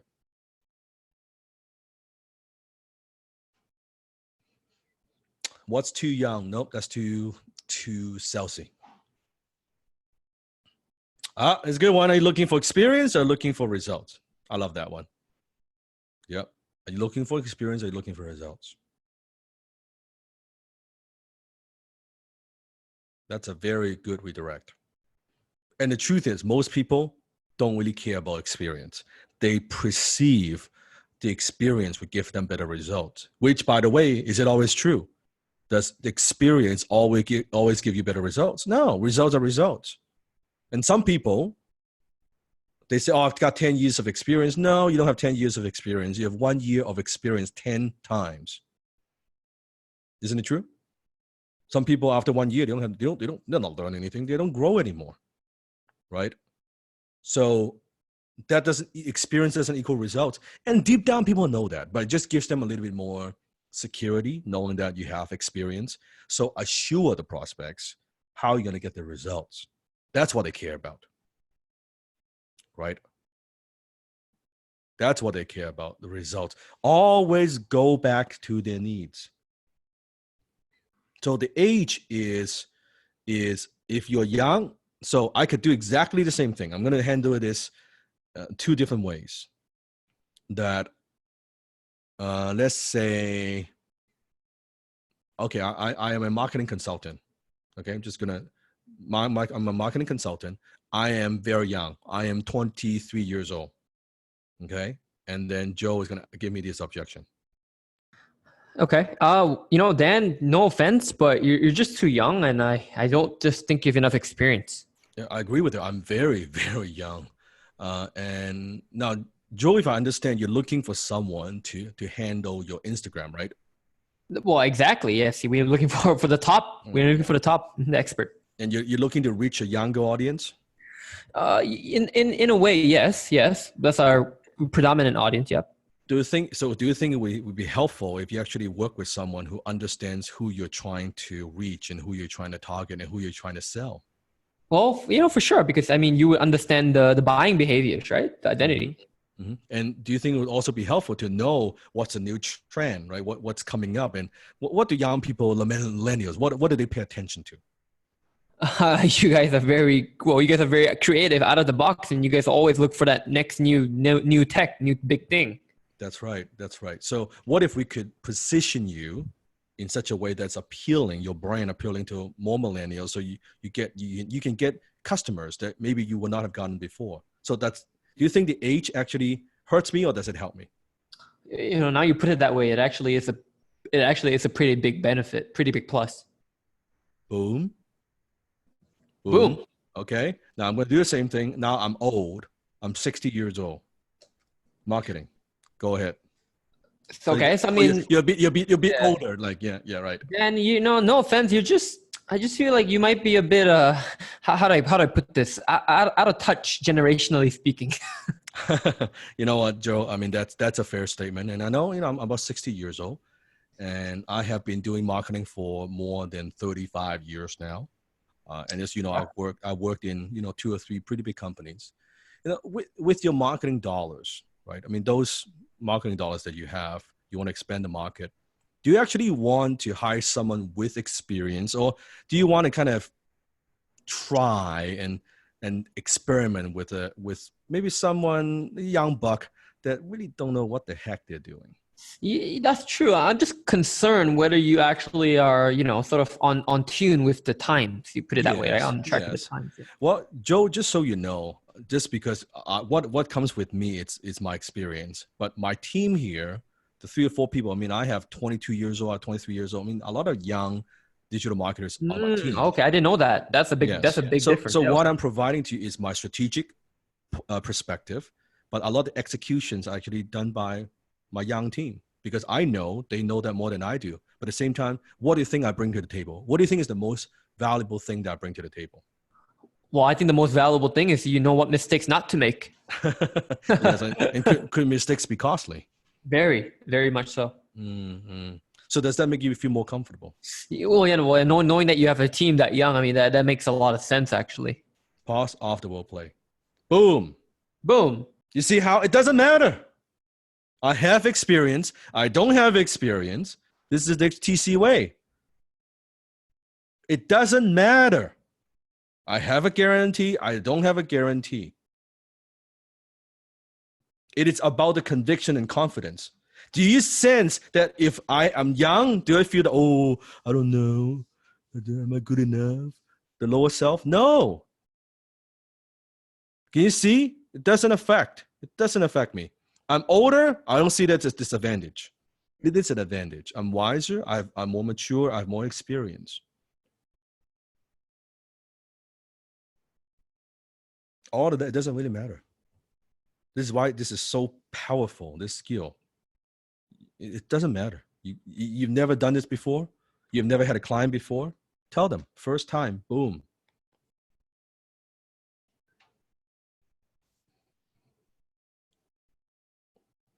Same thing. Can you see? Okay, before I do it, right? Before I do it, can you see if I have certification? If I don't have certification, I could go either way. How could I go either way? If I don't have certification, I focus on results and experience. If I have certification, then I focus on the certification. It's the same. It makes no difference. Okay. Here's a question. Sifu, would you be able to let me know more in depth what kind of experience you're looking at? Have you ever have experienced people in your team? How is that working out? Are you talking about closers? Are you talking about like just other task, other responsibility? Because if a team is pretty big. I think she's giving the the response. Like, can she say that? Like, would you be able to let me know, what kind of experience you're looking at? Like, okay, response.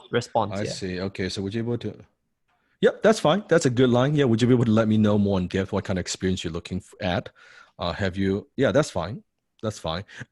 You got to be careful though, because if you don't have experience, then you are now painting a picture. You kind of you're putting yourself in a corner, right? You're putting yourself in a corner. So be careful. Okay. So let's do this again. HTC way. Okay. So just frankly speaking, then looking over everything, I don't think you've enough. Just don't have enough of a track record for us. Yeah, in fact, I have no certification whatsoever. You know, Right, and that's I joke about it all the time, where people that got MBA and stuff like that. I don't have. Oh, actually, I do have an MBA, but not a traditional MBA that you might think about. My MBA is a okay. massive bank account. I mean, I respect that. I respect that, and that's great. I've made a lot of money doing what I do. If you want me to make you some money, that's cool. If you want me to get you some certificate and all that, I don't have that. I mean, I'm sure there are plenty of people that could give you that. Yeah, that's fair. I'm not looking for a piece of paper. Right? I want results. Yeah. Last time I checked, I don't think we could go to a bank and deposit a piece of paper. Okay, me that certificate. No, you're right. You're right. You're So what right. should we do? Well, sign me up. Boom. That's a boom. I actually have used that line. I have used that line. Told them marketing. I walk the talk. I do what I do. That's in my probably late 20s. Late 20s. Yeah. So I mean, I have a different MBA, not the MBA that you're thinking about. Right.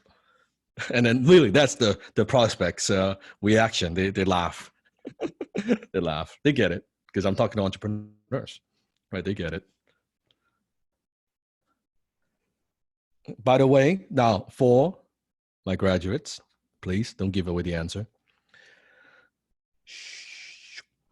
Okay. So, why do you think you are getting these objections? You also notice that, do you notice that when you're closing, it's actually usually the same few objections coming up again and again? It's not like you get 30 different objections. For most, you might get the same 2 or 3 again and again and again and again and again. Do you know why you're getting those objections? And everyone is a little bit different, by the way, right? You notice that, like, you're not getting a ton of different objections. It's kind of same shit again and again and again. And even you're selling different thing and you're selling to different prospects, even different industry, it's the same shit. So the question is, why are you getting these objections? It is not that because you're not handling up front. It's not that you don't find out their needs. It's not that you're not asking the right questions. It's not that you're not listening. No, it's not that you're not qualifying. Here's the truth. The only reason, write it down, why you're getting all these objections is, the truth is, why are you getting the same objections again and again? Because they're the same fucking objections you have when you buy. They are the same fucking objections you have when you buy.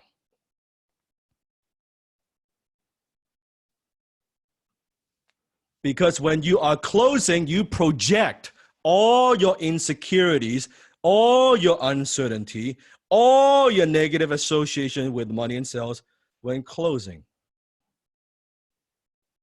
When you're closing on the phone, there's absolutely no hiding. Your prospects know it. You may or may not know it. Why your prospects keep telling you, I need to think about it? Because you are not decisive in life. You hesitate all the time. You can't make a decision. You can't pull the fucking trigger. So you trigger all those objections yourself. Do you know why Sifu has very little objections when I talk to a prospect? It's not just confidence. Because I am a great prospect. I'm a great buyer. I'm very easy to close. When I see someone, I'll buy. I am the easy. I see value. I don't bitch about price. I don't nickel and dime. You are who you attract. You attract who you are. I'm very easy to sell. In fact, many times I bought something Sometimes I don't even need it. I just like the way that they sell. That's cool. That salesperson is good, right? That's cool. I'll buy something. Like, it's okay. Just like the way that they sell. Appreciate the skill. I'm going to give you something very profound here. Write this down, please. Those who are afraid to buy are always afraid to sell. I'm going to say that one more time. Let this sink in. I'm giving you a huge lesson here.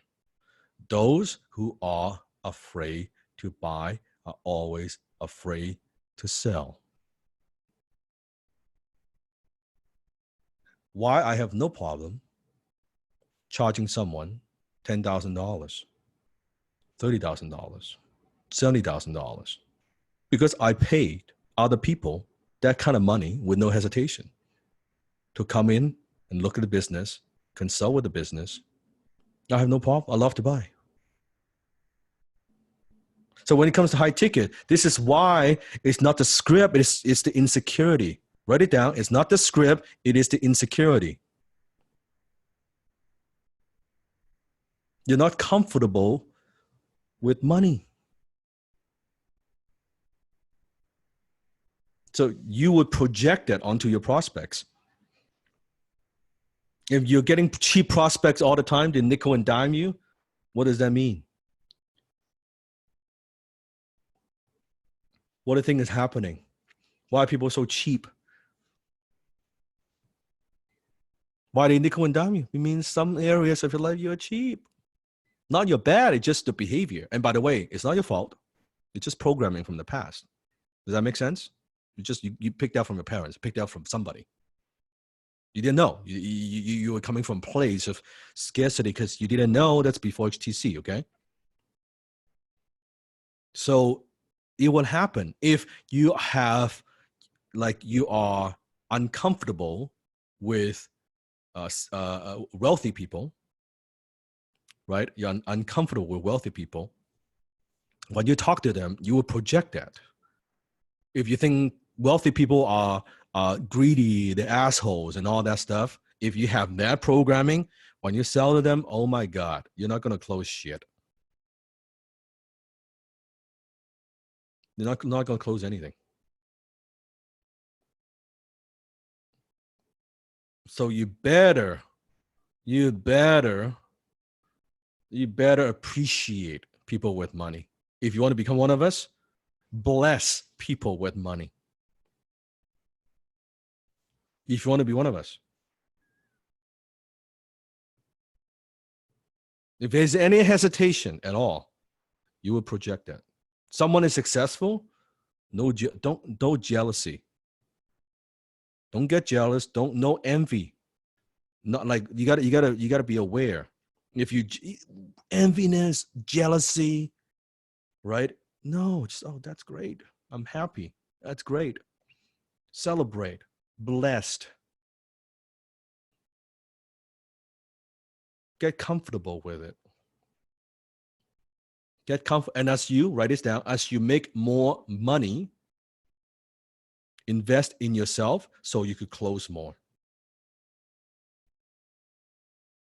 As you make more money, invest in yourself so you could close more. Because you gotta expand that comfort. You have to expand that comfort. It's all comfort. It's all the comfort. I'm gonna ask you a question. Do you have so now you're in week 5. If today Sifu was to have you on my team, okay? Let's say you pass Joe's interview and you're on my team and you're closing for HTC right now. Okay, you're going through it. Would you have any problem closing HTC for $10,000? Would you have any hesitation? Would you be uncomfortable? Which I'm not so sure and like, ooh, I don't know. No. Why is that? Because why? Because you're in it. You know the value. You've gone through it. So then when you're speaking from that place, do you see the price and the script, all that? It's not that important. It's not that important. At the same time, if today I was to ask you to close for something, I don't know, a car, I don't know, whatever car, that's $100,000. Well, maybe it's a little bit least comfortable. Now, it doesn't mean, because I want to give you a little bit of context. It doesn't mean that, oh, see why you asking me to just, spend money and all that. No. You could invest in yourself as you become more successful. It's a graduate process, but knowing that closing that comfort is like a muscle. You got to work on it. This is why smelling the letters, doing all of that to make yourself more comfortable with the idea of money. You see how everything ties together?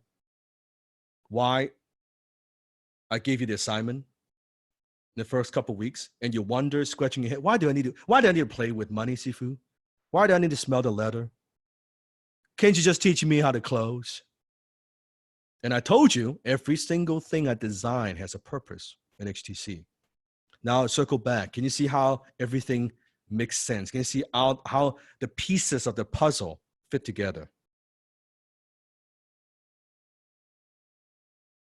Because you will see when you're on the phone all this stuff. So imagine, I'm going to ask you a different question now. Imagine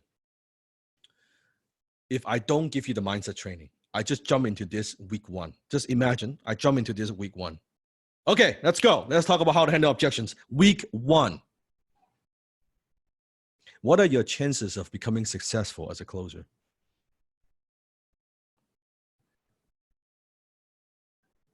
Would you be confused? Would you have a harder time implementing the techniques? If I don't teach you about the self-image, I don't teach you about the cape, I don't teach you about the creed, I don't teach you all the attitude. Why the attitude of gratitude? Because when you are grateful, you're not fearful. When you're grateful, you're not desperate. Are you getting this? Doesn't matter how much money you have. It has nothing to do with that. It's a feeling.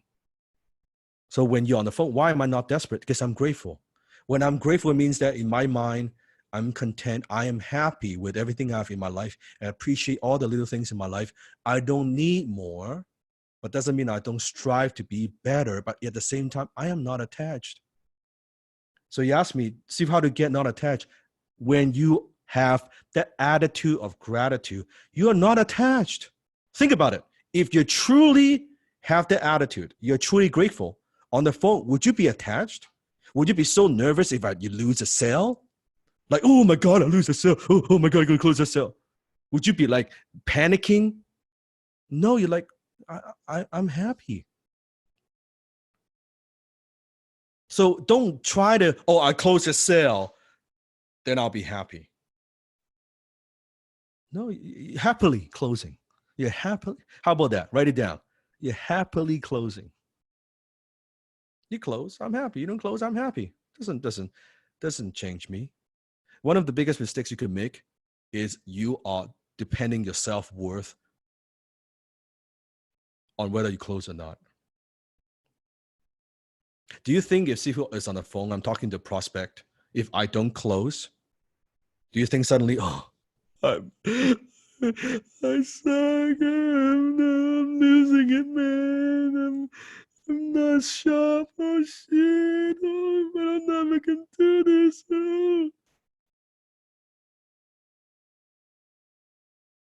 I either get a yes, I get a no, I get time back, or I get a lesson.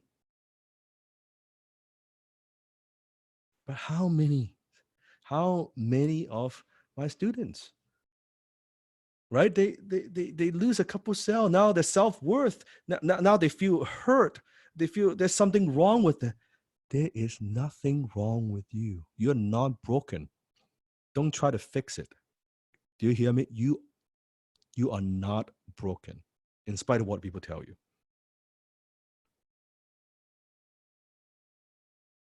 It's just you've got the lower self and the conditioning. It's like a little diamond, your little gem, right? That you've got so much dirt on you, so much insecurity and programming. I need to remove. a lot of those insecurities and dirt so you could see the gem that you are, that you could shine. There's nothing wrong. Now, it doesn't mean I don't want you to improve. Doesn't mean I don't want to transfer some skill sets to you. Do you need to get some skill sets? Yes or no? But you're not broken. So don't approach this. If you're not getting it, it's role playing, or was role playing with us. Oh, even though she doesn't get it perfectly, does that mean, oh, there's something wrong with you? There's nothing wrong with you. You're fine. You are good. You are great. You're born great. It's just your environment fuck you up. Your environment where you grew up and fuck you up. Now you're aware of it, unplug you from the matrix, like, okay, all right. Now I'm more aware of my surrounding, my environment. I need to learn some skill. I need to manage my lower self. I need to pay attention to it. And I need to expand my comfort. So then this is why HTC is so powerful, because you learn so, wouldn't you agree? You learn so much about yourself during this journey. And you're expressing yourself through closing. This is what we do. I'll say that one more time. You are expressing yourself through closing. Closing is just a mean to an end. You're expressing you, the best version of you. Now, doesn't mean we don't work on it. We could get better. We work on it. But every single time on the phone, you get, this is why it builds confidence. That's why once you get this, you are fucking unstoppable. It transfers to all areas of your life. If you truly get it, like, I mean, not mechanics, you truly get it, my God, your relationship improves. Your happiness improves. Your gratitude improves. Suddenly, everything around you, like, how many of you noticed in the just last 4 or 5 weeks that what do you notice about yourself? What do you notice? What changes do you notice within yourself? Tell me, be specific. More confidence, happier, yes, more decisive, right? More decisive, great. More humble, that's good. No ego, more understanding of your tone, no complaining, yeah. More clarity, more connected, proud of yourself, a peace, more accepting. I want you to notice more hunger, more motivation, right? More discipline. Notice every single thing that you notice on here, it has nothing to do with closing. Nobody said, oh, I think I'm a better. No. None of that, not one answer you've just typed in the chat has to do with, oh, I think I'm closing smoother. I think I can handle objection better. No.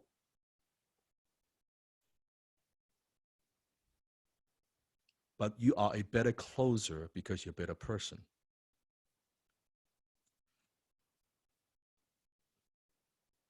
You are a better closer because you're a better person.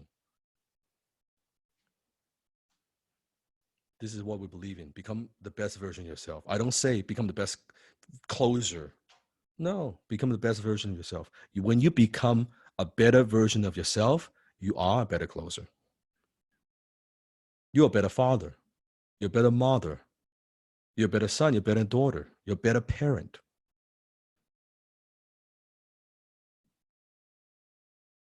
And this is why the whole process is a never-ending journey, because we never, because you're not growing, you're dying. We don't want to settle. We say, oh, I want to be better, right? I want to get better. I can get here. I can get to the next level. I can get the next level. I can get the next level.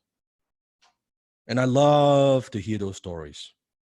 I love to see the booms, but I like to hear how that impact your life. Because after a while, I see the boom, you make so much money, that's all good. But I like, what did that do for you? I like to see those stories. Right? I'm very happy. It brings me joy when I see those stories. Right? Making people money, it's like, it's money, but it doesn't. I'm not as excited because I've seen that so long already, right? But I'm more excited when I see that more personal, right? When I see example like Payment, where his son made a little cardboard, then put some numbers on it, right? And saying that he's a high ticket closer, doesn't have a phone, but his little cardboard is a high ticket closer. I love that because I know that I've impacted his son. That when his son grows up, he's an edge. He's just something different, right? He's got a more self-awareness. He's already learning about himself that most people are not aware of. So I'm teaching you closing, but really it's through closing you learn about yourself. And by learning this about yourself, by becoming a better version of yourself, you become a better closer. Are you with me? Like, is this sinking in? And that's the beauty of it. That's the beauty of it. And it's great. It truly is. And I'm improving too. I'm learning, I'm improving, I'm becoming a better version of myself, right? Sifu is not perfect. Sifu has a lot of flaws, right? I have issues too, right? I gotta work on it. It's not that, oh, I figure everything out. No, I'm figuring out with you. I'm few steps ahead. And I know more, but I'm figuring out with you. I would never ever to tell you I'm arrive at a place that I no longer need to grow. That no, I'm learning. You're doing a push-up, I'm doing a push-up. It's just now I can do more reps, but I'm doing a push-up too. As we're doing this, I'm resharpening my skill. I'm thinking about, oh, that's a new way of, because you draw that out of me. In fact, okay, all my mentees, graduates from the past, right, previous season, is Sifu doing some new ways of closing that you have never heard of before, right? Am I demonstrating some new ways of redirecting, right? Now, where was these things? It's in me, but it's through what we are doing, the interaction, that just you draw that out of me. It's there. So then I'm learning, I'm thinking about, oh, that's an interesting way of doing it. Or I'm making notes myself, I'm writing it down. Oh, I've never heard of that before. Joe has been with me, right? There's some new distinctions, right, Joe? Very. Right? It's little actually things. very different than season 5 for sure. Yeah. Yeah. So it's like that. So you make me better. So I learn alongside with you. So I could see, oh, what do you need? What you want to learn more of? And that's how we, even from HTC, how we develop HIC, high income copywriting, because I could see a lot of my students are asking, well, Steve, I want to learn that skill. And I said, okay, all right, and I could teach that, right? Because I thought, oh, okay, it's a lot of that based on what, because I have so many skill sets. I don't know what it is that you may need or you might want on different stage, and it all depends, right? It all depends. But I want to transfer the skills, but I can't give it all to you at once. I need to say, oh, here's something that if you want to learn, I can do that. If you're something you want to learn, I can do that. Something you want to learn, I can do that, right? And I need to take you through a process. Otherwise, if I just dump it onto you, I'm doing a huge disservice because you'll be overwhelmed and you won't implement. I need to take you through, okay, do this, practice, internalize, digest, do this, digest, internalize, own it, become part of you. Next step, same thing, do something new, do a little bit more, digest, internalize, become part of you. Like I kind of need to give you in those steps, right? If I give you all at once, like how many, imagine if I dump everything I know, then you'll be like, you're just overwhelmed. And then it hurts your confidence because you're like, oh, I can never do that. I need to build up your confidence first that, oh yeah. It's one thing that I believe you can do it, but I need you to believe that you can do it. I believe in you can do it, but I need you to believe in yourself. So I need to take my time, right? That I'm giving you just enough that it is a stretch, but it is not so overwhelming that you're paralyzed. You know what I mean? Have you seen that before? Like you just too much, and then you just paralyze and you don't do anything. You just freeze, right? Versus I give you enough. It's overwhelming, but it's a stretch. but you could do it. You can do some of it. Maybe not all of it, but you could do some of it. And that's good enough. That's good enough. Do your best, forget the rest. Objection handling rule number 5. Preempt objections before it comes up. Okay? Preempt objections before it comes up. So think about, we have objection, you can do it just like a punch. Someone punches, you could counter before, during, or after. Before, during, or after. So this is, we're talking about before. So what we've done so far sometimes is during, sometimes is after, right? It's after, right? We direct, finger jab, intercept, that's fine. But you can also do it before it comes up. So the way you do it, set the agenda. Why we set the agenda? Because when you set the agenda in such a way, what I taught you, then you don't get the I want to think about it. If you set the agenda correctly. Sometimes you could set the agenda without even saying a lot. Okay. So the way I like to close, again, don't try this at home. Warning. Don't try this at home. Is I like to play a little game with myself and the prospect. I almost have this, I don't know, this a challenge. I want to challenge myself. How could I use the least amount of words to close a sale? Like, I like to speak very little. Like, I have this fantasy that I could just say like 1 or 2 lines and I'm done. I like to use the minimum amount of words, but the most amount of impact. Like, that's the way you can notice. I like to keep it short, like just boom, like, and then they freeze. So I like to play that little game. Right? I want to keep it simple. I want to be able to do that. So I like to play around with it. How could we make it very, very simple? So something like this, it could be, can I make a deposit first? I can't afford a full price, right? So Joe, you want to try that? I'll be the prospect. Sounds and good. You can be the closer. Okay. Then this would be somewhere more near the end of the close, right? So yes.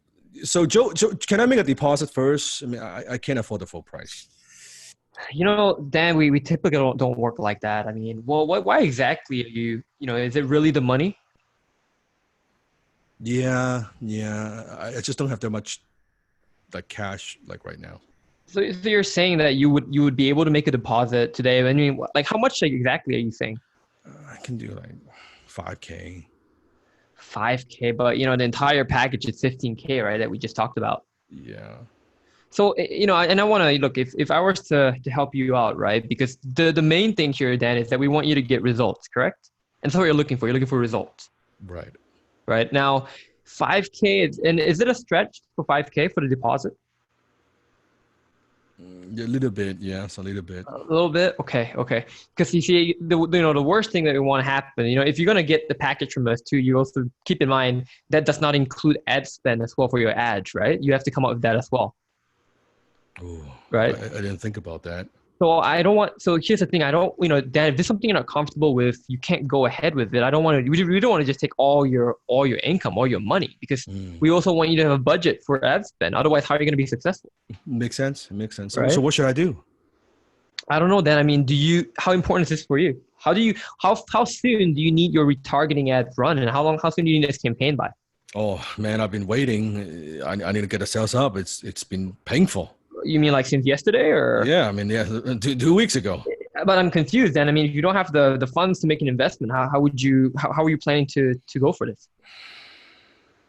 Well, I mean, I think probably I could get a loan from the bank if necessary, because I need to get this going. I need to get sales coming in. Because this sounds pretty serious to you. Am I right? That's very serious, man. Very serious. Okay, I mean, we have a current situation with a business, right? Yeah, I don't know what your business credit score is. And if you went to a bank and got a loan, do you think it's fairly straightforward? It's pretty straightforward. I have a line of credit with the bank already. Okay. And I've been, having pretty good sales over the years. And I'm sure I can get a bigger line of credit. I'm pretty confident. Like I'm 90% confident I can do that. And Okay. I don't think I could. It would be difficult for me to get a bank loan. How soon do you think they'll approve it and then actually transfer the funds over to your account? I don't know. Probably a week. I think a week or so, Okay. maybe. Because I'm thinking, right? And you know what we could do then, and tell me if you like this. If you could do the deposit of 5K, Mm-hmm. we could start by setting up some of your ads, right? So setting up some campaigns. Now, Mm-hmm. when your funds transfer over, you said how much you're gonna borrow? 15, 20? I could probably do. I'll probably If you want to borrow also, you know, I'll do 30 because then yeah, I you don't. want to have something like 3-4 months in an ad Yeah. spend, right? Yeah. Yes. I think So I if you can. Yeah, I could, can do that. if you could do that, what we could do for you is we could line up the first week, right? For your campaign. Okay. And then we could use the 5K to set that up. Now, once your cash comes in, we can turn on the tap for the actual ads. How does that sound? That's good. That's good. I'm much more comfortable with that. Right? Because we really care about you. We don't want you to just go all in and then have nothing, right? At the end of 1 month. I appreciate that. Okay. So then, what would you like to do today? Boom. Okay, so that's again quite a bit of redirections, but I like how Joe is getting a commitment, right? He's helping me out to. Can you see like how he's helping me out to solve the problem? Like I'm kind of stuck. Remember, we help people to see the possibility that they may not see themselves. You need to be comfortable doing that. And you can't paint a picture for others if your vision board is a fucking mess. How can you help other people see their visions when your vision is blurry, when it's a mist, when you lack clarity? You cannot bring clarity in other people's lives if you don't have clarity. And it's very difficult when you want to help them overcome some of these lower self issues when you're full of lower self issues yourself. It's virtually impossible. So when I listen to the way you close, I don't actually just pay attention to your techniques. I'm paying attention to what's behind the technique. What is causing those insecurities? What is going on there? It has nothing to do with the accent. It has nothing to do with language. It has nothing to do with the script. It all has to do with the self-image. Can you see how your self-image is so important? It always goes back to that. I always want to go back to fix the who. I fix the who, I fix the what. I need to go deep. Right? I need to reach into your heart. I need to turn that, right? To unlock that greatness, unlock that self-confidence first. Then I can unlock the techniques and everything else. That's why it's called Unlock It. There's a reason why the book is called that. Because unlock it, it's however you define it. For some, it's sales. For some, it's personal power. For some, it's confidence. For some, it's social media influence. Like everybody is different. Everybody is different. Whatever the it means somebody, right? To you, what's important for them. Now, I think we're fine now. If we're doing after, we could handle it. But if we were to preempt it by write it down, by using reverse psychology, you already preempt it. So I'm going to demonstrate. So imagine if Joe's on the phone, it's 2 or 3. But I'm using reverse psychology. Anything below 5, what do? Reverse psychology. So by using it, this won't even come up. So let's try that. So if I do it wrong, at the end, Joe would say, "Oh, I think we're fine right now because you haven't done it properly in the beginning." Does that make sense? Right? If we're using reverse psychology, I would be already asking, well, let's just go back to the very beginning example. HTC, I'm selling HTC, right? So Joe, you were saying that you're making $2,500 a month right now. Yeah, that's right. I mean, that's pretty good. Most people would be happy with that. What's wrong with that? I mean, I've been stuck here for the past decade, right? And decades like what, 10 years? 10 years? 10 years, yeah, stagnant, So no growth. It's not a lot of time. I mean, you seem like a young guy. Well, no, it's a lot to me because I've got a lot at stake. I need to increase my income like yesterday. I mean, that's really a lot I need to fix in my life. Okay, pause off the role play. See, as I go deeper and I go deep, right? Dig up the pain. Can you see as we continue this conversation, it is very, very difficult for him to go back, right? And say, oh, I'm fine. Like it won't happen. It just won't happen. You dig deeper and deeper and deeper and deeper. It just won't happen. This is preemptive versus being reactive. We are preemptive. So that it won't happen. But if I don't do it, if I'm just doing show and tell, I'm talking about feature benefits. And then by the time so do you want to buy? And then Joe is like, oh, I think we're fine right now. Only happens when you're not asking questions, and only happens when you're not giving them what I call the breathing room. You got to give them space. You got to let them talk, right? Is this making sense? Yes. Okay. Is it possible at the end, right? I'm talking about my service. I'm talking about what I do, all the things I could do for him. And then Joe is saying that, oh, I want to start in a couple months, right? So I'm going to do reverse psychology. So remember, we qualified them in terms of needs. I qualified them in terms of what? Time, money, and decision maker, the 4 things. So let's say I have already qualified Joe in terms of needs. His needs are now 9 or 10. You with me? Right? 9 or 10. Now I'm going to transition into preemptive in terms of time. So needs are 9 or 10 already, assuming, okay? And then I might say something like this. So, Joe, what I'm hearing from you is that to be able to get that skill, to be able to develop that skill, to be able to kind of pay off some of the debt that you have, and in order to get your wife and your daughter back, that this is something that is important for you. Am I wrong? No, I mean, you're spot on. That's exactly right. Yeah, but you don't want to do this now, do you? I mean, maybe like a few months from now.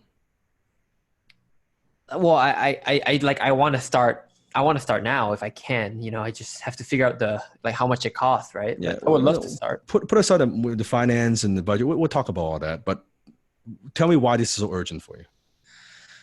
Well, because my daughter's birthday just passed another year, and I haven't seen her. Like, it's another year I missed. Like, I don't want to miss any more years, right? I just. Wow. And how old is she now?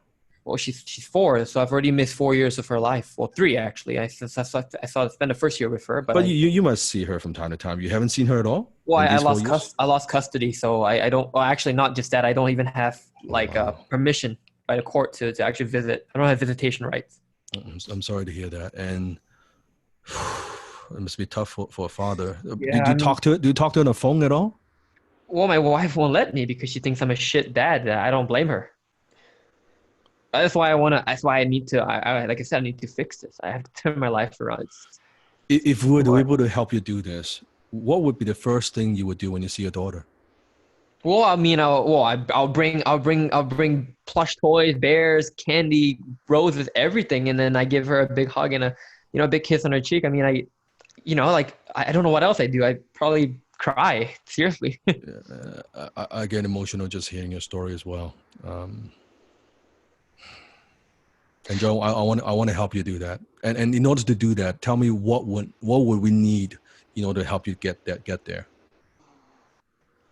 Well, I need to first prove to the court that I had make a decent income and it's stable. So I think that's a steady income, right? Yeah, and above the poverty line, right? So it's above, I think, like 30K or 40K a year. And you mentioned because you just got out of jail 12 months ago.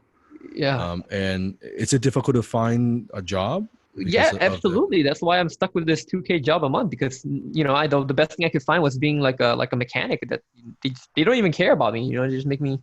Yeah, it's life is bad, Dan. You don't understand. Mm-hmm.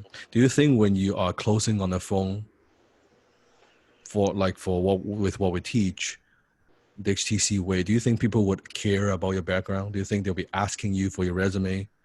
They're asking you about if you have any record? As far as I know, I mean, what I love about what Dan said in the webinar is that we're helping people transform their lives by asking the right questions, right? So I don't think they will care. Yeah. Yes. And one of the most powerful things that Dan teaches is that it is not about us, it's about the prospect.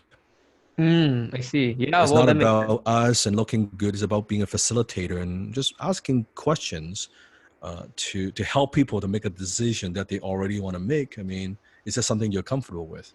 Very, very much so. I mean, it's something that will get my life back on track. Pause off the role play. I could go on, but you notice when Sifu does that, do you think at the end I would get this objection? I want to start in a couple months. You see how it doesn't even come up? If you do this properly, HTC way, it doesn't come up. It would be, how can we do this right now? I want to move forward. I don't need to push. I don't need to justify if I do my job right in the beginning. This is preemptive. It won't happen. It's almost silly when they say that I promise you, it won't happen. I don't get these things. I don't get these objections because the pain is so great or the solution is so logical and rational, and it is the only choice that will get them from point A to point B. Like they would see themselves. I don't need to. I've already painted the picture. I've guided them with very, very good questions with finesse, and they say, "Yeah, I mean, no brainer." Oh, here's a good one. Simple. Okay, go ahead. So, Dan, I just don't make decisions like this over the phone. I'm just not that kind of guy. Well, Joe, I appreciate that. How do you usually make decisions of this nature? Usually everything's like a paper trail, like fax. I prefer fax. Actually, I'm pretty old school. Boom. That's it. Whatever it is, that's your answer.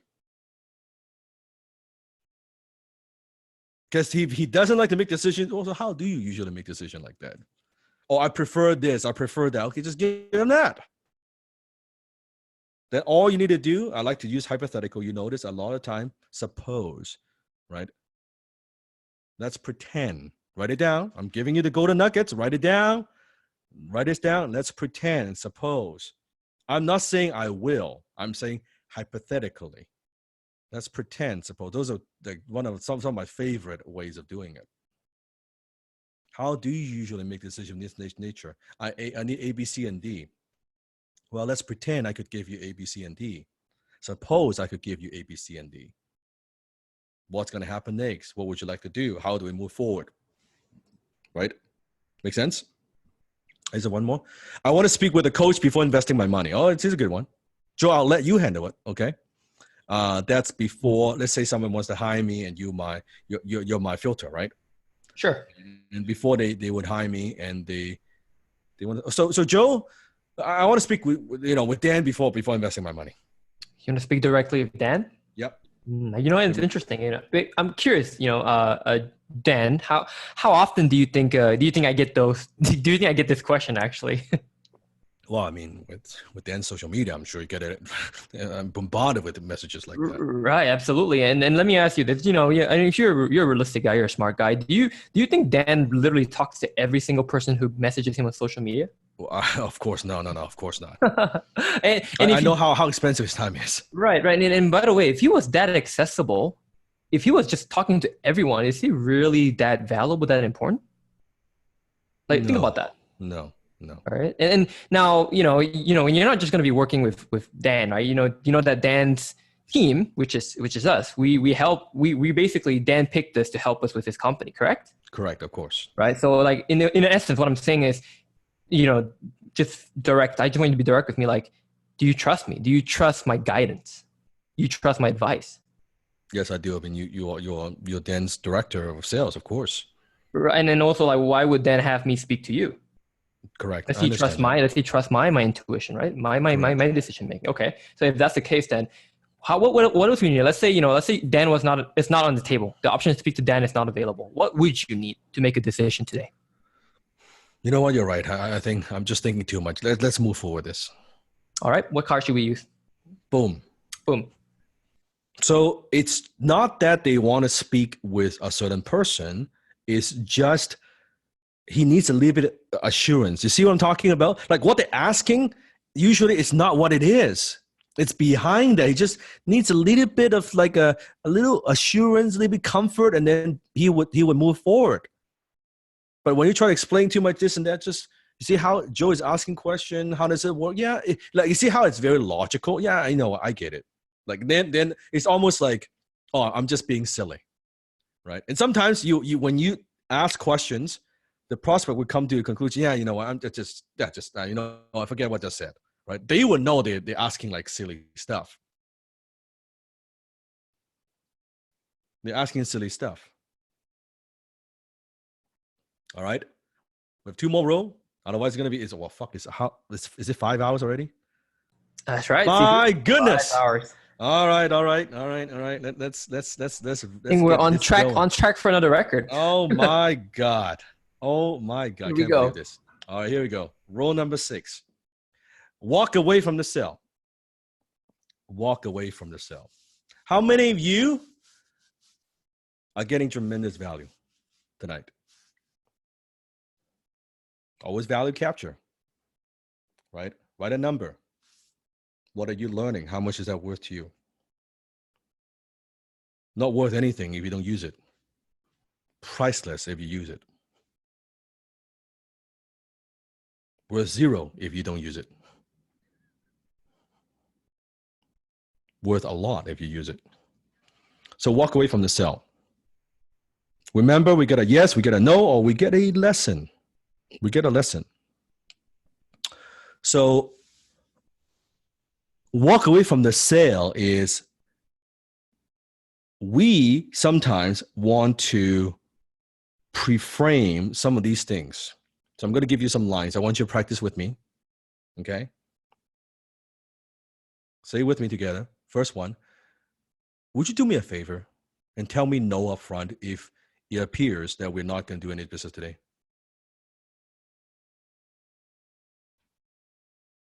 When was the last time you hear a salesperson? Would you do me a favor and just tell me no up front if it appears that we will not do any business today? When the hell did you hear that? Right? Just it's okay to say. One of the things you could say is you hear when I do the role play, it's okay to say no. Yeah. And I don't want you to do this if you're not comfortable. You see, when you do that, you are not needy and you take the pressure off. You just completely take the pressure off. So it's okay. It's okay. But here's what's very interesting.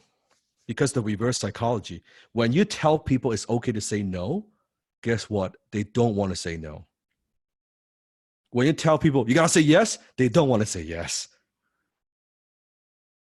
Did you get it? Right? When you tell people it's okay to say no, why do I want to say no? Well, if you're not comfortable with it, it's okay. No, I'm comfortable. I'm very comfortable. Well, you probably want to spend. You don't want to spend that kind of money. It's not within you. I mean, there's no way in hell you just spend $15,000. You said you got scared. You don't want to spend another $10,000. No. I mean, I could spend another $10,000. Are you sure? You see how that works?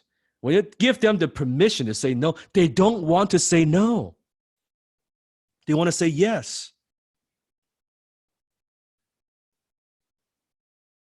You could also, during conversation, when they give you resistance, don't overdo it, but when they give you resistance, you could use, you heard that I said this multiple times, before I get off the phone. When was the last time you hear a salesperson tell you they want to get off the phone? Never. They want you on the phone. They want to keep you on, and you're like, oh my God, how the fuck do I hang up, right? How do I get myself in this situation? No. You tell them you might use this once if I'm getting resistance. So when I can't afford before I get off the phone. You notice during the role play, before I go. I value my time. If we're not gonna do business, I'm gonna say it. So then suddenly when you hear that as a prospect, right? Before I get off the phone, how do you feel as a prospect? Put in the chat.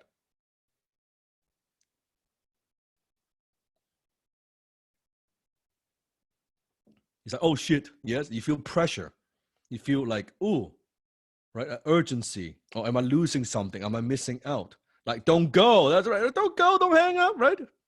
You feel uncomfortable. Good. A closing call should never ever be a pleasant experience for the prospect.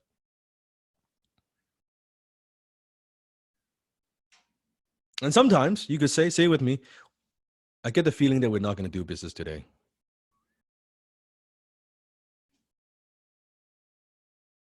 Have we finished? Hold on. Wait a fucking second. We're going to do some fucking business today. I'm going to prove to you I'm going to do some business. Here's my credit card.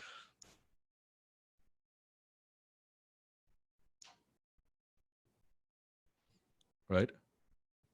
We are going to do some business today. Just walk away. Just walk away. Now you gotta do it in a way that you cannot be needy about this though. You cannot be like needy. You can. I'll do it wrong. Okay, I'll do it wrong. Well, how did I do it wrong? Fuck. Hold on a second. Well, I get a feeling that I don't think we're gonna do business today. Are we done?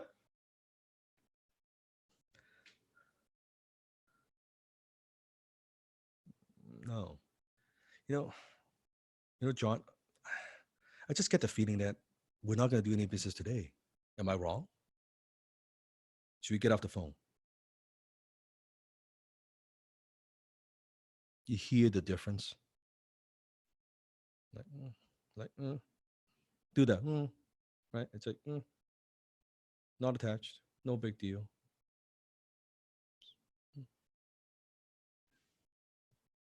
Yeah. Not attached. That doesn't mean you don't care. There's a big difference. Because some of you're doing it wrong, that you come across you don't care. Okay? You care, but you're not attached. There's a difference. You always care, but you don't attach. You're not just you care about, okay, if we can do some business, I can help you. That's great. If we don't, that's fine. Like, you're not attached. You have the next call, you move on. Okay, there's plenty of money out there. There are a lot of sales out there. A lot of opportunities. Rule number 7. It is not over until I say it's over. It is not over until I say it's over. Meaning that you could say, before I get off the phone, you could do all of that and say, we're not going to do business today. And then you circle back. Okay? I'm going to do a quick demonstration, very quick. Joe, so let's get to the end. We're not going to do business. Okay. Right. So basically, I charge 10K. You only got 5K. Okay. Yeah. Sounds good. Yeah. Okay. Well, then, how do I put this? I know as 10K, I just am only comfortable with investing 5K. So I don't think, I probably have to look for a different solution. Yeah, I understand. And Joe, it's okay. We're not for everybody. And it doesn't sound like we're going to be doing business today. Before I get off the phone, can I ask you a question? Sure. So, remind me again, why did you book a call with us? Why did you call me in the first place?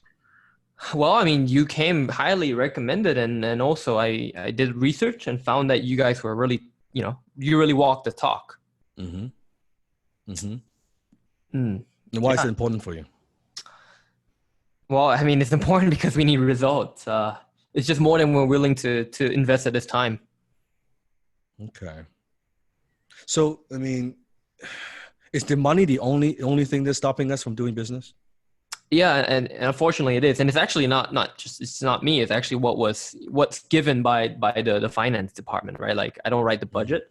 I'm just given this budget, right? So maybe next quarter when I have an increase, we spent a lot of hours already this quarter. Right. And this quarter you were telling me, but you mean this quarter you're doing very well, right? No, and that's kind of why we're looking for the solution. But the problem is I almost want to say spent, but we wasted a lot of our budget on the wrong solutions, put it that way. That's kind of why we're only down to 5K now. And if you were to have the right solution, what would happen? Well, I mean, then the ROI would be, more than 200x. It's incredible. So if you, like, hypothetically, if you're actually getting a positive return, does it really matter? I don't know. You tell me. But does it really matter? Is it a question of budget, or is it a question of return? It's definitely not a question of return. It's like I said, like I'm just mandated by by what I have. I just only have this much. I mean, I guess I could go back and request more, but I would think the CFO would just say, But you don't want to do that though, do you? To request more? I just think it would just get pushed back unless I write a very good like proposal and evidence and reason and everything, like put together a report. Yeah, I get it. And before I go, I have another appointment coming up in 5 minutes. I got to wrap this up. So, Joe, what if there's a way? I'm just brainstorming. So please, I'm not making any promises. Don't hold me to it.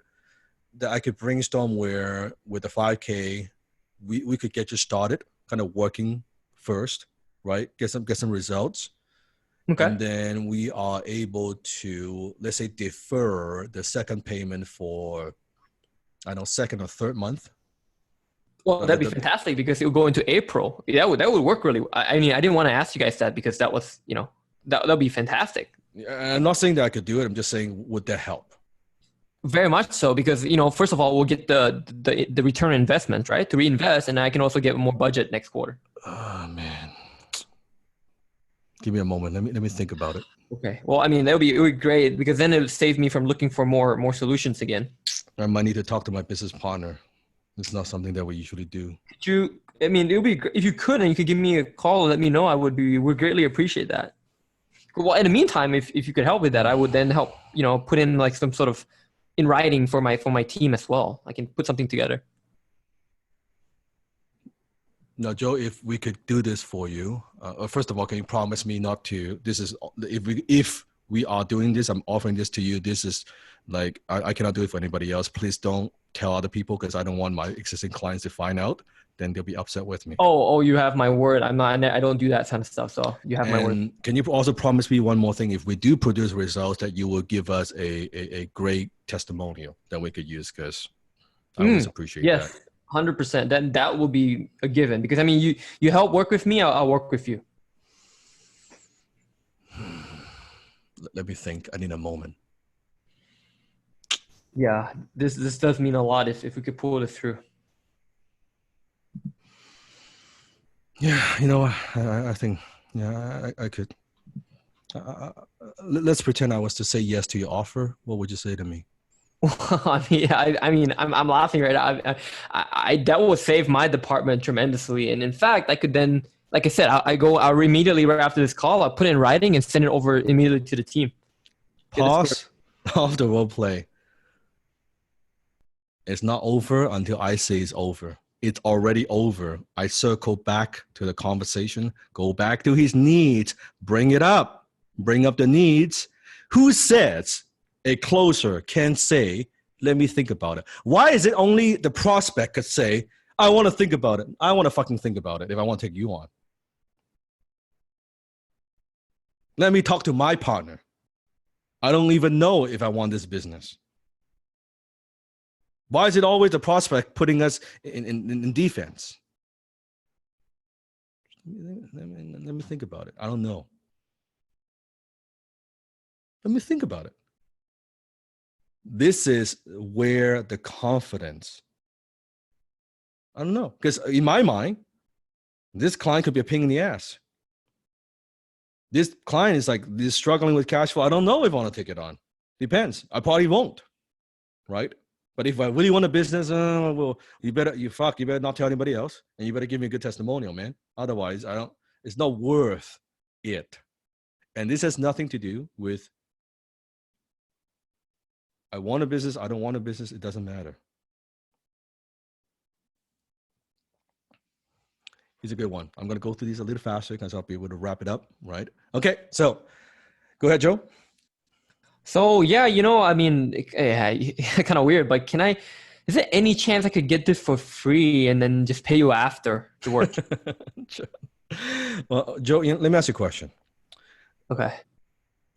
So you go to a restaurant and you eat some food and you tell the business owner and say, you know what, I'll see, I'll go home and see how I like the food and how I digest, and I'll pay you after. Is that what you do?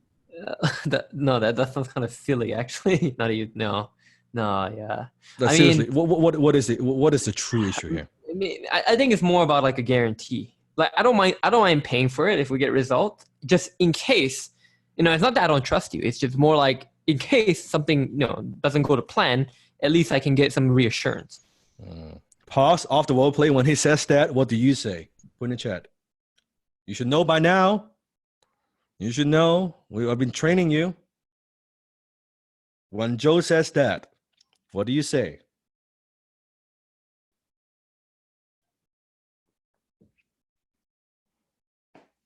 That's right. What kind of guarantee are you looking for? Right? What kind of guarantee are you looking for? That's it.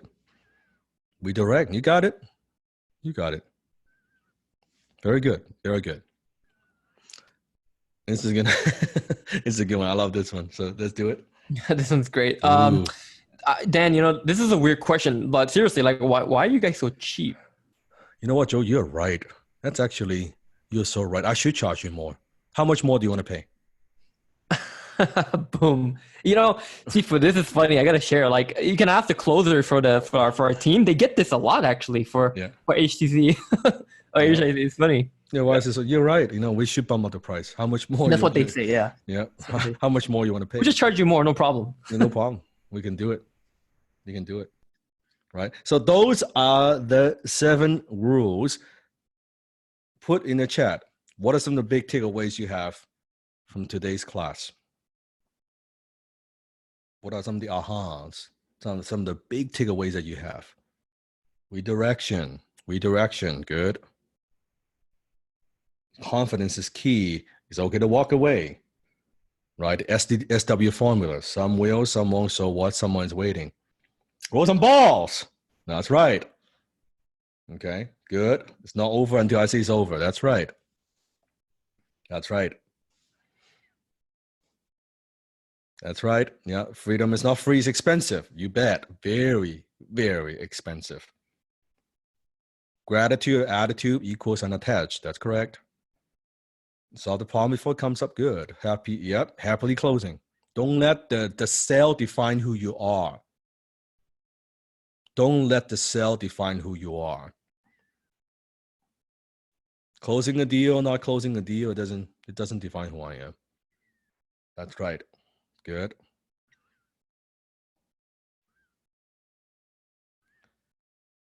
We're lucky to have you, Sifu. I'm lucky to have you as well. I'm happy to be here. Paying the vision, that's right. That's always the excel. That's good. Oh, very, very good takeaway. Would you want a bonus? What if there's a bonus rule? Before I go, before I get off the class. All right. Rule number 8.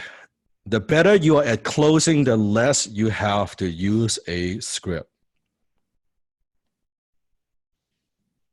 Can you see how what I said is not about the script?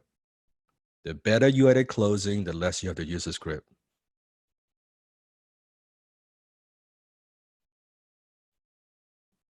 I don't need a script.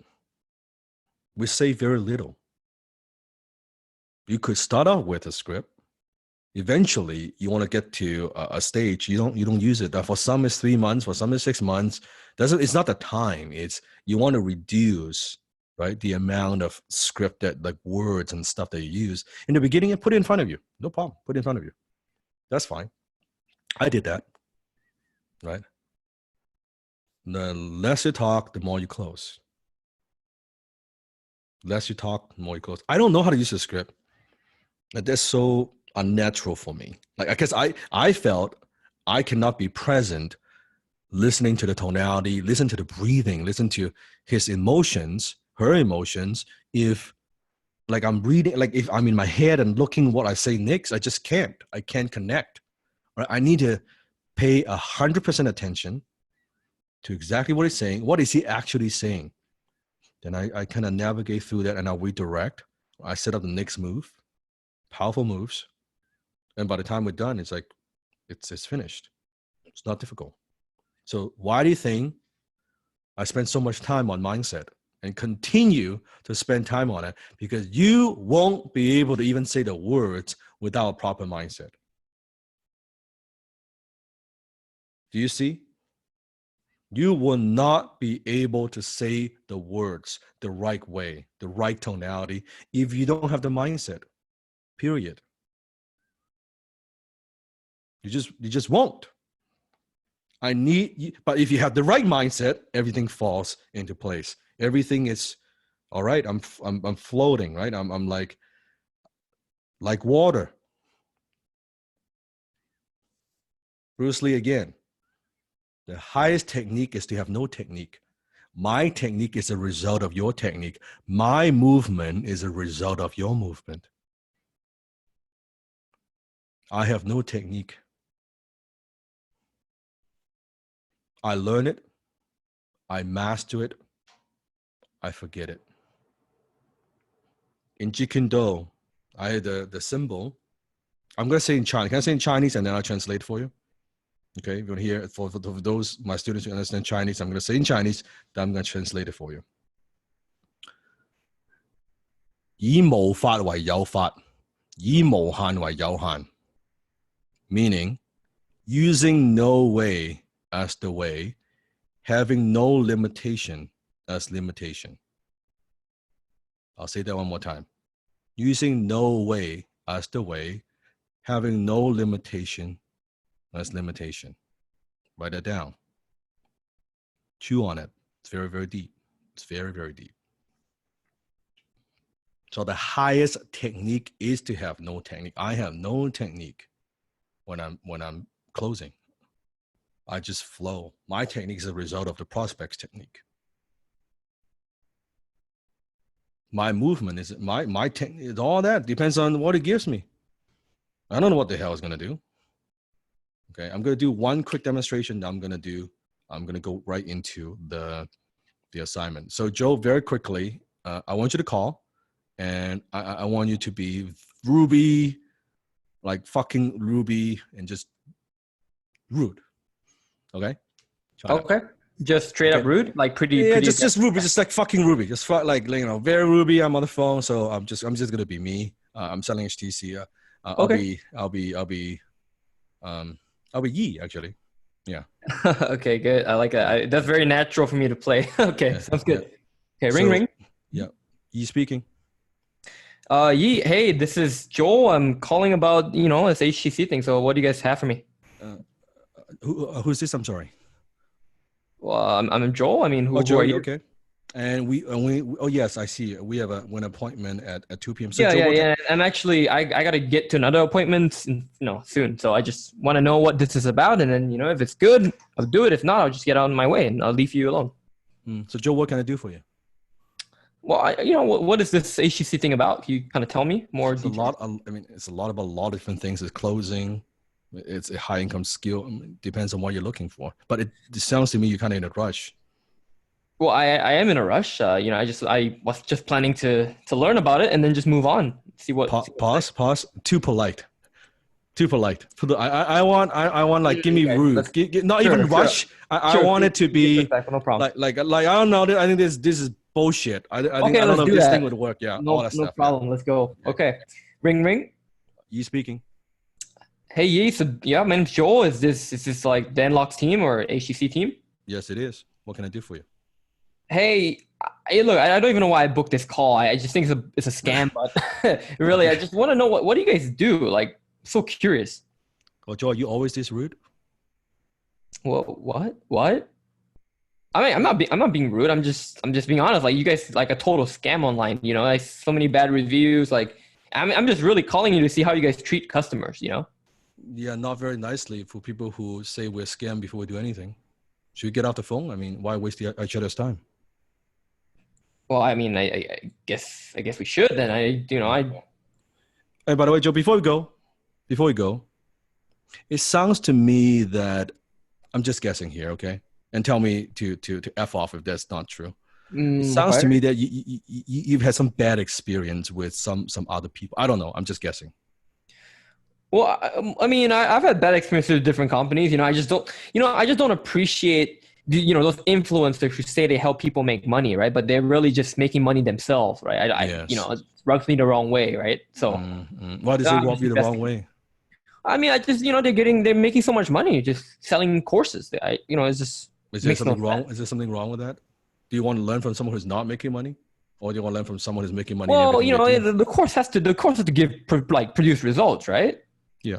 You can't just sell something just to sell Yeah, something. but let's say it produces results for other people. What does that have to do with you?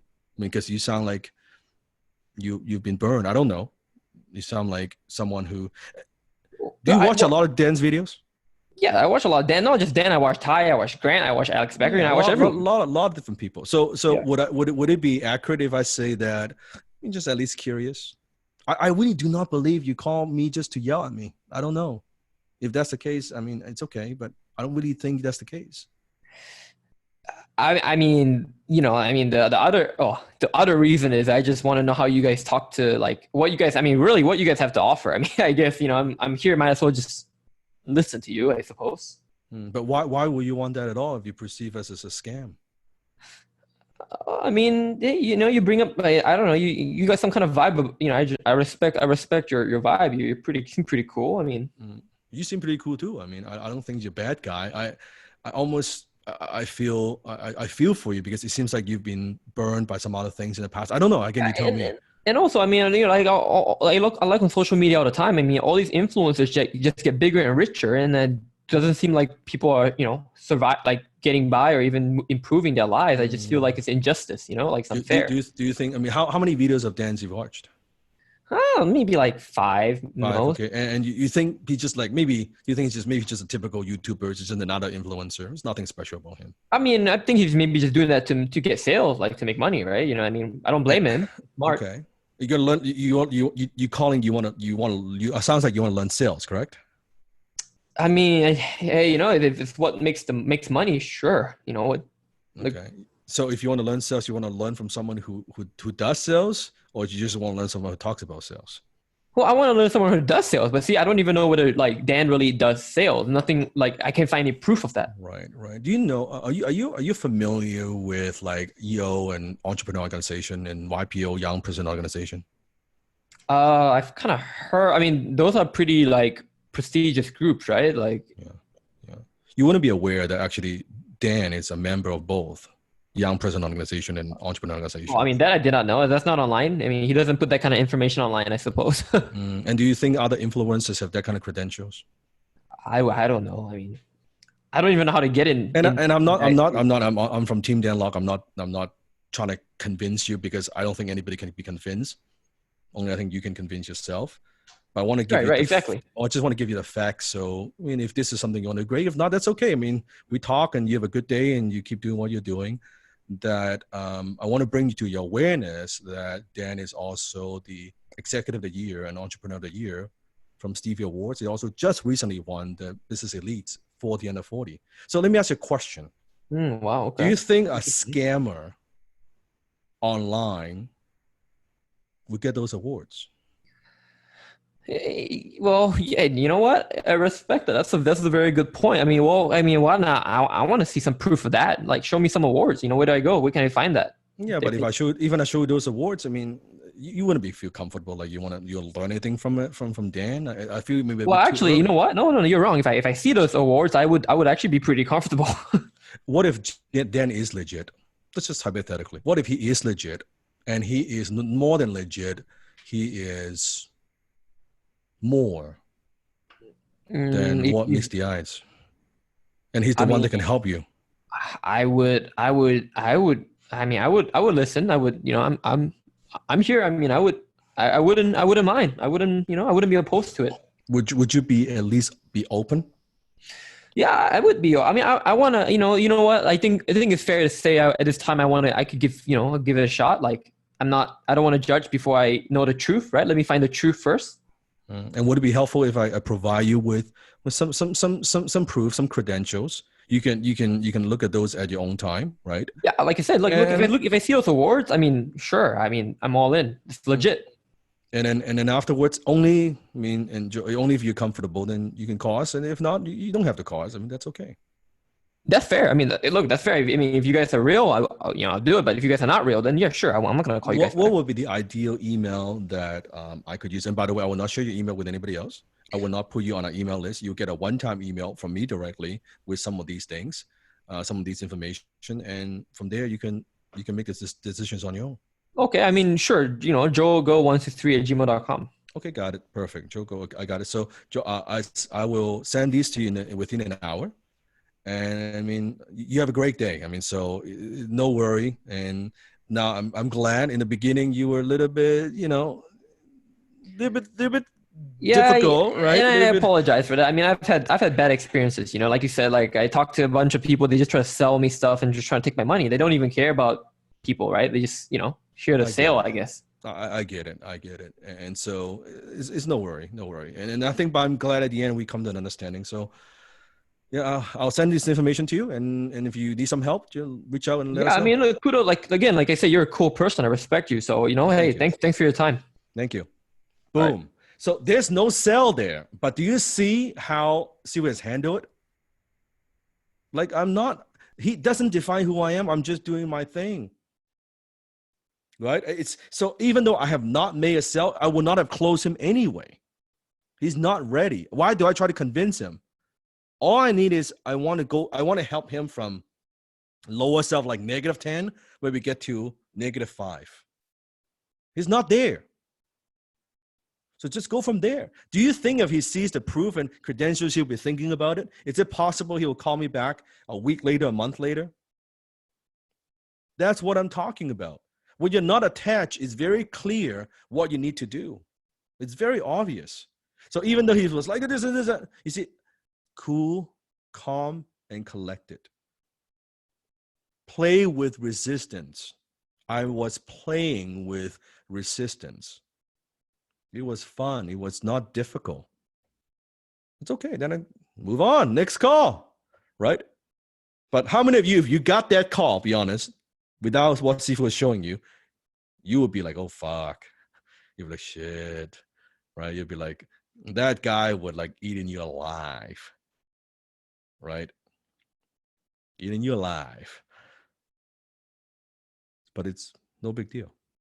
Okay, assignments time. Step number 1, basics.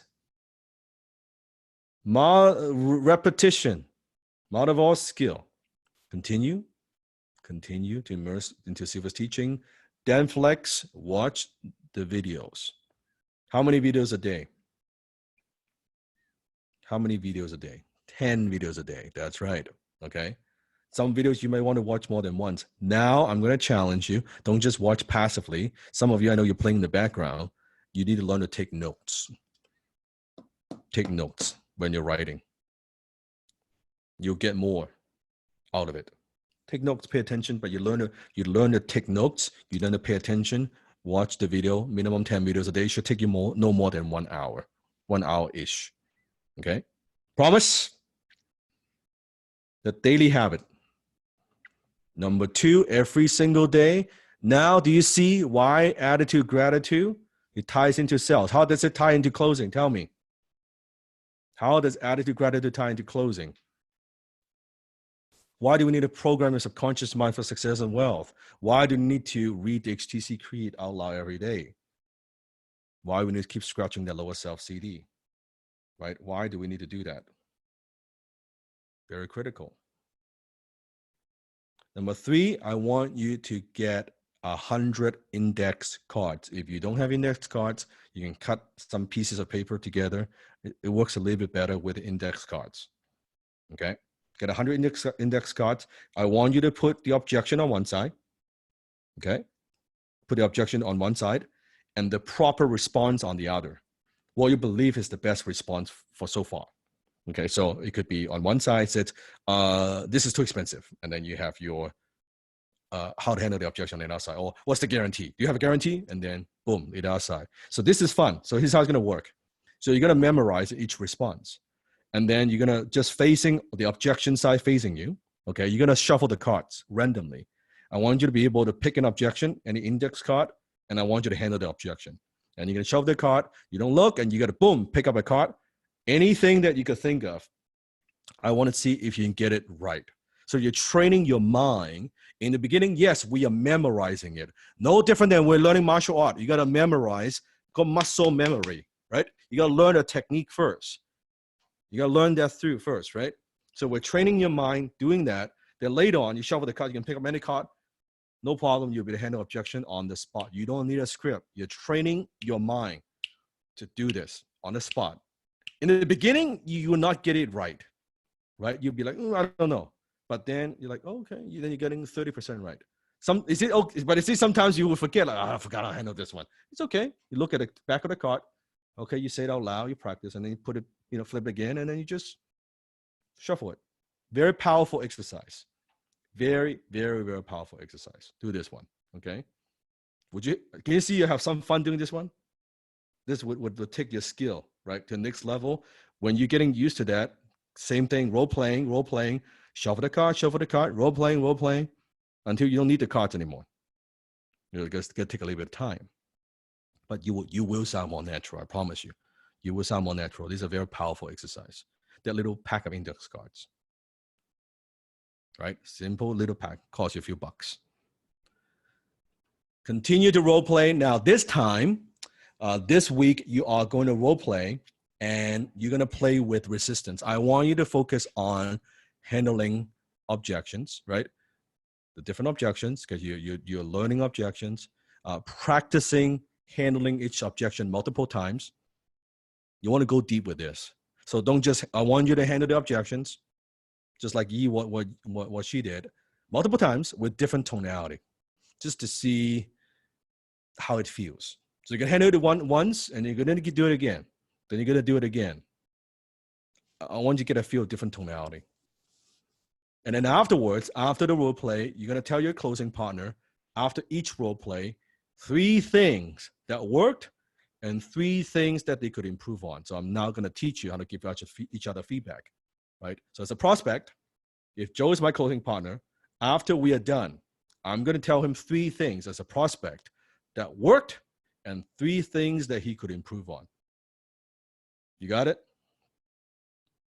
Yes? Yes? Okay.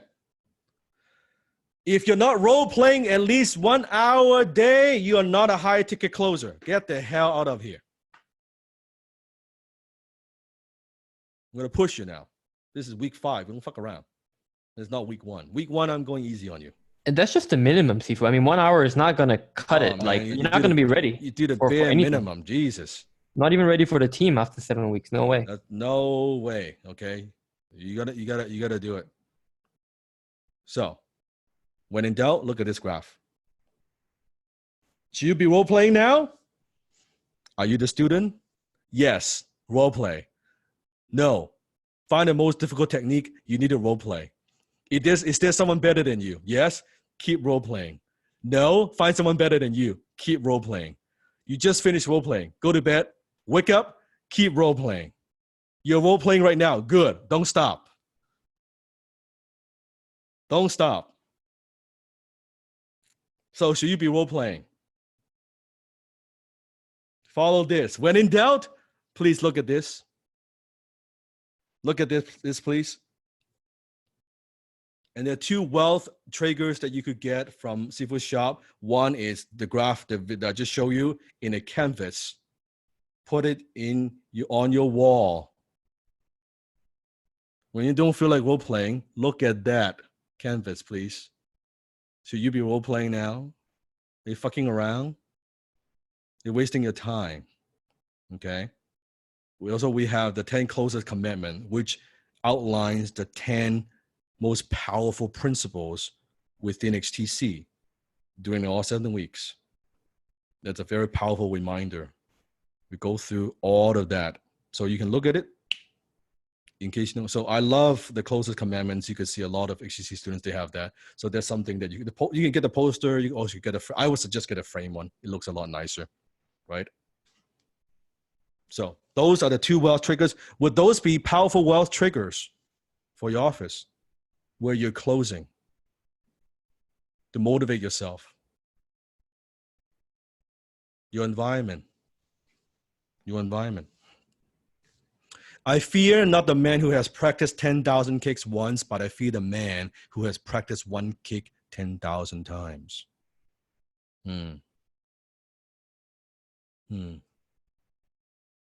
lot of Bruce Lee quotes today. Now, step number 5, you're going to revise your sales script.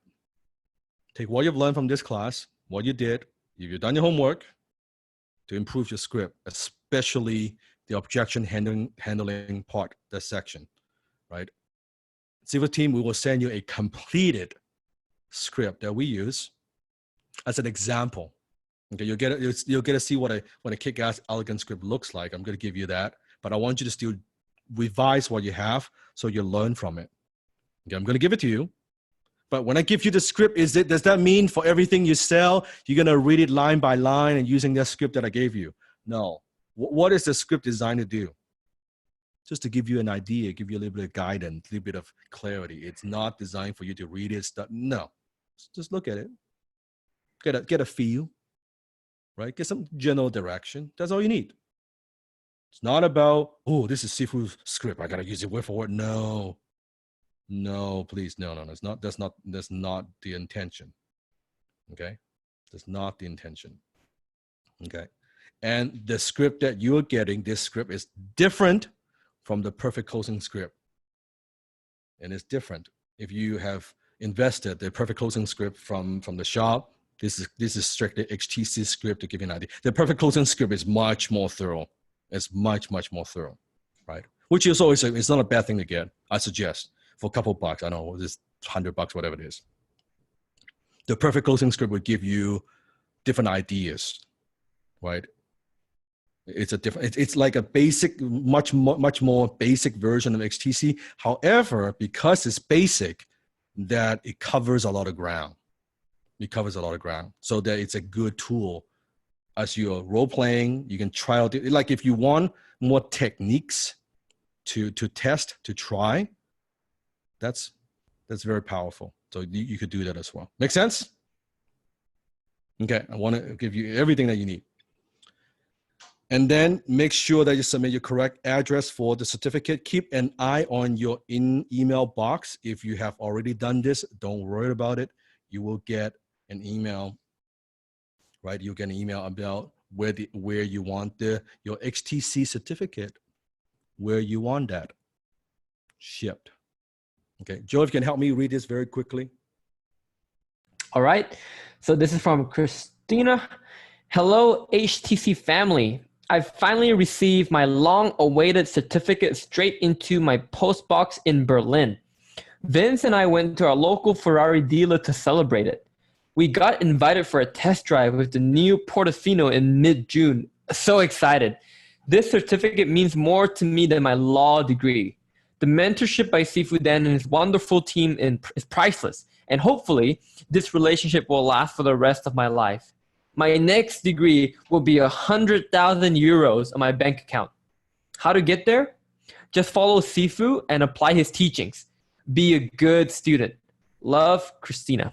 Why does Christina say that the certificate, the XTC certificate, means more to her than her law degree? Her law degree.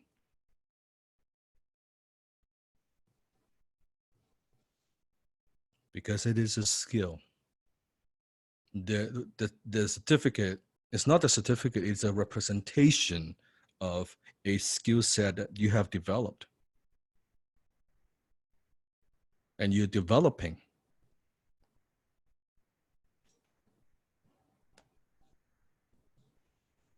Marina, one more time, Joe, please. Yes, Marina da Costa. It's here. Received the package this morning in the UK. There were even more amazing surprises inside too. And again, feeling blessed and grateful to have found this path with such great mentors and to be in this journey with inspirational people from all backgrounds and from all over the world. Now, listen to this. Again, why the XTC certificate? Why is she displaying it in front of her with the creed and everything else is very, very powerful.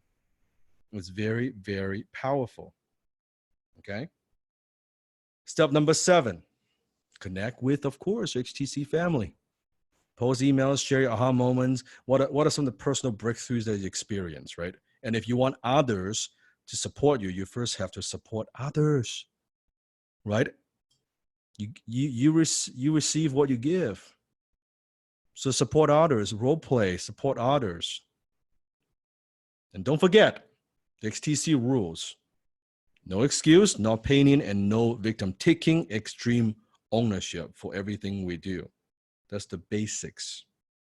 Remember? No BMW. And to unlock bonus class number 8, we need to hit 80% of minimum attendance rate. So only 2 more classes to go. Can you believe this? Only 2 more classes to go. Then you graduate. My goodness. My goodness. So submit your completed assignments, your revised script to assignments@highticketsales.com. Any questions, of course, contact support. We will announce the attendance rate after each class within 24 hours within HTC Facebook group. See, almost 5 hours and 50 minutes in, just under 6 hours. Very quick.